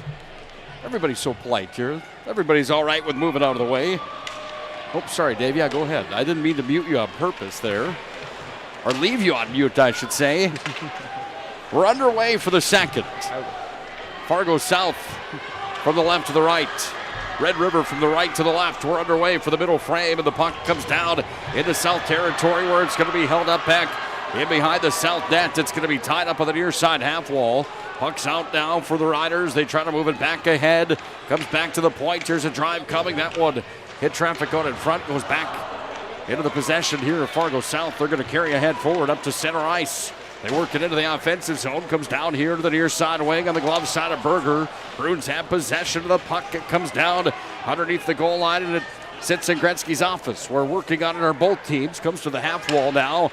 And the Bruins moving ahead forward. Taken here. And to the other side we go for Reynolds up to neutral ice. He's going to walk over the blue line now. Sent it ahead forward. Loose of the skates there. Came away down to Spanier. Spanier's going to move it back to his own D-man. Bumped around to the end boards. Back behind the net to trying to clear now on the far side. His leg. He's having trouble doing so. It's held in here. Riders bring it across. Here's an opportunity. Oh, fanning on the opportunity there was Grandstand. He had the chance. He just couldn't pull the trigger. Back in behind the net now. Going to work on it. This is Mikey Coleman. Coleman brings it away to the far side circle. Sends it in. Olsenowski makes the save, and he's got his 19th stop of this hockey game. 15:35 remains here in the second period. Scoreless on the First International Bank and Trust scoreboard. And a lot of what we saw in the first period, Red River, like I said, Tim Scarper probably walked in the locker room and said, boys, keep doing what you're doing. We'll be fine. It'll come. Off the draw right in with the opportunity of the shot on goal that was whistled in there from Carter Spruill. He was denied by Olsenowski again. Goaltending at tournament time or in the playoffs is the most stressful position of them all in sports, I would have to assume. Puck's going to be taken here and worked all the way back out into the neutral ice zone. Supercross and riding a rodeo bull would be pretty intense too, I'd have to assume, but those aren't team games. This shot came in. It's fired on. Olsenowski's got his 22nd save of the game. And you look at the goaltending position and what that really is. And A good one can take you far, and a bad one can have you exiting the tournament or the playoffs in a quick hurry. Absolutely, and being from Minot, we all know the 2015 effort that Bray Efforts had, leading that team in a bunch of 2-1 hockey games all the way through the state tournament. A bad goal in a tight hockey game, can be all the difference. Puck's up to center ice. Chipped off ahead here by the Riders. They're going to move it back into the offensive zone. Beadall's in with it. He's going to turn and fire. Puck was on end. He missed the net. High riser. He's going to get it back underneath the goal line now. He's going to try to walk out from back behind the cage. Comes away now underneath the goal line where it's pinned in deep. Right on the blocker side of Olszanowski. 14:50 to play here in the second period. Scoreless on the First International Bank and Trust scoreboard. Puck's going to be worked to the half wall. Taken at the top of the circle across the slotted came, but it's taken away by Verwest here for the Bruins, and they move it ahead forward into the offensive territory. Now Fargo South has an offensive zone. Here's a drive side of the cage. You heard the goalpost go clank. That one hit the bar on the blocker side. Puck's going to be launched out to the stop in the play here as the net is off its moorings. Interestingly enough here, Dave, when you look at both of these teams, Fargo South has had 36 appearances at the state high school hockey tournament. Ever since their co-op with Shadley, they've added 5 more appearances for 41. Quite a few across the board, enough to be impressed with. 53 appearances for Red River on the other side. They're almost a shoe-in each and every year. Look at state championships. The Bruins only have 3 of them. Their last came in 2006. The one before that was in 1999, and their first ever happened in 1994. When you look at what the Riders have done in the championship round, they've been in the state championship game 29 times, and they've won in 18 of those matchups. Far side wing. Puck's handled here by the Rough Riders on the far side wall. Fargo South's been in the title game 9 times themselves. We've got a power play coming. Red River's going to go back to the man advantage here. 13:51 left in the second. Scoreless game, but a 2-minute roughing call. And the culprit to the box goes Will Hofer.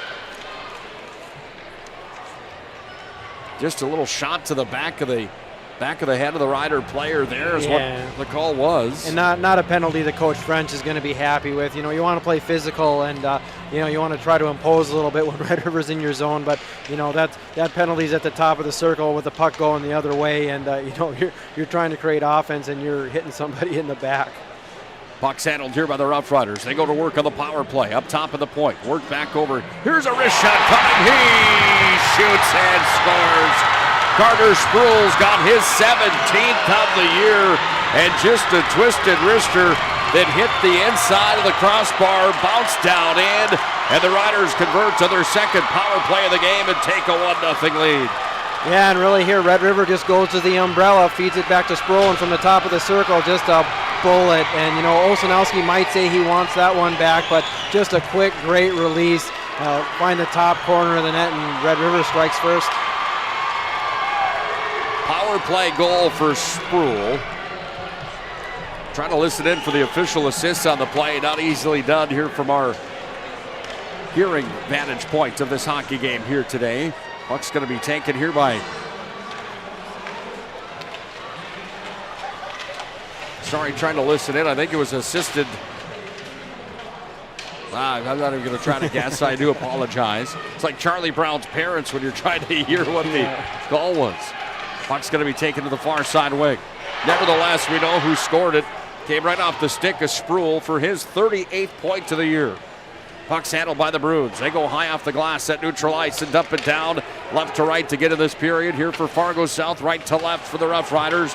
Puck's picked up by Grand Forks Red River in their own defensive territory. They go to center, dump this one all the way down, back in behind the net to the netminder, Olszanowski, who gives up his first goal tonight on the 23rd shot to the hockey game against him. Puck's into the Red River bench, and there's going to be a stop in the play here with 12:38 remaining in the second period. First International Bank and Trust scoreboard has Red River up 1-0.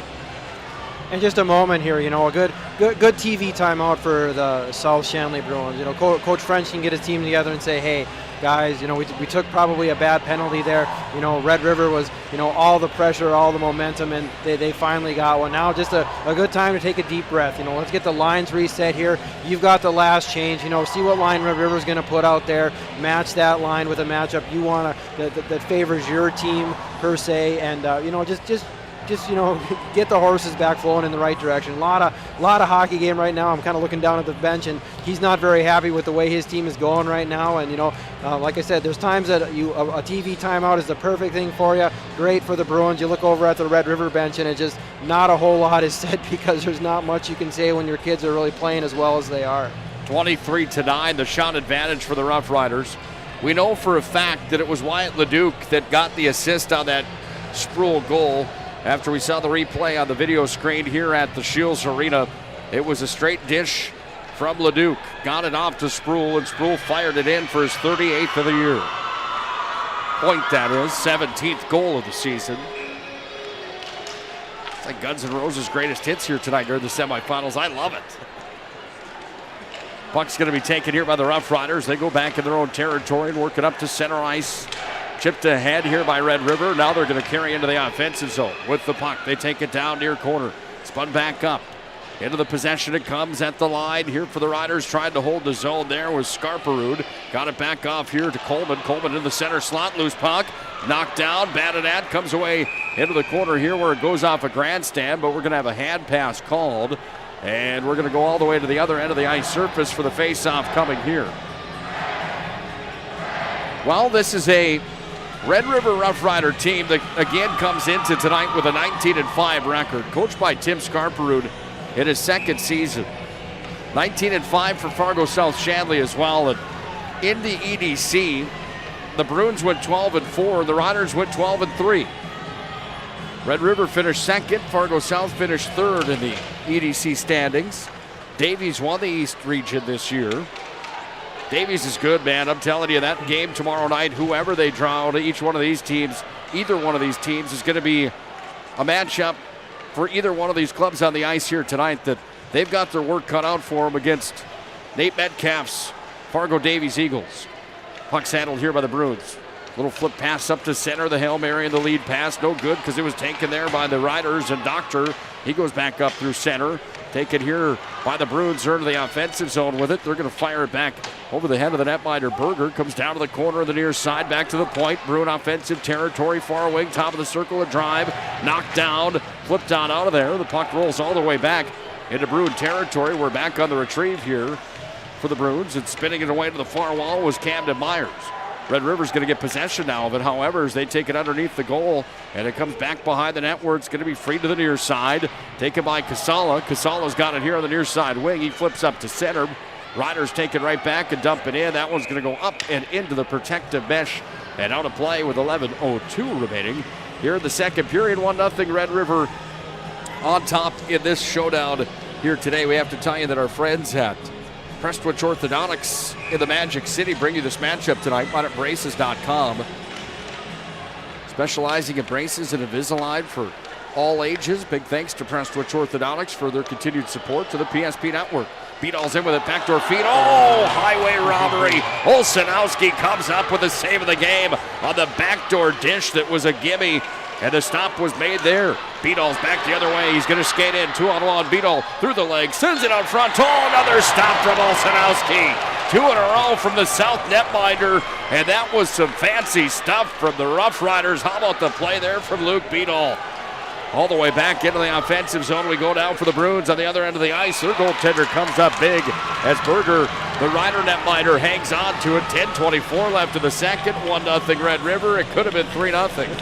My goodness, and you know, for Red River, it's what else do we have to do? You know, 2 great looks on 2-on-1 plays and 2 great saves by Olsenowski. His lateral movement is just fantastic. You know, one way to his left, the other way to his right. You know, he's the MVP for the Bruins right now, keeping it a 1-0 hockey game.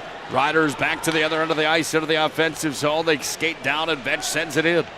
A lot of Scarperoots in this one here today, and some relations of opponents on each side of this showdown here tonight to the state semifinals. We'll talk about it in a moment. The other way we go now is Neal's in. Neal went down to the corner. He was upended on the play. Delay call coming on the Riders, sent out front. Here's a drive, all blocked in front to the net as getting in the way of that one for the Riders.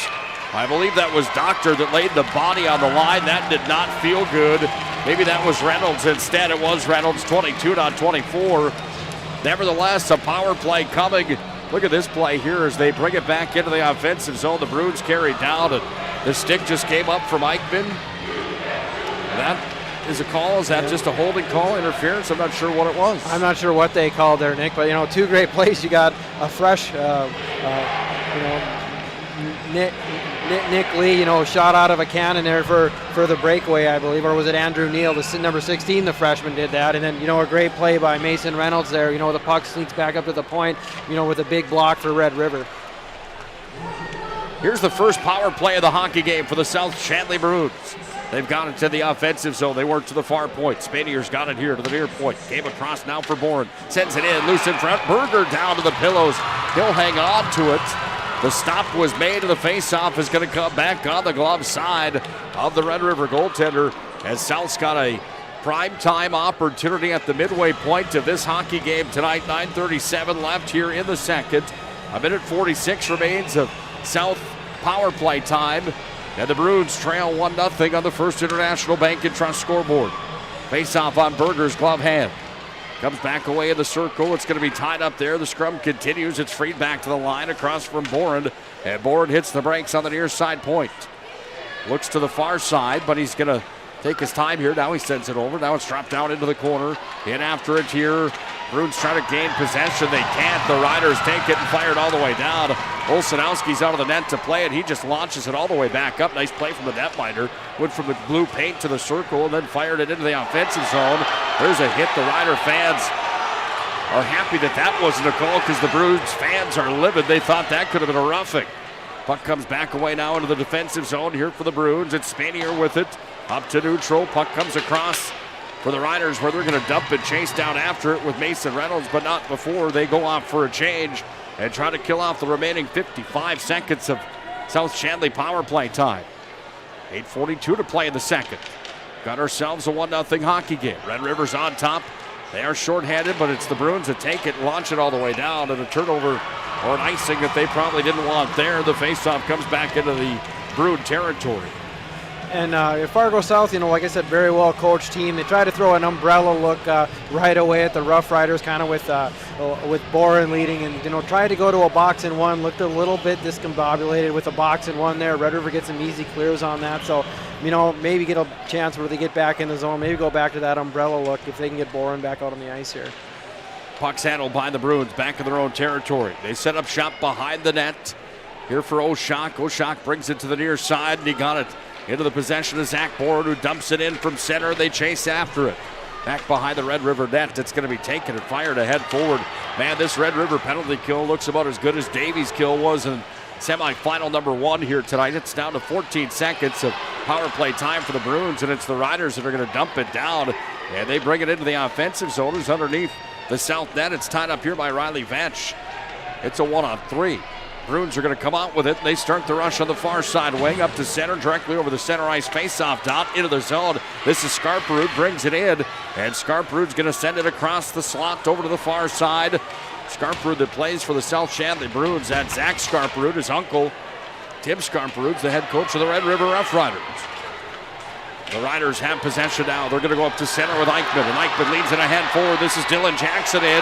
Jackson's hauled up on the play. Red River fans wanted a call. It's prison rules here tonight. They're not going to get one. Puck comes back into the Rider end as the Bruins sent it down about 190 feet, not far enough for an icing. Back the other way come the Riders. Fancy move again. Bottom of the circle, far side. Here's a drive. Olsenowski had to be sharp on that one, and now we go back the other way here for Fargo South. They carry in. Center slot, drive, save, rebound, loose in front. It's on top of the blue paint. An opportunity there for Scarperud, but it was Berger that came up with the save, his 13th of the game. Score remains 1-0 in favor of the Riders, but the Bruins all of a sudden have some jam here. Puck's going to be taken back to the far side point for the Bruins. Moe sends it in. Back underneath the net now. It's going to be tied up down and deep. Riders trying to clear it out. They're going to do that now as they skate to center. They've got numbers if they can hurry here. It's hauled up at the far side blue line for the South Bruins. And Mo moved it ahead forward. We've got ourselves an offside call. 6 minutes, 30 seconds to play in the second. It's a 1-0 hockey game, and some opportunities here in this one. The most recent was the one that Zach Scarperow just fired on goal, and the stop was made, and a nice one there from Berger. Yeah, and he's been equally as good as Olsenowski there. You know, nice save for him. He hasn't got quite as much work as Olsenowski has, but, you know, when called upon, he's been there. You know, we talked about the TV timeouts, and, you know, maybe this one is a little bit better for Red River, you know, where South started to put some shifts together and, you know, got rolling some lines there where, you know, now a good time for Tim Scarperow to tell his team, the guy, okay, guys, take a deep breath there. Let's kill a little momentum here. Let's put our top line back out there. You know, they're going to match it with whatever line we have, but let's put our 1 or 2 back out there, get rolling again here, and maybe pop another one in before the end of the period. You played goaltender. You played it well. What would you prefer in this game right now? 13 shots against or 25? Would you take a preference there? Oh, I would say, you know, I would hope most goaltenders would tell you the more work, the better. Yeah. I mean, I'd be living in Olsenowski's world where I love to see the work and all that, because, you know, it just seems like it's a great opportunity for, you know, Berger's been great, but a great opportunity to, you know, get a little stiff and not see so much, and then before you know it, one comes down and then you all of a sudden got to be sharp. So he's probably happy he's seen a little bit of work here. Face off of the neutral ice zone, won by the Bruins. They're going to take it and dump it down back in behind the Red River net. Comes underneath the goal line now where they go to work on it. This is Beadall that's going to go up to the neutral ice zone. Knocked away there by the Bruins. It came forward, then came back to the Riders. They dump it down into the far corner. Spanier was in after it here for South Shanley. The referees at the state high school hockey tournament have been exceptionally great here in 2022. I really do believe that. They have been good across the board. Every game I've seen at the tournament, they've let the kids play. Puck goes up and into the South Shanley student section. They're all wearing different uniforms here tonight. A little bit of everything in that South Shanley student section tonight. Some basketball jerseys, hockey uniforms. Got a football jersey up there. Then the one kid just shows up and goes old school with the gray hoodie with the hood up top. You gotta like him too, don't you? Media timeout here with 5:57 left in the second period. 1-0 Riders.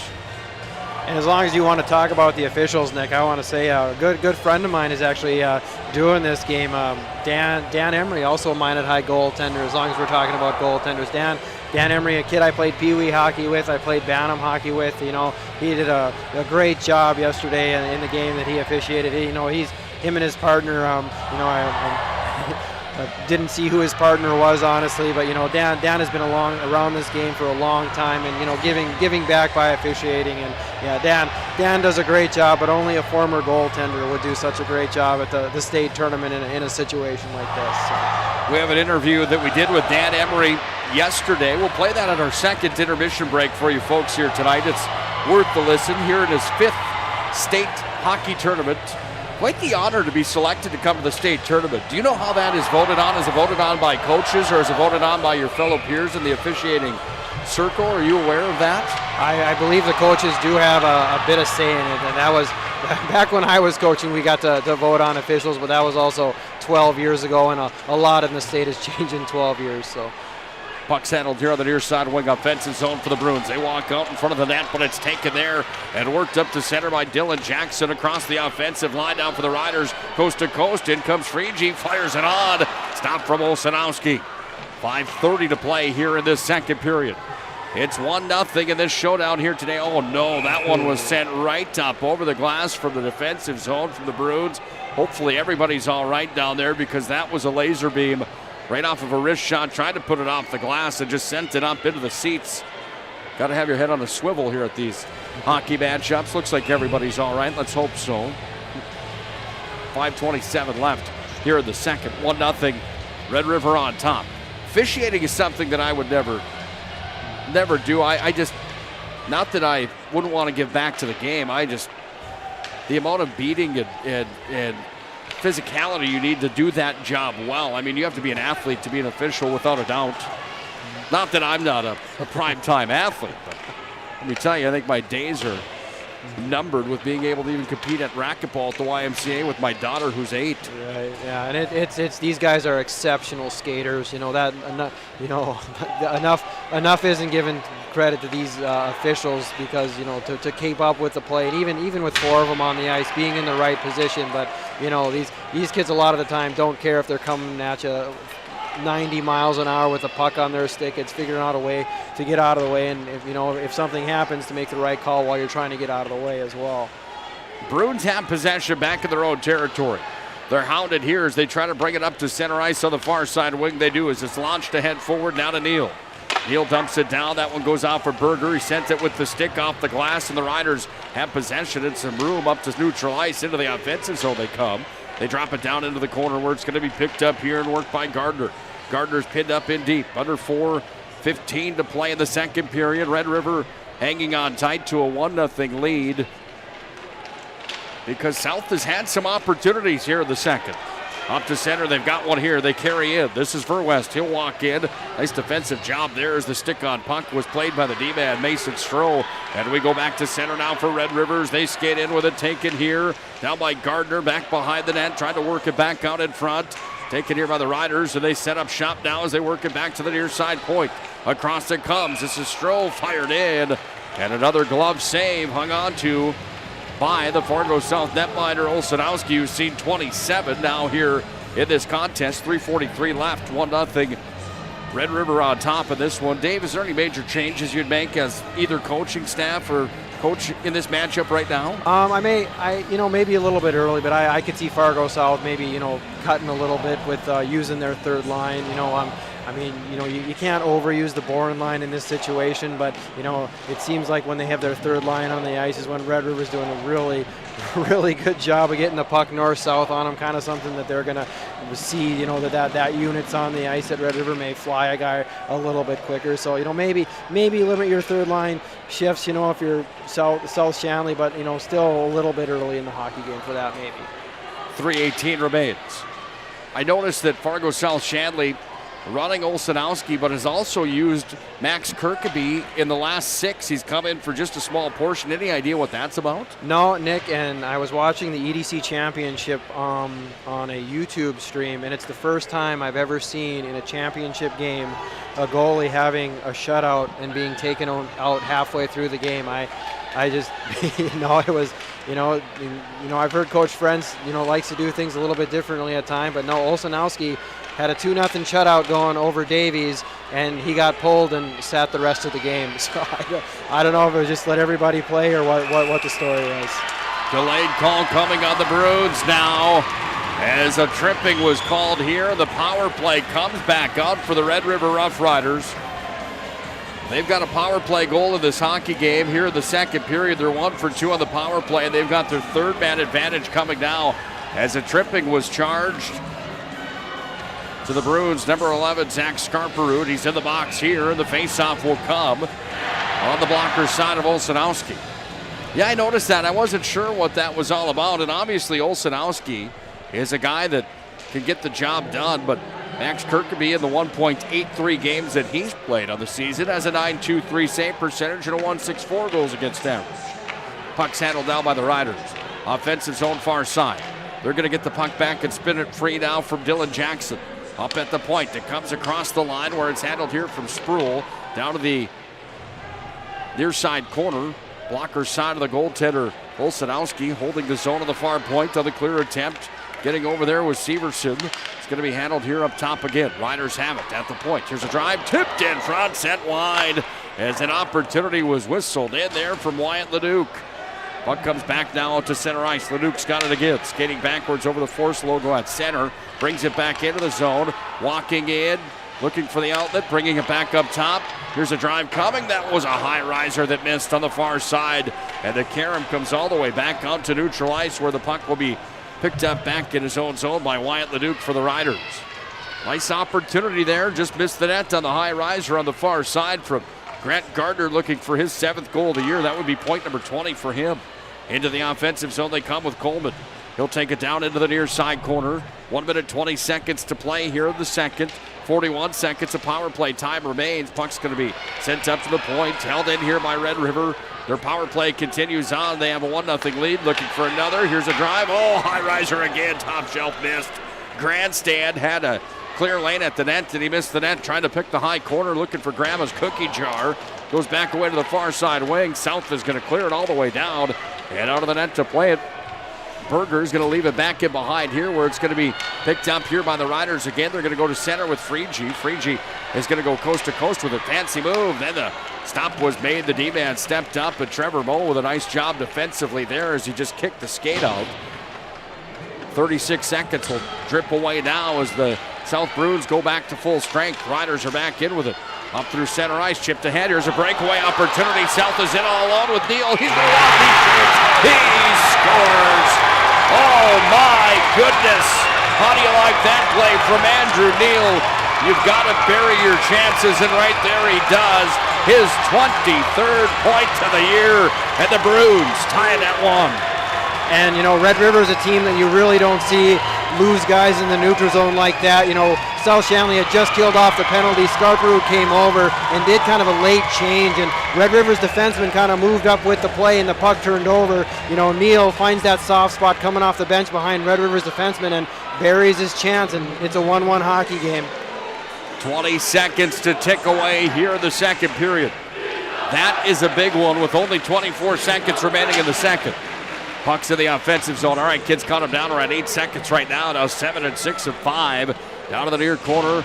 D-zone for the Riders, trying to clear it out. Is Red River. They're just going to eat it down to the corner. And we are through 2 periods of play. We've got ourselves a hockey game here, boy. Let me tell you. How about the snipe and the goal that came with 24 seconds left of the period? It was Andrew Neal on the lead pass. They show it again here as Neal just walks in, put that one upstairs right where Grandma keeps the cookies. I'll go to the cookie jar. How about a chocolate chip? Don't get too carried away yet, Grandma says. Looking for another one in the third. That would be a big one, wouldn't it? The next one's going to be huge. 1-1 at the end of 2 periods played. It's North Dakota High School hockey and the state tournament semifinals as Red River and Fargo South have themselves in a dogfight tonight to go to the state championship. Legacy Financial Partners and Premier Chiropractic Intermission Report comes up next here on the PSP Network.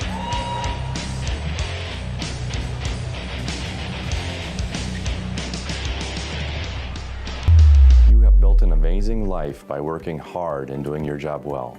Delivering financial advice is what we do well. At Ameriprise Financial, our job is to use our skills, experience, and research to help you become more successful in today's economy.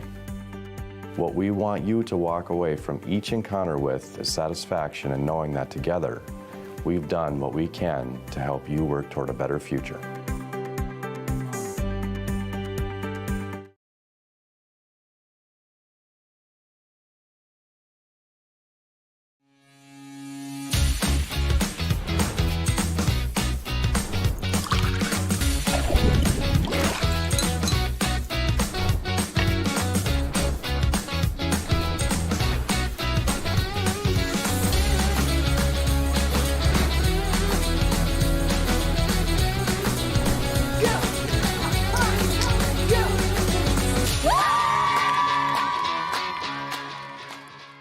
At Schatz Crossroads, we make 8 gallons of homemade ranch dressing every day, so you can smother your dinner salad with it, dip those crispy golden French fries in it, and dunk your breaded chicken strips. You can even cover your... Wait, no. You can't put ranch on steak. Or can you? Schatz Crossroads. Don't forget the ranch.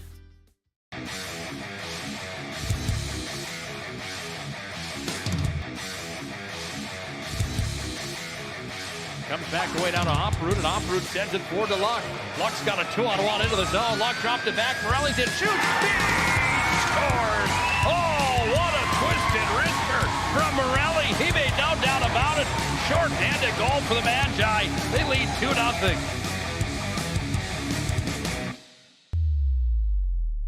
If your eyes could talk, they'd tell you life is better with LASIK. No more reaching for your glasses. No more dry eye from overwearing your contact lenses.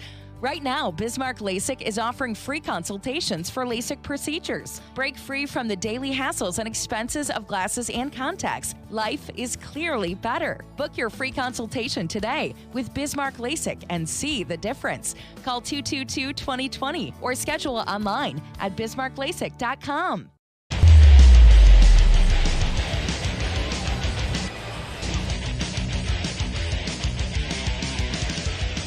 Welcome back to the North Dakota State High School Hockey Tournament 2022. It's time for our intermission report. We're now joined by a 20-year veteran to officiating, Mr. Dan Emery. First of all, Dan, thanks for doing what you do, and thanks for some time here today. Oh, you bet, Nick. It's great to be here. It's quite the honor, I think, to get chosen and just kind of come out and help these kids hopefully progress in their hockey careers. 5 years for you at the State High School Hockey Tournament. First of all, personally, you touch on that being an honor. What does it really mean to you, though, to be selected as one of the tops in the state of North Dakota, to be able to be here to have your skills on display? It is an honor. I mean, it's huge. You're one of 12 people that get selected to come to officiate the State High School Hockey Tournament. You work hard all year long, put the time in, put the effort into it. I think this is kind of the ultimate reward. It's kind of a good closure for the season, each year. You get to see how each of these kids come and show up to this tournament and where they go after this. I mean, it's one of those things that I remember referencing some of the kids that have moved on to USHL, Division I schools, any of that, Mason Morelli is one that sticks out with me. I officiated him when he was younger, and it's fun to see him just progress and get better. 20 years for you with the stripes on now, and the next question: How did you get into refereeing? What made you decide to be one of the officials and go down this path? Well, I was back in Minot. I was playing goalie in Bantam B hockey back then. I spoke with a Mike Schmidt and a Thor Nelson, which I think everybody knows there. They kind of got me into it, so I just kind of realized that's something I can stick with the game, even though if I don't go anywhere and play, I can always be around the game, be at the rink, be around the kids. It's one of those things that it keeps you included in it, and when you have a passion for the game like this, I mean, it's great that you can give back to it too, so. High school, along with higher levels as well. You went over to Europe and got to showcase your skills over there. You had the national tournament last year for ACHA hockey in Bismarck. For you, where do you stand in line with goals of this? Is it just a goal to get to the state tournament every year and some of the college stuff, or is it a goal to go higher than that? I think realistically my goal now is to just kind of stick with the high school and the college, the local, some of the grassroots stuff. I'm getting older now, so it's kind of one of those things. I don't know how much more of that ladder I can climb. It's fun to do the different levels of games. You're doing the ACHA, and the next night you got a girls' high school game, or you go out and you do a 10U girls game.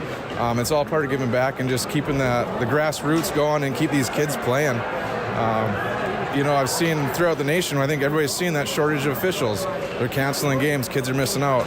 So as long as I can physically give back to that game and come out and help these kids play, that's what I'm going to do. So I have to ask you this, and that's a good segue into the no hold barred portion of this interview now. How brutal really is it? I mean, obviously, you grew up playing in the 90s and then in the early 2000s. I mean, people are going to yell at refs, and you're gonna take some lashings once in a while. Over 20 years, how bad has it gotten progressively as far as the heat that you guys actually take? It all depends on the game from what I've seen. If you're getting into a high-pressure game, coaches are going to have emotions, players are going to have emotions, but that group feeds off of us officials. If we can show them calm demeanors and that we have control of the game, it's a whole different animal. But if that game does, end up getting a little out of hand, you're going to see that's when the officials are getting yelled at by the coaches, fans, even the players. They're like, come on, man, help us out. So it's one of those things that you got to keep that demeanor. It doesn't matter if you're doing a 10U game or a national college game. You got to have the same demeanor, same attitude. Positivity is huge. Communication's key. As long as you're communicating with the teams and the players, it's a whole lot easier than if you just clam up and just call a game.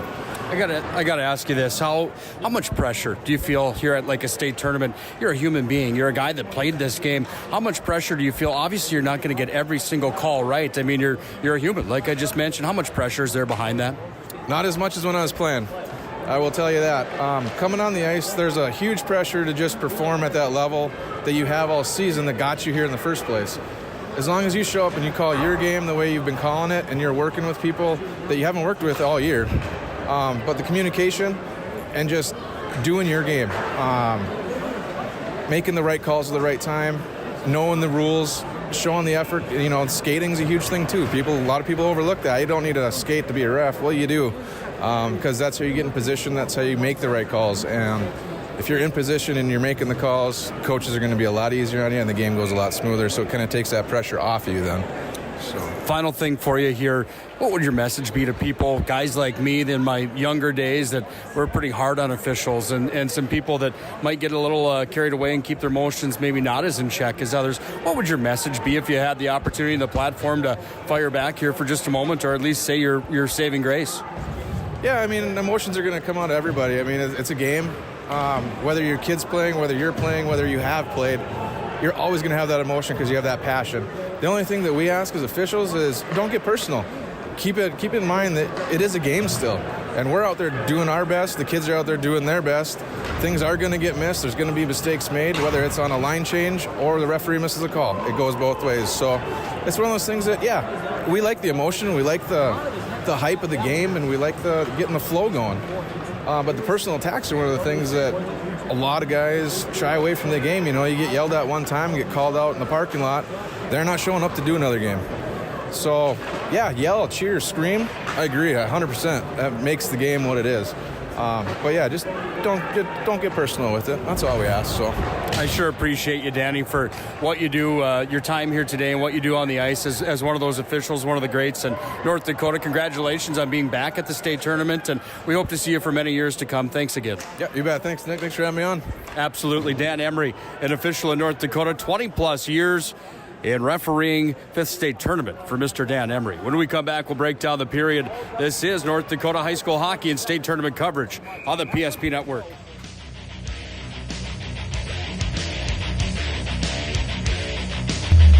This broadcast presentation on the PSP Network is brought to you by BNC National Bank, Planning Team Financial, Sport Clips, Tires Plus, Bismarck LASIK, First Western Bank and Trust, Jobbers Moving and Storage, The Medicine Shop, Hub International Insurance, The Chuppy Clinic, and Prairie Rose Family Dentists.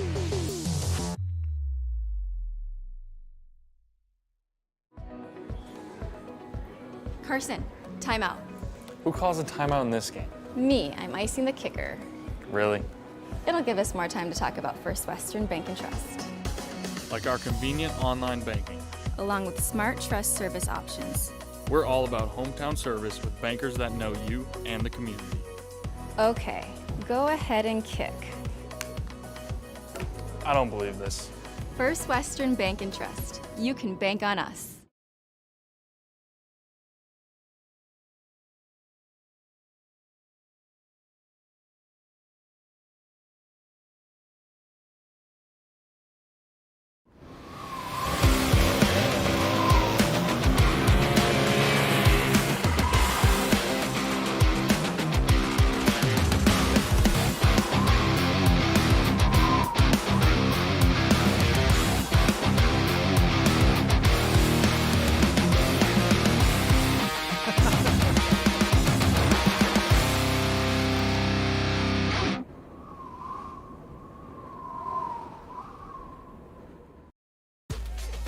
We raise the bar on bar food with sandwiches, tenders, and burgers.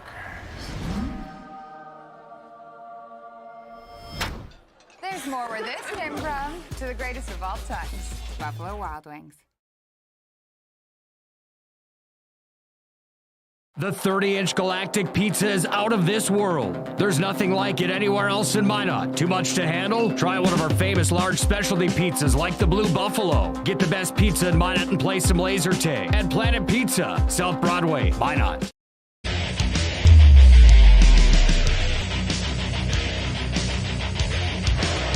It boils down to 17 minutes here tonight to decide who's going to play Fargo Davies for the State High School Hockey Championship. Get ready for what should be a wild third period of play, and welcome back into the tail end of our Premier Chiropractic and Legacy Financial Partners Intermission Report alongside of Dave WIlson. I'm Nick Hulberg. Thanks for joining us here tonight on the PSP Network. Dave, your overall takeaway of this hockey game here tonight, is there one thing that you would talk about first if you had to describe tonight's showdown? No, not really, Nick. It really has played out exactly like I saw it. South, they were going to have to capitalize on their chances in this one. They're the higher ranked seed and all that, but Red River carried the play for a good 2/3 of the first and second period now, and Red River get back to what got you that first goal, and South Shanley try to hold on and make something happen here, get a break in the third. Red River will move from the left to the right, right to the left here for the Fargo South Bruins. Oh my goodness, how about the hit on the near side wing? There's a boarding call coming, and that was a big boy Rock'em Sock'em hit from Spanier early on here, and Spanier's going to have a conversation now with Mason Reynolds after Spanier lit him up like a 4th of July fireworks show at the State Fairgrounds. Yeah, and Coach French doesn't like that call. I didn't get a great look at it as we're kind of hid from that side of the ice here. Have to look at a replay, but basically a play, he comes over and I can see the boarding call on that one too. And they're talking right now if it's going to be a possible major, so we'll see what Michael Holm and Dan Emery come up with as the officials here. Well, we just heard from Dan Emery in that intermission report. My guess is that's a 5-minute major. It's going to be kind of hard to argue against that in North Dakota high school hockey, if it's a from behind or a boarding call, it's an automatic 5-minute major. And this is just a hard hockey play. He happens to be against the wall, but the way the body goes into the boards, it isn't very friendly looking. Spanier's still in the box, pleading his case, and this place is at volume right now. Listen to the boos and cheers in here. My goodness. What do you think's going through Dean French's mind right now?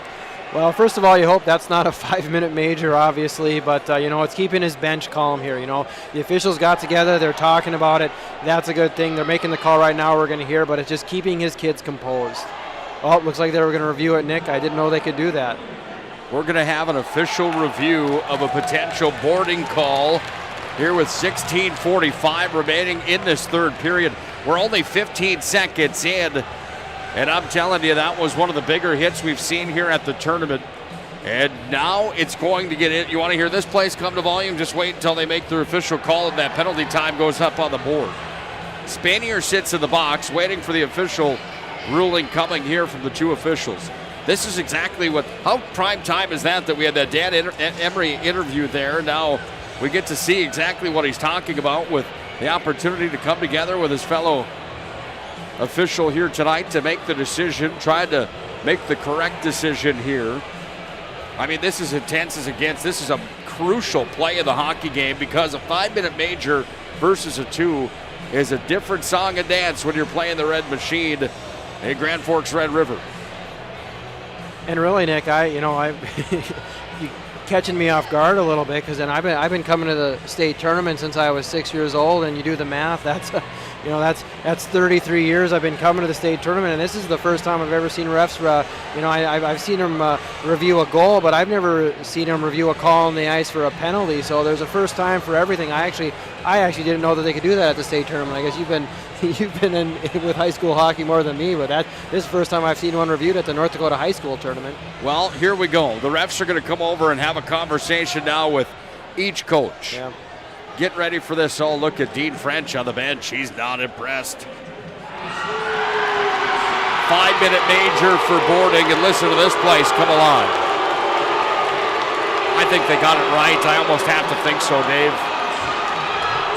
Oh, man, Dean French is about to blow a gasket on the south bench. They haven't won a state championship since 2006. They have an opportunity to get to the big dance and play Davies, who they beat on Monday night in the EDC championship game. But now they've got themselves in a pickle because they have a 5-minute major to kill off against a Red River Rough Rider team that has outscored their opponents 125-43 coming into the tournament.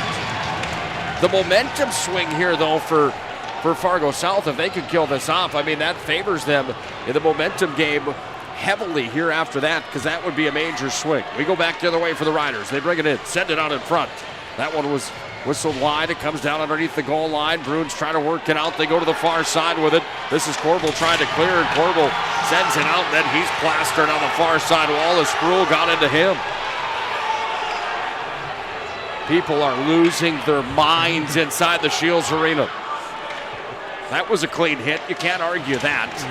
Emotions get the best of you here, don't they? Well, it's funny as a coach when your team's killing a 5-minute major. It seems like every little hit that happens, it's just you're looking for that makeup call. And South Shanley's bench is a little hot right now, so hopefully cooler heads prevail a little bit here. Puck's taken here by the Bruins. Nice job. They launch it from one end of the ice all the way down to the other. We're down to 15:39 to play in the third. It's a 1-1 hockey game. 3 minutes, 49 seconds. Ticks away a power play time as the Riders go to work from their own end. They're going to skate it up to center ice. They come across the neutral ice zone away from Coleman. Down into the zone it comes. Coleman's back behind the net. Worked it away to the far side. At the half boards. Looks for the outlet. He's going to go all the way up to the blue line. And then drop it down to the corner where Vetch is in after it. Vetch goes back upstairs to Coleman. He's over on the far wing. He's going to be hounded there down in deep where it goes away to the far goal line, up to the point. Across it comes for Ray. Dropped it off. One-timer opportunity. Missed from Coleman. Coleman gets it back up top, and Coleman's got it here. Dropped it down into the circle. Comes back away down to Mason Ray. 15 points for him on the season. Worked it over far side, top of the circle, a drive. Keep in mind, the Riders can score as many times as they want to the 5-minute major. Puck's down to the corner of the far side wing. Scrum continuing on, and the puck comes back to the line. Ray's got it, sends it. Blocker save. Down to 14:35 in the final frame. 2:48 to 5-minute major power play time is out.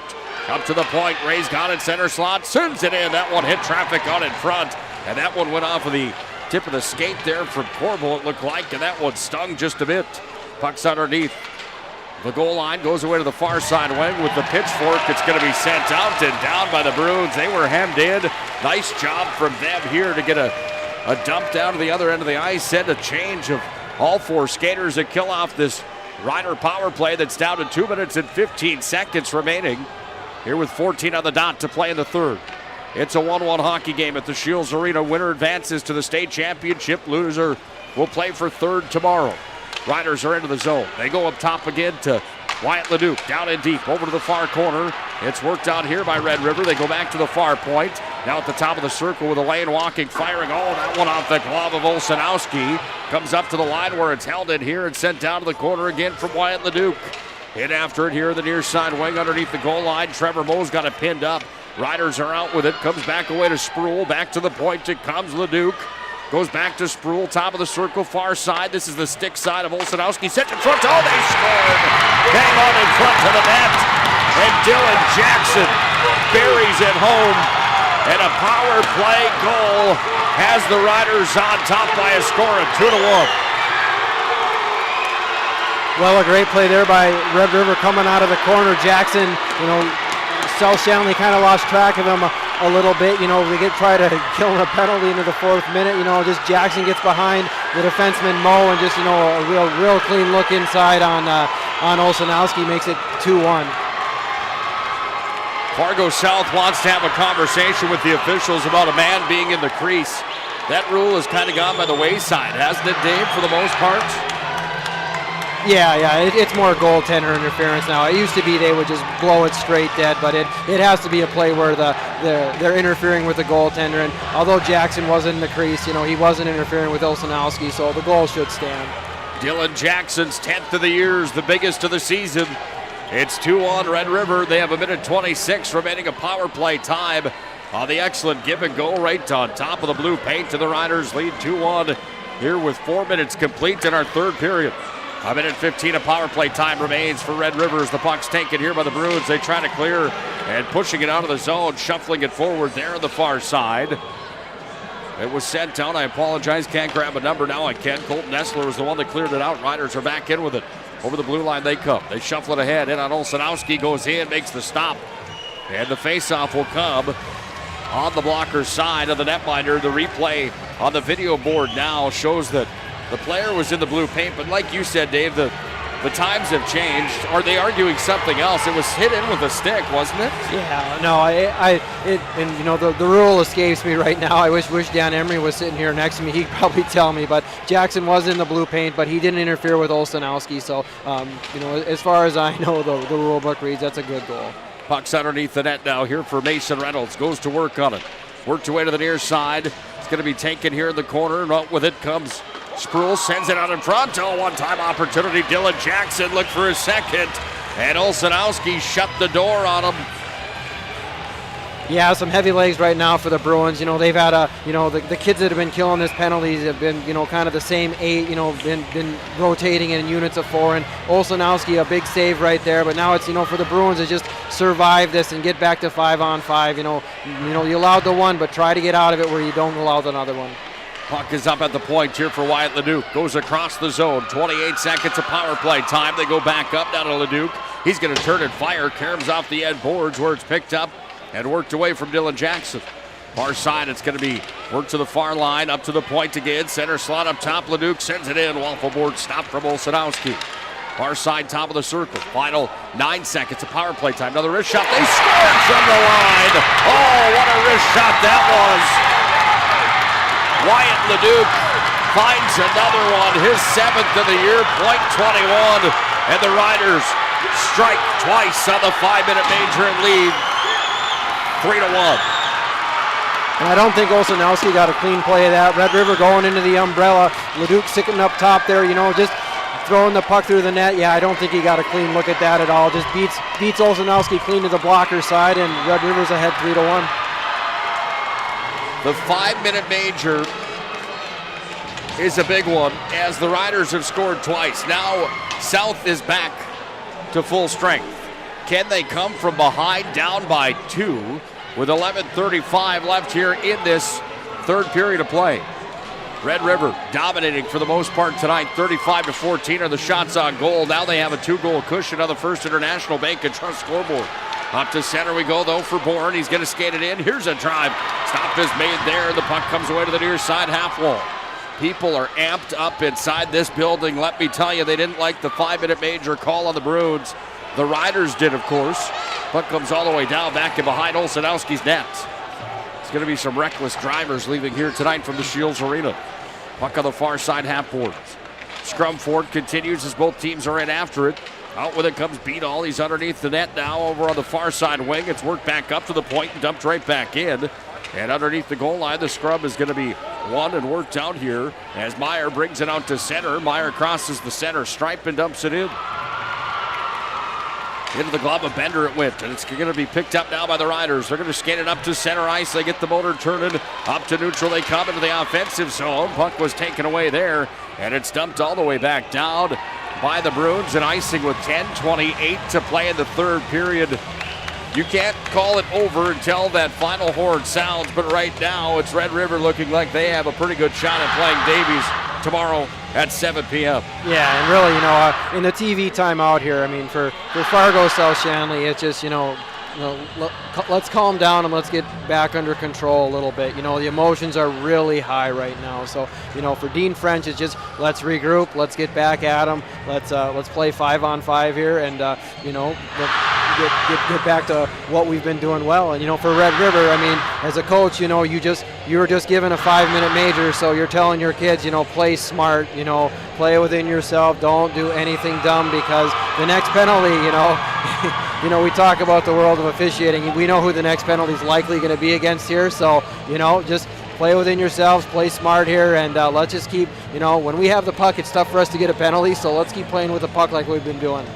Shots are 36-15, and that translates into pretty good puck possession time for the Riders here in this one, Dave. And they've played well tonight.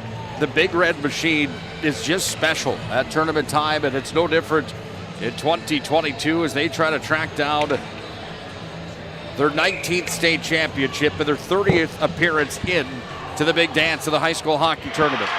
Face-off, one back to the line for the Riders. Here's a drive and a pad save from Olszanowski. Puck's away on the near side wing. It's going to come up to center ice. It goes into the South Shanley bench. And a stop of the play with 10:21 to play here in the third period. Who will be tonight's MVP of the contest? Brought to you by Sport Clips.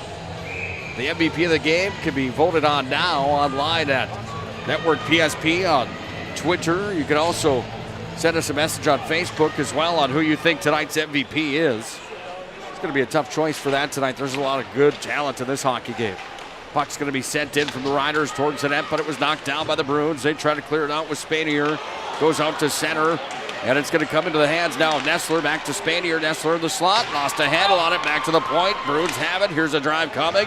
Knocked down in front. Picked up by the Riders. They go to center with it. And out to center ice. It's taken here by Coleman. He's tattooed as he brought it into the zone and sent it down in. Plenty of real estate in behind the south net as it's taken here from Hofer. Up to center with the lead pass to Scarperud. Walks in over the blue line. Scarperud into the slot. Fires on. Berger. Blocker stop. 9:35 to play here in the third period.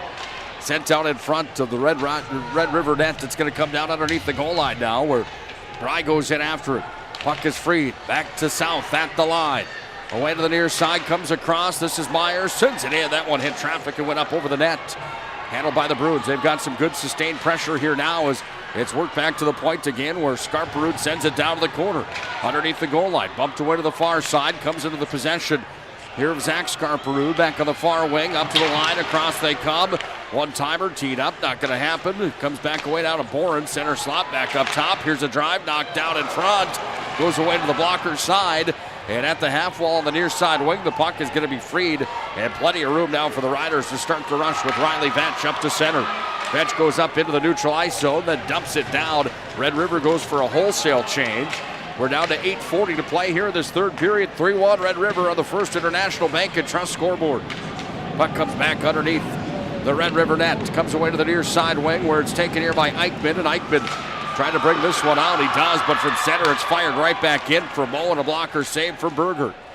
The intensity's high at the Scheels Arena here in Fargo. Bouncing puck back to the far sideline. Trying to clear, they do. Out to center, it's taken here. Dumped ahead forward by the Riders. It's going to be taken away back on that center ice. Knocked ahead forward by Red River again. And now the Riders in the offensive zone are going to create some pressure, but the puck is freed back to center for South and up over the neutral ice zone. It's Zach Boren who walks in. Wrist shot coming. High riser missed the net on the glove side. We're down to 7:52 to play in the third. 3-1. Red River leads. They want more now as Beetle brought it in to the offensive zone. It was taken and poked right back out of there by the Bruins. And now Red River starts the motor again into the offensive territory on the far side. Taken down by Carter Spruill. Hits the brakes underneath the net. Dropped it down to the corner. They go to work on it from down and deep. Puck is going to be worked back up to the top of the circle, up to the point. Oh, they can't hold it. And having to regroup at center there is Ray. And Ray's going to dump it down. You have to give Red River a lot of credit for what they can do defensively. Those guys are so well adjusted back there on the blue line. It just makes everybody else's life so easy here for the Riders, doesn't it? Absolutely. And that's one thing that Red River hockey, and I think Grand Forks hockey as a whole, playing against them for all those years, they're pretty skilled offensively, but, they're playing their defensive end, and on the blue line is, year in, year out is absolutely fantastic. South is stringing some shifts together, and Red River really packing it in nice, keeping sticks in lane and really, gritting out shifts, and, we're not a whole lot of shifts left for Fargo South Shanley to get back in the hockey game here. 6:49 to be exact here in the third period. It's a 3-1 lead for the Riders. We've got a timeout on the ice surface, and it's a media timeout, so it's going to take an extra second or two here. Got a media timeout, so we're going to take a quick moment. Dave, in this position right now for Fargo South Shanley, who's registered 4 shots in the last 3 minutes here, up to 17 now that they've fired the way of Berger. Is there anything they can do differently to try to crack this Red River defense and their goaltender now? I think it just goes back to, what they've established the past couple shifts. Get the puck deep, get the puck behind Red River's defensemen. I mean, that's, when they've played physical with Red River's defensemen in their zone, created some turnovers and used their points, they've had some success. They try some scissor cycles up on the point, with trying to move some guys different directions. And that's what it takes against Red River, just movement, physicality, and to Red River's credit, it. They've done a really good job of matching and throwing the different wrinkles that the South Shanley's tried to throw at them in the end with, we haven't seen South Shanley try a lot of the scissor cycles. Well, they tried one up high and created a little bit of offense, but to Red River's credit, as a 5-man unit, they stayed, pretty well to the middle of the ice, and, South Shanley couldn't get anything through to the net. Under 7 to play in the third period. The Riders are up by 2. A matchup with the Davies Eagles tomorrow night is on the line for a state championship. Davies has never won a state crown. South has won 3 of them. Red River has their fair share at 18. Nobody quite like Central, though, and Central's got 29 state titles to their name. They didn't make the tournament here this year. Into the offensive zone come the Riders. Oh, big hit right in the center slot. And the body was laid in big time there on the wrong end of that one for Red River was Reynolds. Puck is back up at the line here for the Riders. When do you pull your goaltender, by the way, if you're Fargo South? 3 minutes? I would say, the 3-minute mark. Depends on how your lines are rolling too. You got to create offense and just keep it back in there. Red River's done too good of a job with puck possession and on keeping the puck down in South Zone. You got to create a disadvantage somehow. And if it's still a 2-goal lead, I would say the 3-minute mark is probably pretty accurate. Riders bring it in near side offensive zone. This is the glove side of Olsenowski. It's down in deep now at the half wall. Push back up towards the blue line. Now the Bruins take it and throw it up off the glass, trying to go out to center. The cage of a Riders busted open there. That was Severson. He's got to go out for a change. He had his chin exposed all the way back down into Red River territory. 1 goal here for Fargo South, and this place is going to become loud as can be. Here's a drive, a save, rebound, best chance yet. Stop was made from Berger. There's a pushing match right on the blue paint on the stick side of Berger. And then the ref blows the whistle because the net was knocked off its moorings. Well, that's what we talked about, Nick. Just South Shanley getting the puck low, getting it behind Red River's defenseman, playing with a little bit of physicality. And with that physicality, they got the puck. Were able to get the puck to the front of the net. Berger stands tall, and the net goes off. But that's the way that South is going to have to do it. Good matchup here tonight. This one's been a lot of fun, hasn't it? Absolutely, exactly what we expected. We're down to 5:29 remaining. I like to say through the sands of the hourglass, these are the days of our lives, and right now the sand is running thin here for Fargo South because Red River's got themselves a 2-goal lead off of a 5-minute major power play where they struck for 2 power play goals. They're the 2 biggest of the tournament right now because it's got them in a position to match up with Davies tomorrow night. Timeout on the ice surface. Everybody comes to their respected benches and has the conversation. When you get this close in the state semifinals, I think it's worse to lose here than it is to lose day number 1. You're that much closer. The anticipation is there. The big lights are on you. Everybody across the state's dialed into it right now. And you're that close to it. Yeah, I completely agree, which would speak to see why the third place game isn't televised anymore. A little bit of a lull in that hockey game for years. Definitely a huge letdown. Completely agree. Up to center ice come the Riders. They're into the offensive zone now. They're going to take it back, get behind the net. Working on from in behind, spun to the corner, down in deep offensive zone for Sproul. Back in Gretzky's office, tried to feed it to the far side. Bruins bring it back up to the line. It's going to be dumped right back in. It's a delayed offsides here on the Riders. They have to wait to touch up on it, and this is going to come all the way back to the other end of the ice, isn't it? Yeah, definitely intentional offsides there. That's just a play where Sproul just needs to pull out of the zone there. He kind of kept his body between the South Shanley defenseman and the puck there in the corner, maybe work a little bit of time off the clock, but and that's an easy call for the linesmen and the officials where they're just going to bring that one down every time. They just showed Tim Scarperud on the big video board here at the Scheels Arena. He looks like a prize fighter getting ready to head into the ring for a heavyweight tilt. Man, is he locked in. So is everybody in this contest that's down on the ice surface. This one is a nail-biter tonight, up at the point. Here's a drive from the Bruins. Comes down into the center slot. It's knocked out to now. It's going to be pushed into the offensive zone. Riders have a chance. Down to the corner it comes. Underneath the goal line. Sit down in front. Nobody there for Red River. Puck comes back away into the possession on the near side for Gardner. It's chipped up the near side wing at the wall. Holding the zone of the Riders. They're going to move it in deeper, but now the Bruins send it out to center, and at center ice, the puck's going to be picked up here by Red River. They turn it away to the near side wing, and move it back ahead. Offensive zone territory for Mason Reynolds. He'll walk and fire. And the stop is made from Olsenowski. And with 4:20 left here in the third period, it's a 3-1 lead here for the Red River Rough Riders. What a night this has been tonight. A lot of fun working with you, Dave. Thanks for joining me here tonight. Yeah, it's been really fun. A really good hockey game. The first game maybe tapered off at the end, but this one has been fantastic from the start. Off the draw, a quick shot came in there from Dylan Jackson, who's got himself a goal here tonight. Puck's going to be taken and worked back away out into the neutral ice zone by South, but the Riders send it right back in. It's officially crunch time now. 4 minutes remain in regulation. Trailing by 2 are the Bruins as the Riders regain possession down in the offensive territory, down in the corner. Puck is worked down and deep. This is just a good old-fashioned North Dakota high school hockey game here tonight. You got to be entertained by this one.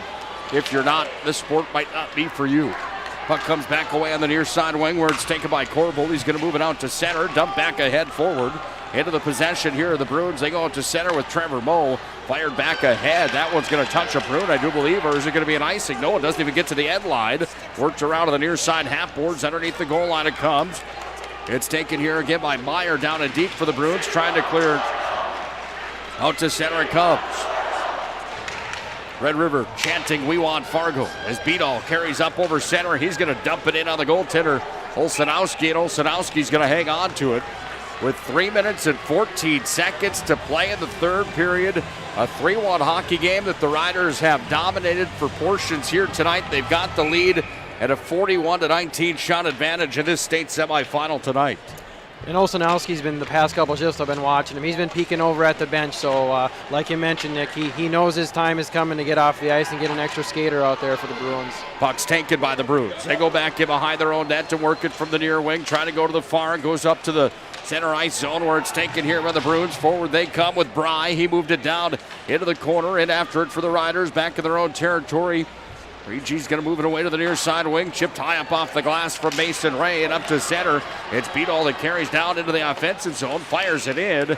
And it's going to come in on Olsenowski. He's going to hang on to it with 2 minutes and 43 seconds left here in this third period. 3-1 Red River. And I don't know who's got a timeout left here. We've had media timeouts tonight. I think they both have them. Yeah, both teams have their timeouts. It's tough with the different timeouts and the TV breaks, but yeah, both teams have their timeout. Wouldn't be surprised to see South Shanley use their here in the near future.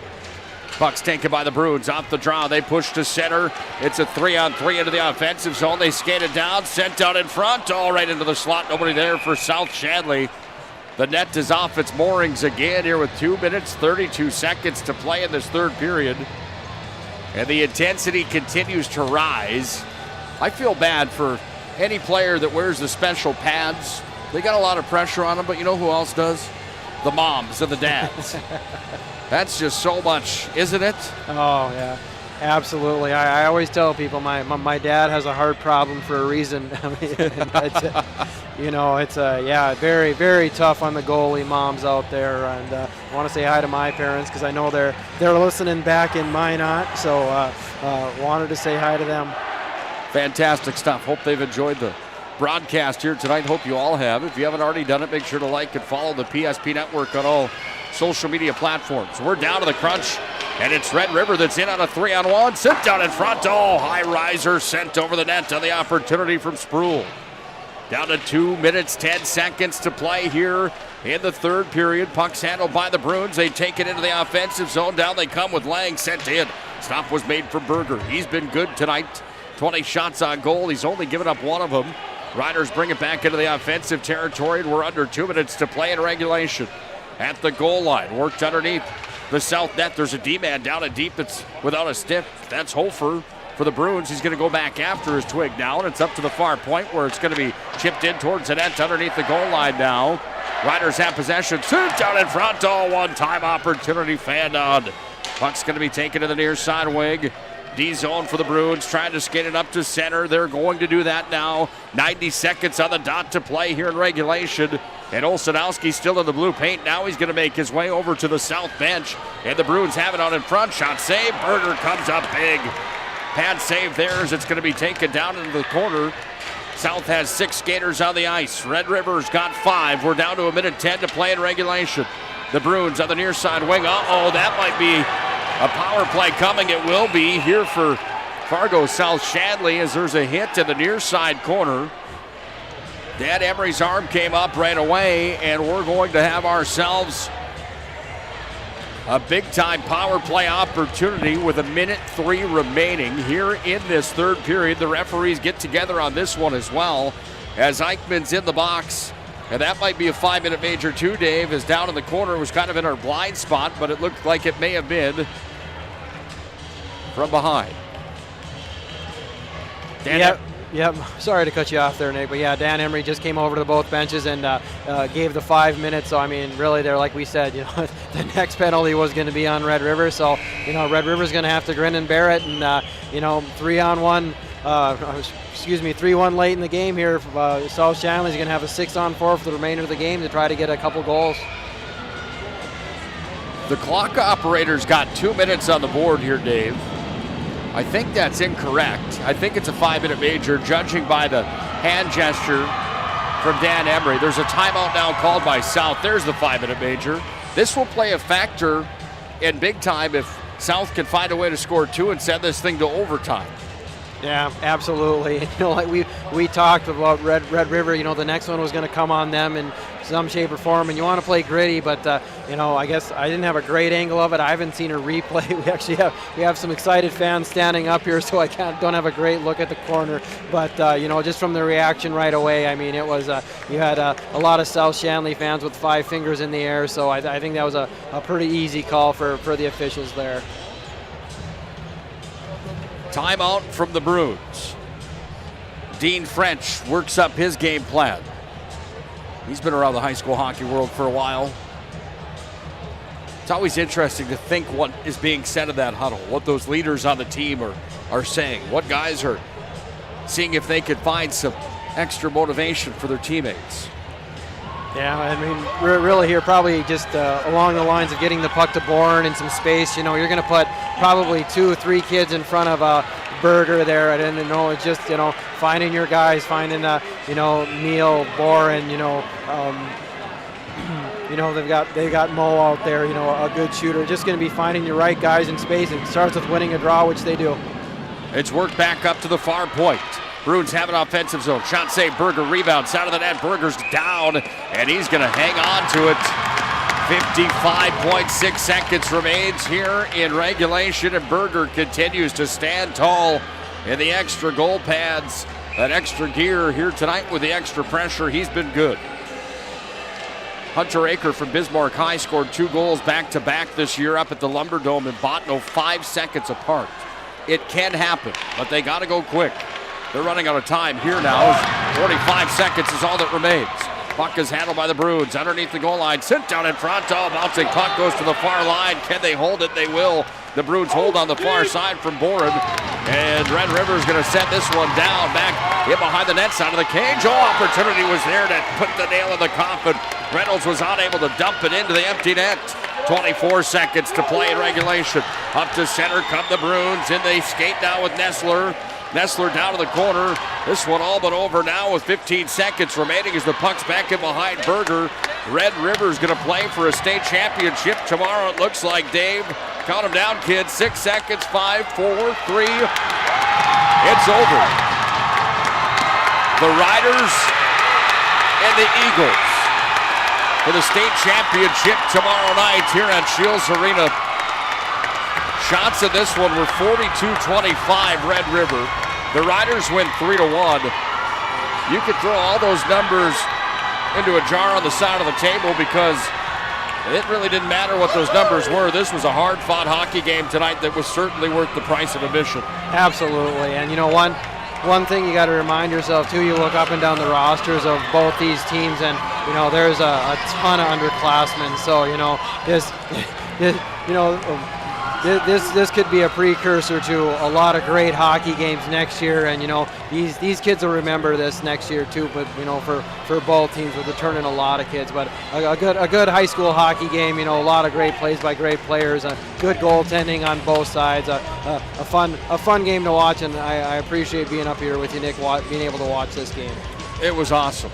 We're going to break it down. We'll have a quick break, and we'll come back with our post-game show brought to you by Legacy Financial Partners, Planning Team Financial Partners, and Shops Crossroads. Here tonight, we'll do that when we return to the Scheels Arena in Fargo. 3-1's the final. The Red River Rough Riders, the Big Red Machine, is back in the big dance after a 3-1 victory here tonight at Scheels Arena.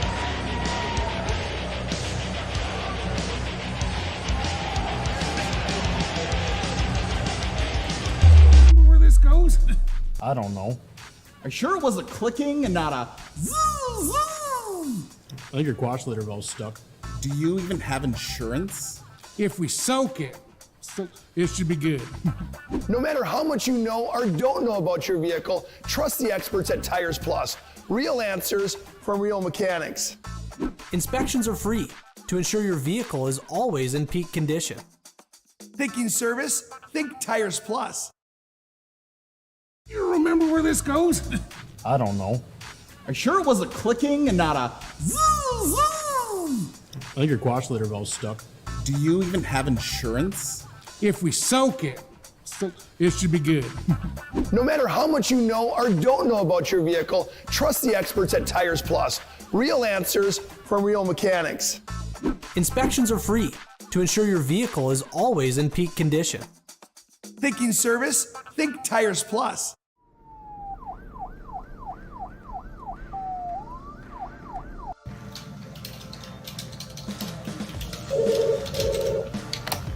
Thanks for buying some fruit.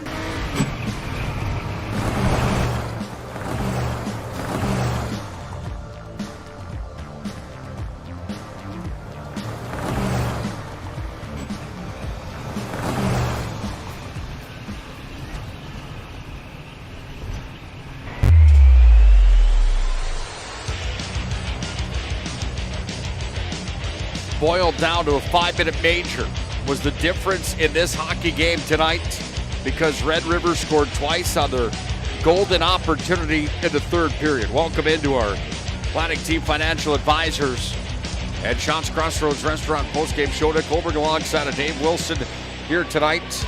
We talked about it at the pregame show.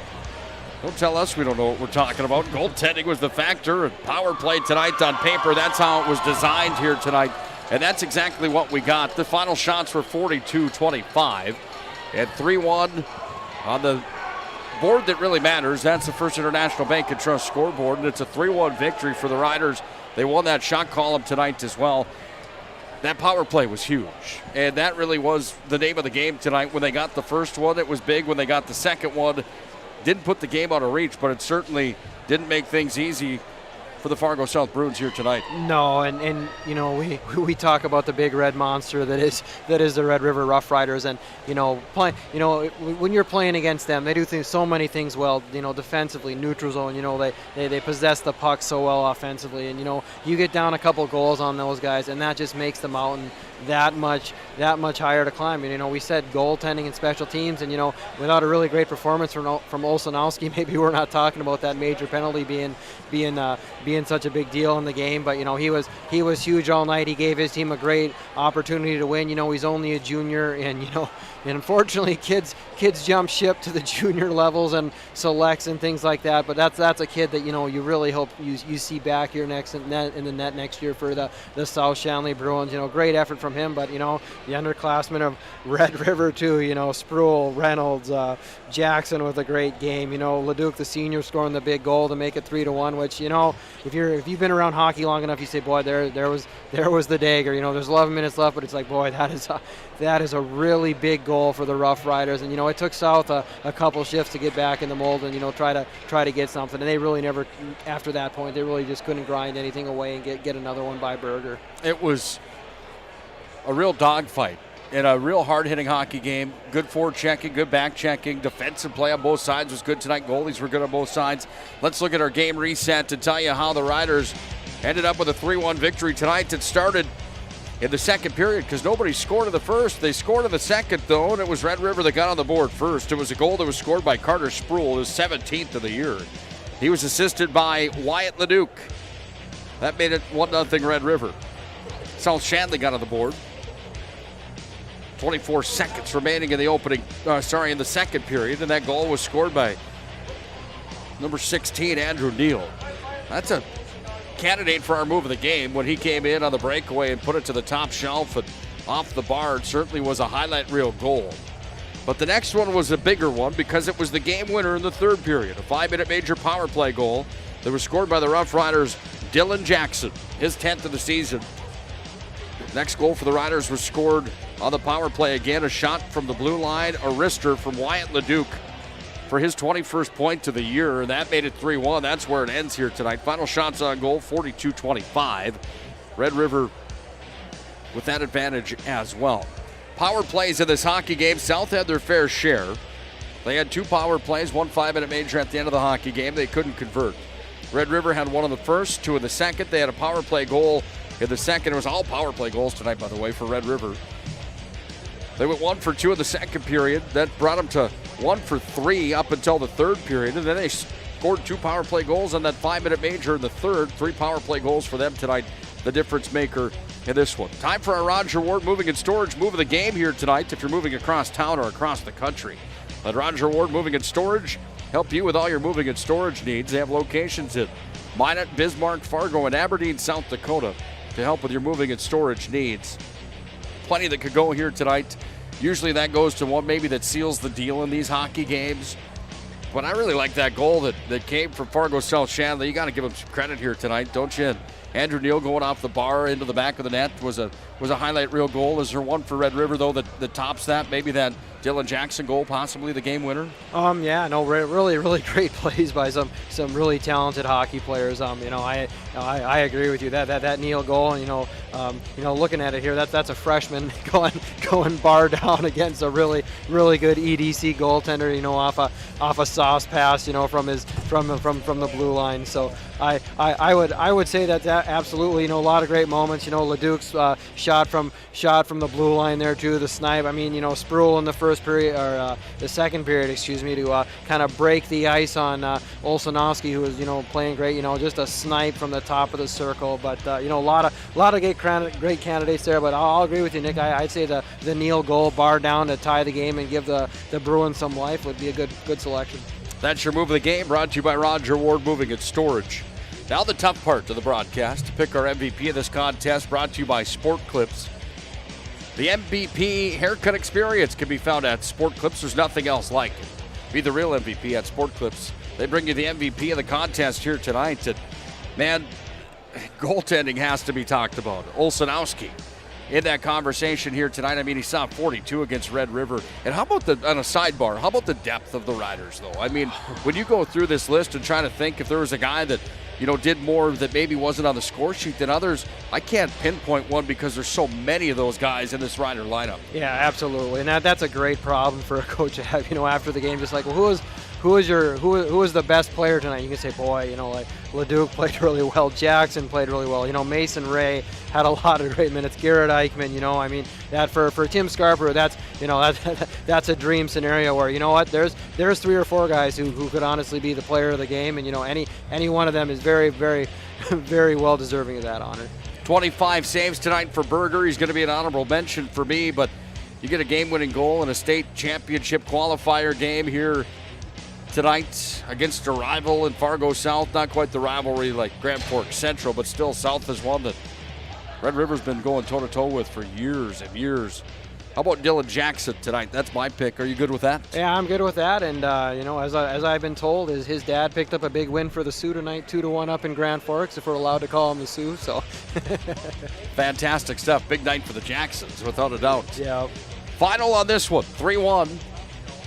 It's Red River that takes care of Fargo South Shanley. Tomorrow at the State High School Hockey Tournament for the boys. First game of the day will be played at noon in the Farmers Union Insurance Arena. It will be Mandan. The number 9 Cinderella story in the tournament from the West Region takes on the number 1 seeded in the West Region, Jamestown Blue Jays. Tomorrow at noon, that's for 5th. Third place, you'll see South Shanley take on West Fargo Cheyenne. That one might be worth the price of admission. Could get rough. That Cheyenne team likes to shake it up a bit. I'm laughing because the South and the Mustangs have a little bit of history, and we all know how that plays out in a hockey rink when there's not a ton on the line as far as a state championship bragging rights. So might be a tough game to officiate tomorrow. Might be like a 1990s SJHL game. Hang on tight. Yeah. And then in the championship tomorrow night, you've got Fargo Davies, finished number 1 in the regular season, taking on Red River, who finished number 2 in the regular season. Davies looks for their first ever state championship. The Riders look for number 19 all time. Dave and I will have the call of that one tomorrow night. We'll have our Scheels pregame show at 6:40 tomorrow night. 7 o'clock face-off for that one. Hope you join us for that showdown tomorrow night on the PSP Network. We are jacked. I can't even wait. That's going to be a fun hockey game to be a part of. Really looking forward to it. Big thanks to Dan Emery for joining us here tonight. Dave, your closing thoughts on round number 2 of the state tournament to the semifinals here tonight? Just, kind of played out as we talked. I mean, you got a Davies team with a bunch of seniors playing in their home rink, going to the state championship, really, really good goaltending and some forwards that can score the puck. And you've got a really, really deep Red River team that can throw 3 and 4 lines at you. And, it's really a toss-up tomorrow, and it should be a fun, electric atmosphere. We should have a lot of Red River students here, a lot of Davies students. Should be a really great atmosphere and good for high school hockey in North Dakota tomorrow night. It's going to be a lot of fun. I can't thank you enough for your time, man. I've had the pleasure to work with some great guys in the broadcast booth. I work with Matt Morelli, the former UND Fighting Sioux. For all the Minot High broadcasts, I love working with him. He's a riot to work with. He does a great job. You, my friend, fantastic work tonight. I loved it. I can't wait for tomorrow. It's going to be a blast. Yeah, I really can't wait. State championship night in North Dakota. Nothing better. You got it. Thanks again, Dave. Great job here tonight. For Dave WIlson, I'm Nick Hulberg signing off for the Scheels Arena here tonight. Davies will play Red River for a title tomorrow night. 6:40 for the Scheels pregame show. Dave and I will be right back to the same sweet venue for another matchup that will crown a champion in North Dakota. For Dave WIlson, I'm Nick Hulberg. Until tomorrow at 6:40 p.m., please have a good night and God bless.